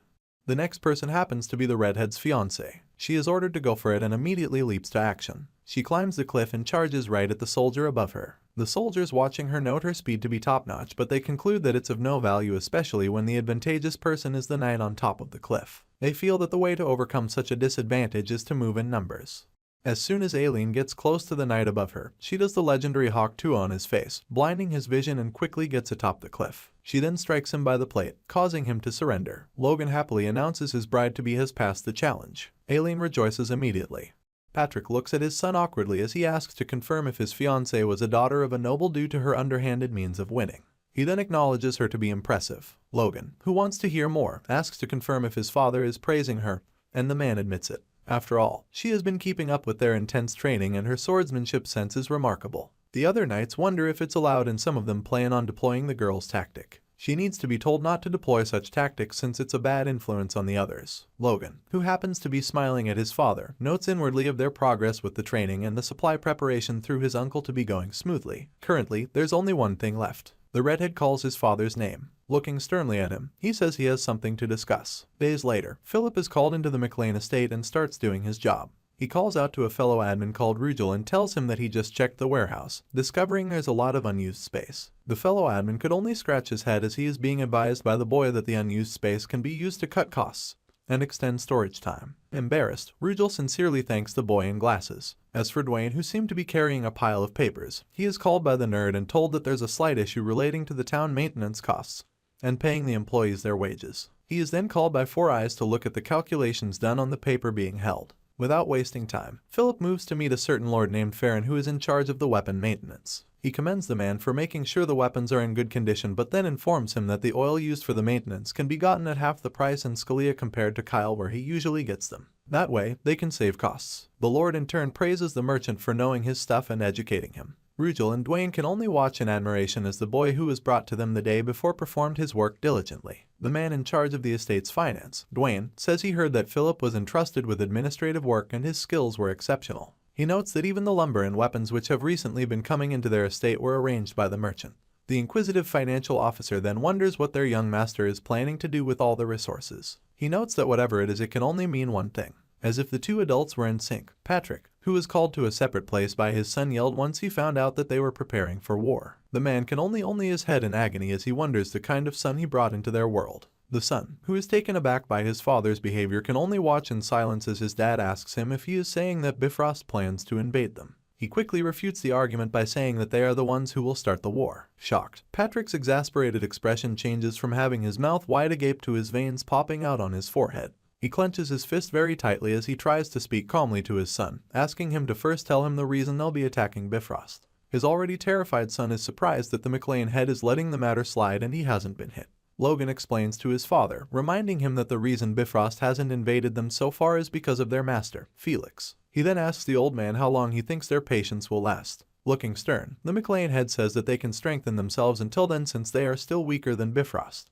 Logan, however, does not agree with him there. He says that if he were in their opponent's shoes he wouldn't wait until then. As he clenches his fist, he tells his dad that it has to be now. The wise old man, upon noticing the boy's impatience, asks him if he knows something. The heir's face remains serious and it causes Patrick to ask his son to tell him what he knows. The lad then pauses and looks down shortly before asking his father a simple question. He says if the king of their nation is about to die and he knows when it'll happen, would he believe him? Immediately, Patrick fearfully asks as he points to his son if he's involved in treason. The little redhead then yells in return, stating otherwise. Rather than defending himself and still on that topic, he decides to be hypothetical. Logan makes up a scenario whereby their king dies and asks his father what would happen. The geezer thinks about it and concludes that there will be problems with the succession to the throne. Logan agrees with him and says that the conflict between the first prince and the second prince will intensify. He states that Bifrost supports the second prince as one of his major backers, so he asks his father what will happen if they go to war with Bifrost after the succession of the power struggle has started. Immediately, the man concludes that it'll look like they are picking a fight with the second prince. Agreeing with his father, Logan says that if they want to fight without interference, the only time to do so will be before the king dies. He imagines a scale whereby Bifrost is tossed from one of the sides, noting that when Bifrost collapses, and the balance between the two factions tips in one direction,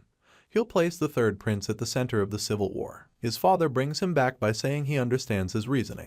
He then asks if it can't wait until the power struggle ends, believing that by then they could have grown stronger. The young master then remembers what happened in his past life and notes that just after the civil war will the empire act, giving them no chance, so he'd like to prevent that. He closes his eyes as he says to his father that by that time, it would be too late. Logan notes that if the second prince wins, Bifrost, who is one of his key allies, will become part of the royal inner circle, and if the first prince wins, Bifrost's lands will no longer belong to them, meaning that in both cases they won't be able to reach their opponent and will never be able to recover the lands they took from them. The sharp, intuitive father understands his son's reasoning as he can see the bigger picture, but he says he still has many questions. First is how his son knows that the king will die. Seeing his heir go quiet, Patrick doesn't push the matter further and says he'll trust him, surprising the dolt. The man says that looking back on everything the boy had done, there have been several oddities and it's almost as if he can see the future. They both look to their castle and Patrick says Logan must have his reasons for not explaining everything. He looks back at his son and says he'll ask him one question and won't press him any further. As the father recalls the things his son has done so far, he then questions his son for what purpose are the things he has done and the others he plans to do are for. With wind gently blowing the falling leaves, Logan earnestly tells his father that his only purpose is for their family to prosper.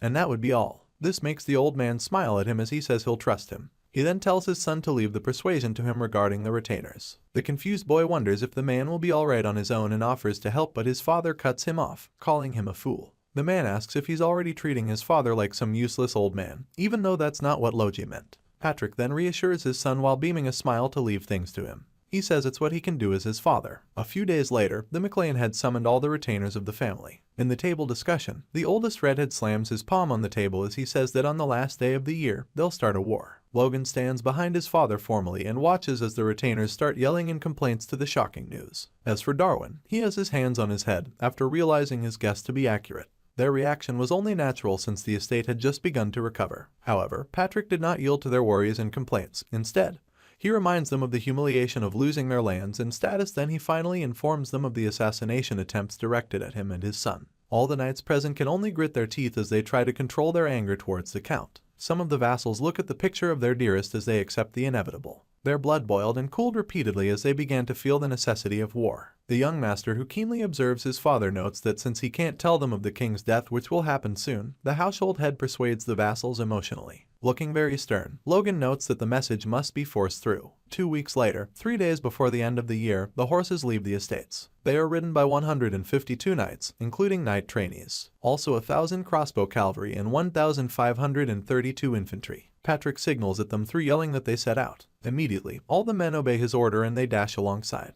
The two relatives ride side by side and they confirm with a stern gaze what must be done. Logan recalls his father asking him for a plan. After all, he must have thought of some tactics since he was the one who suggested the war. This was weeks ago when the young master just broke the news to his dad. The lad confirmed back then that they couldn't win if they went against Bifrost directly, so he suggested that they won't formally declare war against them. Surprised, Patrick wondered what the boy was up to, but it turned out that his sneaky child had set plans in place. Currently, a messenger runs to inform his master that the McLean forces have declared war on them. The servant explains while quivering that their household is being held accountable for insulting the redheads 6 months ago on their Peretta lands. Max Peretta, the lord of his lands, is infuriated and at the same time terrified of what's to come, so he yells back at the servant, asking him what the hell he is talking about. As for the McLean forces, they dash towards the castle. The news gets to Count Bifrost, and while on his seat, his messenger tells him that Peretta has requested assistance. The man who kneels to his lord asks what's the next step for them to take. The smart lord at first ponders for a bit but then grins as he calls the McLeans stupid fools. He states that he was barely holding back because of the Sword Duke and now they've handed him the perfect excuse. The Count notes that his forces are at least double of their opposition even at a glance. He feels a bit uneasy regarding the rumored crossbow. Without wasting time, Bifrost calls out to his two high-tier knights, Asian and Plants, who stand not far behind him, asking if the preparations are complete. The men hidden in the shadows respond positively to his question. Upon hearing them, the Count gets up from his chair and tells the messenger to prepare for departure. He says that once Peretta is trampled, while the McLeans bask in their hollow victory, they'll drag them from heaven to hell. The Lord clenches his fist tightly as he prepares to have his men pounce on the McLeans after their first bout. As for the men to be attacked, the House of Peretta, their ruler trembles on his chair as he asks why the Count's men aren't coming to help. Suddenly, a soldier runs in while yelling and the ruler asks him where the McLeans are. To his surprise, his soldier tells him that they've disappeared. The Bifrost's men who leave with the hopes of attacking the McLeans after their battle were told that their opponents didn't go to Peretta. Instead, they've appeared on Bifrost's territory, not at the main castle but at the second castle called Tomodo. As for Logan and his men, they head towards Tomodo. They slow down upon sighting their target and the young master confirms from the knight leader that the castle ahead of them is the Great Granary, Tomodo. The castle is the Count's lifeline that stores most of his grain. The knight head confirms that taking it will deal a long-lasting blow on the Count. He then asks the redhead if taking the place alone will secure their victory and he affirms, noting it to be that way for the time being. Patrick looks at his son as he recalls the strategy they both discussed in the forest of the training grounds. The lad back then told him that they would declare war on Peretta but their main target would be Bifrost's second castle, Tomodo. Confused, the McLean had asked his son if that would be done to lure the Count to Peretta and his child confirmed it.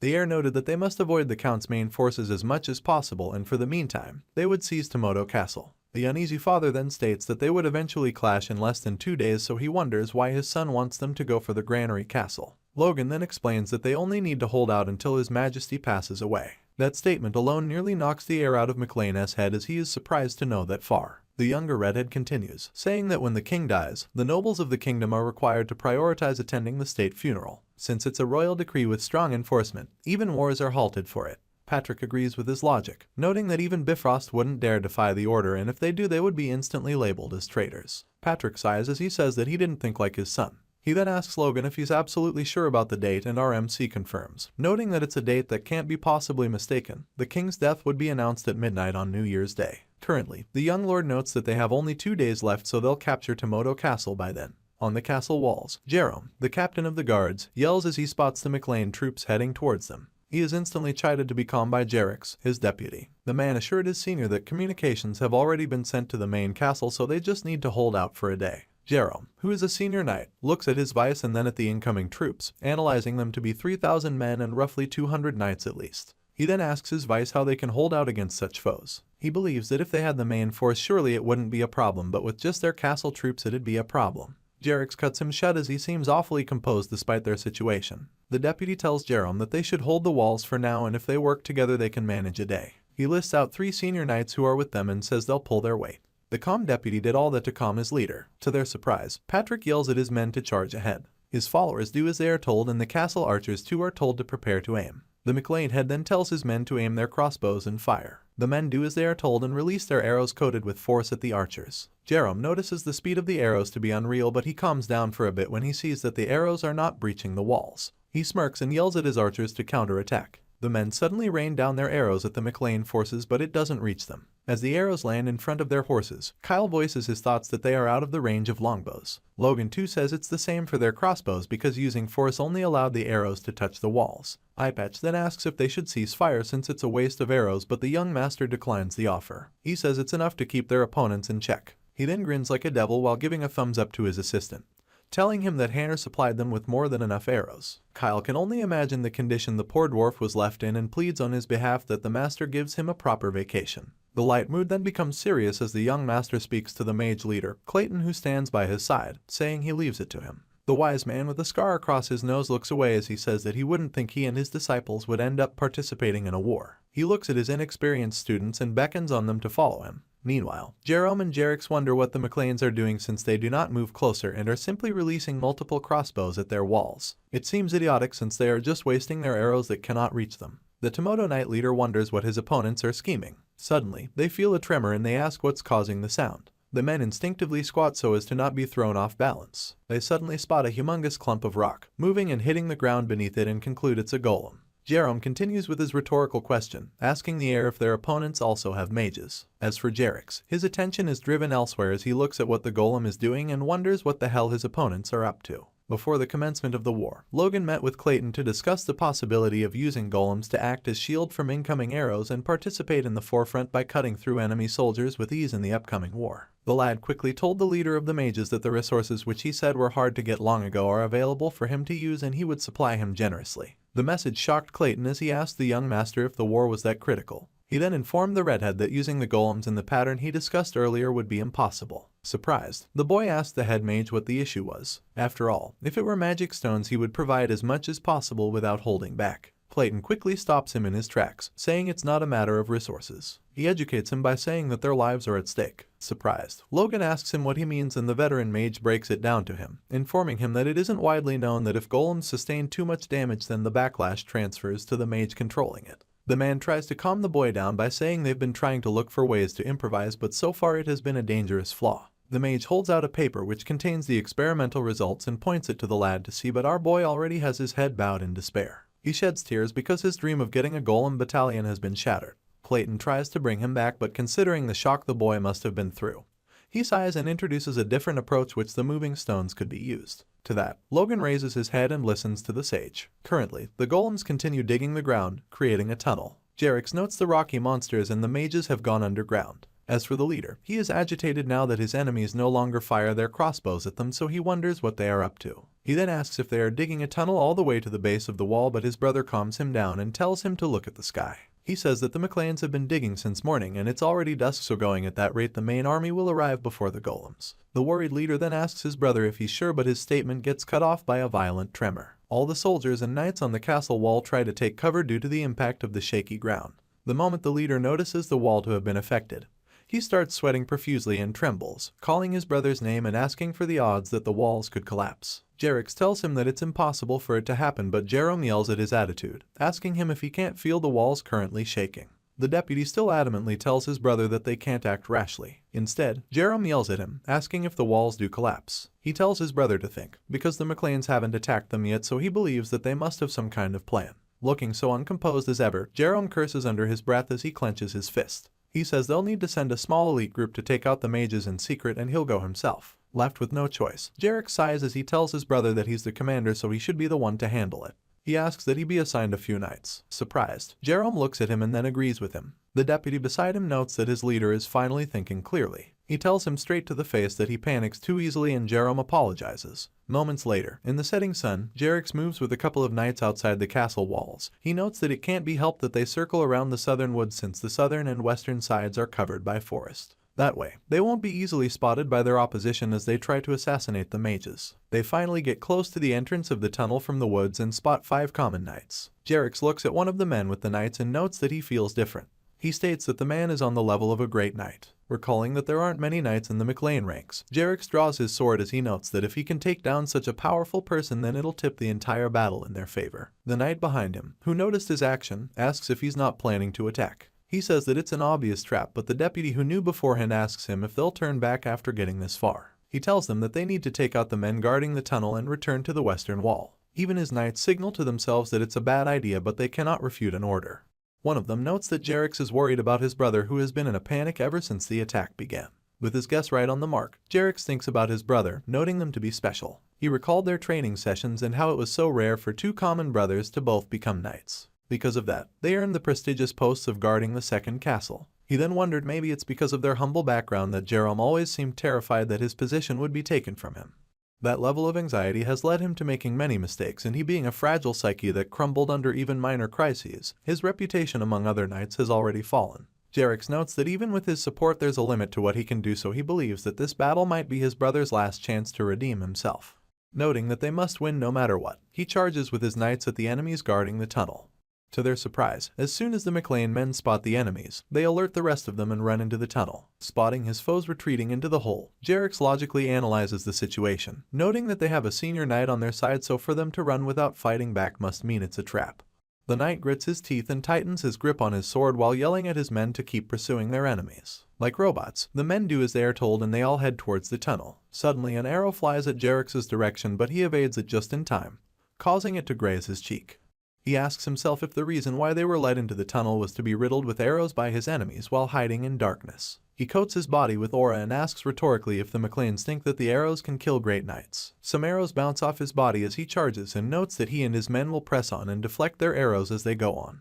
Suddenly, his horse stops moving and neighs loudly. It falls to the ground as if it's been struck by the enemies. Jerick instinctively gets off before the thing crashes to the ground and he spots light ahead. Immediately, dozens of arrows rain on his men and horses, causing them to drop like flies. Their screams echo in the tunnel and their leader could only curse as he deflects the arrows with his aura. He notes that he doesn't have the luxury to worry about knights who can't even block arrows. The man looks back and yells at his men, saying those who can shield themselves with her aura to keep going ahead. As they continue treading, Jerick notes that if he can handle the senior knight, the rest of his men that are with him can deal with the common troops and their mages who are vulnerable to close combat. With that, he believes they still have a chance. Or so he thought. Immediately, Clayton yells earth wall and immediately, huge lumps of rocks fall behind them, blocking their path. The men look back having realized that their exit has been closed. Clinton yells the word swamp and the soldiers' feet start sinking on the spot. Panicking, Jerick yells what magic was being used, saying the ground is turning into a swamp. The McLean knight leader walks back on his horse, speaking to Clayton that they've taken out their horses. He grins like a devil while speaking to the sinking men that he has blocked their retreat. Jerick notes that he's ready to play with them. Still grinning, the Great Knight looks at his opponent who grits his teeth as he notes that their ambush has failed. The Blonde Knight says he and his men need to conserve their strength and return to the wall as quickly as possible. He plans to neutralize the swap spell so that the others can break through the barrier and notify his brother. His heart sinks as soon as he hears a roar, yelling at their troops to charge. With the sound of horses racing above, Jerick can't believe that he was lured into the tunnel just to have his brother's forces divided. Logan yells at his remaining men to charge at the castle gates, sinking the man in further despair. Jerome worries for his brother who happens to grip the castle wall tightly. The man vibrates as he yells that it's absolute madness. Clayton tells the young master of another method with which the golems can be used. He suggests that they dig tunnels with them to collapse their enemy's wall. He believes that it's not very hard to undermine the wall's support from underground, and it's quite doable. Considering what the mage has said, Logan suggests that they stay safe from arrows. For that, they'll need to start far from the wall. Doing that will assure the mage's safety, but it'll make the task more demanding since they'll need to dig far and it'll take a long while to reach the base of the wall. He then comes up with an idea, saying that they'll lure the enemies into the tunnels. The mage concludes that the reason that'll be done is to divide their forces. The priest then asks if the enemies would fall for it so easily, and the redhead explains to him that the tunnels alone wouldn't suffice. For that, he'll need Clayton to shake the ground. Confused, the man asks if it's with earth magic, and with that, it isn't impossible, but a full-scale earthquake would be difficult to cause. The redhead, however, says it's fine and all he'll need is a single blow strong enough to cause fear into the hearts of their opposition. At the point when the enemy splits their forces to investigate, that's when the McLean will force their way and attack the wall. Currently, the McLean forces dash towards the castle wall and the captain of the knights can only curse as he sees that he's been tricked. He is frustrated that his brother isn't around to assist him. Jerome bites his glove as he suspects the troops to have planned for such a move. He starts confirming how right he was, but suddenly, he recalls his brother telling him that he panics too easily. The memory gets him triggered and he yells at his men to fire at the McLean forces, ordering them to prevent the troops from getting close. The men do as they are told and rain down arrows on the redhead soldiers. From the sky, dozens of arrows fall towards the MC's army, but the soldiers aren't hit. Among them are Eileen and Logan's younger brother. The knights dash through the dust, and as soon as they get close to the castle walls, they leap on it and start heading vertically. Eileen, the redhead spouse-to-be of Logan, recalls the number of months they spent scaling the dreadful cliffs. At the top of her voice, the beautiful knight says the current height is nothing compared to the one at the training grounds. As she's several meters in the air, a guard dashes at her, but he's shocked when he sees that the knight before him is a woman. While descending on her prey, Eileen quotes her sword with force while vowing to make her mark in that battle no matter what. She slashes the foe, and he ends up using his last words to curse her before dying. As she goads on her very first victory, an opposition appears from behind and nearly cleaves her in two. Thankfully, Ronian ends the man's life and shouts at his sister-in-law to get a hold of herself. Shocked, the girl notes that she only realized that she was on a battlefield after ending someone's life. Quickly, she punches her face, startling the boy, and apologizes for showing him such weakness. Ronian, seeing his in-law's determination, tells her that he too wants to make his mark on the battlefield. He plans to get stronger so that he doesn't lose to Victor, another knight who is growing at an incredible speed. They are suddenly surrounded and they yell as they charge at their foes. Logan, who arrives at the foot of the walls, observes his family fight and notes that they are going overboard. Watching Ronian, he asks himself when his little brother became a mid-level knight. He even sees the teen's new sword. His first thought about the boy's fighting style is impressive, but then he corrects himself and dashes towards the wall. The young heir notes that the two of them going wild in their current situation is too dangerous, and it won't be long before the senior knights swarm them. He puts his aide on his left foot and leaps on the wall. He pushes again and jumps into the castle, surprising the nearby knights. Coating himself with aura, the redhead swings his sword, creating a slash that cuts multiple foes into halves. A knight standing close to him trembles as he holds his sword. Logan doesn't even pay him any attention before swinging it to his left and offing the guy on impact. He plans for things to progress in the current manner and to quickly bring down the castle guard captain. Before he can completely express how he feels, Patrick yells upon landing on the castle walls. He calls out to the Knights of Bifrost, declaring his name and raising up his sword. The geezer, whose call lures lots of the knights to his side, beckons on them to dodge his attack if they can. With one swing of his sword, which is coated in aura, he cuts down most of them. Suddenly, he sees someone approaching him from his left, so he quickly turns around and parries the incoming attack. The blonde who clashes with him yells at the McLean lord, saying he'll cut off his head. Surprised by the opponent's declaration, the McLean head realizes that he is up against the captain of the castle, Jerome. The castle's captain notes that there's not much of a difference between him and Patrick. After all, it's just a few months ago that the geezer became a top-ranked knight. He yells inwardly that he can do it. The men leap away from each other and prepare to attack once again. Jerome keeps reassuring himself that he can take down the McLean head. While at it, a slash which looks like the extension of the redhead's sword is sent his way in a very fast manner, leaving him no room to react to it. Suddenly, his words stop and his head falls after being separated from his shoulders cleanly. Unfortunately, it lands right in front of Jerix, his brother. The vice captain, who just got to the castle wall, sees his brother's head on the floor. The knight who followed him first of all asks what the light he saw earlier was, but as soon as he sees the head, he gulps. Jerix looks down in horror and asks how come. He then sees Patrick not far away and concludes what happened. He grits his teeth and then lies through it, yelling at his people that reinforcements are coming. The knight behind him tries to calm him down, signaling that he should stop. But the vice captain who takes over his brother's post has lost it. The dude screams at them to fight to the very end, telling them not to let the death of their comrades be in vain. Not far from him, Logan leaps into the air. He prepares to launch an attack at the vice captain. Upon seeing the blonde lose his composure, he asks if his vision had been clouded by rage. Spotting Logan to be close-by, Jerix yells at him, swearing that he'll kill him and all the McLean. Just before he can complete his sentence, the young McLean heir whom he saw a moment ago has reduced the distance between them instantly. Before the man can ask when and how did he make such a move, the young master strikes him with an aura blade. Logan then looks back after having the man and says that the one who will die is him. The young master is approached a few hours after the battle by Heinkel and Clayton on a horse. The heir says he's glad that they are safe, but the humble Clayton says it's thanks to the knight leader. As the men come down from the horse, the knight with gray hair tells the young lord that 2 enemy knights broke through the mud wall and escaped. Logan doesn't act worried as he tells them not to worry about that. He then looks up at the castle and Heinkel follows his gaze. On the castle walls, the McLean soldiers raise their flag. The redhead then assures the knight leader that all the enemy knights have been dealt with and they've safely taken over Tomoto Castle. Logan thanks the men, saying it's due to them that they could achieve such feats without much effort. They try to hide their embarrassment due to being thanked directly, and even Clayton chuckles as he denies doing much. Suddenly, he feels the hand of the young master on his left shoulder and gets pressured heavily from it.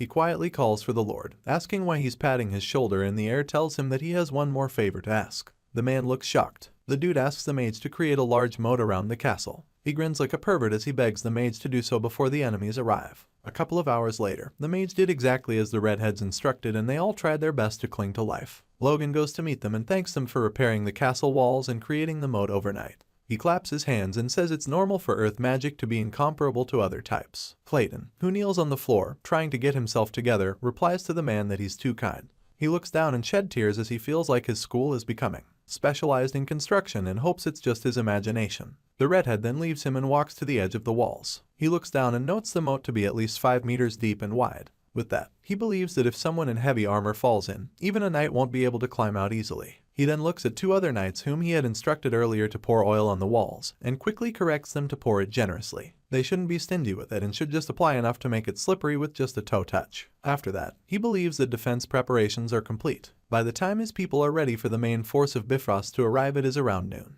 Not too far from them, dust clouds can be seen coming from the ground. Staring intently, Logan sees that it's the people he's been waiting for and smiles, calling it perfect timing. Bifrost's men yell that their enemy has been sighted and they prepare their troops for battle. By the time they finally get close to the castle of Tomodo, they see the McLean standing on the castle wall, looking down on them. Roger Bifrost, the Count, rides alongside Plants, the top-tier knight, and another one. Logan looks at them, noting that the king will die at midnight. He plans to hold out until that night. Upon spotting McLean's flag in the castle, the Count gets angry and questions the McLean house for daring to do such and messing the area around the place like that. He then looks at the Moonlight Knight and asks for Jerome and Jerix. The reply he gets doesn't sound positive, so the man realizes it to be the reason his foes built a moat. He curses at the dead blondes for not being able to hold their ground. Bifrost then calls for Aslan, a fellow knight, and asks him what the enemy's strength is. The dude says that according to one of their allies that escaped, the McLeans have less than 150 knights and less than 2,500 soldiers. Roger Bifrost then asks for variables, and the knight informs him that Patrick is a top-tier knight, and they happen to have like 10 earth mages. The blonde ruler smirks as he suspects his foes to have prepared some secret weapons. The man then asks for the expected outcome if the two sides clash. Aslan thinks for a bit and then grins like a devil before declaring it to be their overwhelming victory. Meanwhile, on the castle walls, Patrick tells his son that the enemy has just over 300 knights and their soldiers easily exceed 5,000.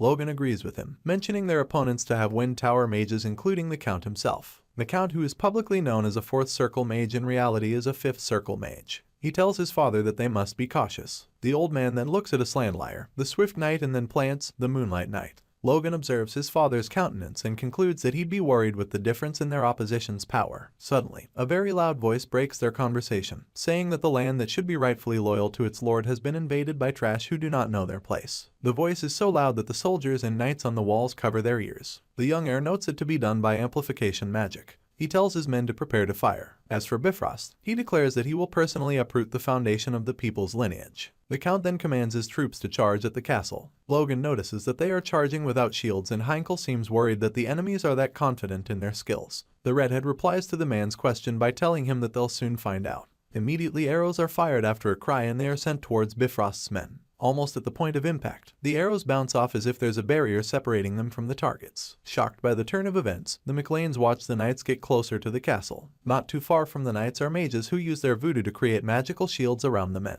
As for Bifrost, he grins as he asks rhetorically if they think they can withstand magic, no matter how impressive his opponent's cursed weapons are. Looking very agitated, Logan grits his teeth as he stares at the incoming knights. He notes the magic used on them to have weakened the power of the crossbows, so he concludes that there's no point targeting them with such weapons. He yells at the archers to focus on the soldiers instead. He tells his knights to move to their positions and prepare to defend the castle. He tells the soldier to smash their heads before they climb up. Logan notes wars generally have become a battle of Force Awakens. He believes that if the crossbows don't work, then they'll just face their opponents directly. General Plants and Aslan charge towards the castle while the redhead draws out his blade. He anticipates where they'll come from. The person who gets down from his horse and leaps toward the walls is Aslan. With great speed, the short knight prepares to scale the walls. He then remembers how people usually teased him in gatherings, asking how someone like him can become a knight. It was so sad and embarrassing that attendees even joined in mocking him, wondering if he can even lift a sword. He remembers the nickname they coined for him, calling him a monkey. It's due to his unique face and long arms. The weird appearance always made him a prey wherever he went. Now he vows not to yield to the commoners because through painstaking effort he became a top-tier knight.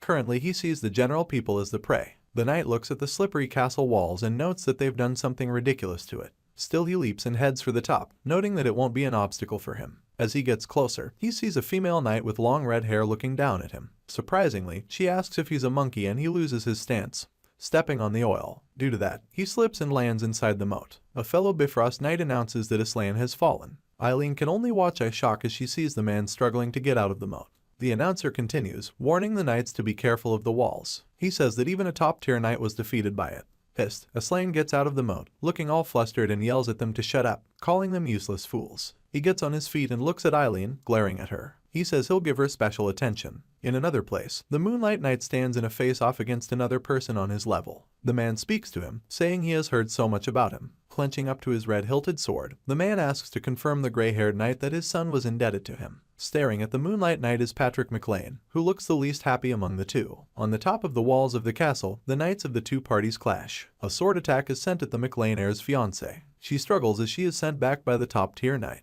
The man, a slan liar, praises her for being bold. He also asks if all McLean women are like her. Cursing under her breath is Eileen. She complains that he is only targeting her. She then corrects her thoughts, saying that the man is toying with her. Gripping the sword with his left hand, the slouching man asks her if she's mad that a mere monkey got to her. The statement confirms that she is in that scenario because of what she said. Taking a step forward, Eileen looks at the bright side of things, suggesting that it may be a relief. She plans to keep the monkey-looking figure for as long as possible. Seeing her composure, Aslan smiles at her, saying that he'll keep playing with her for a long time. In a different location on the walls, swords clash and a knight readjusts to the impact. 3 of the Bifrost's men stand together to go against Logan. One of them, which happens to be the one in the middle, voices out his thoughts. He wonders what's up since the rumor he heard of Logan was that he was an advanced knight. Now the redhead is holding his own against 3 other knights on the same status as him. The gray-haired knight sweats as he wonders if it's true that the young master hurt the Moonlight Knight.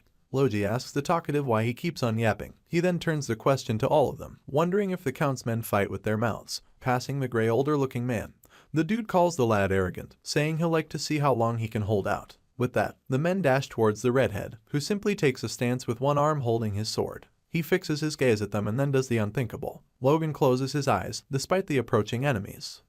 That catches us up with the latest chapter of this manhwa once again, and the plot is only getting thicker. I hope you guys have enjoyed it so far just as much as I did, and look forward to more as usual when newer chapters get released.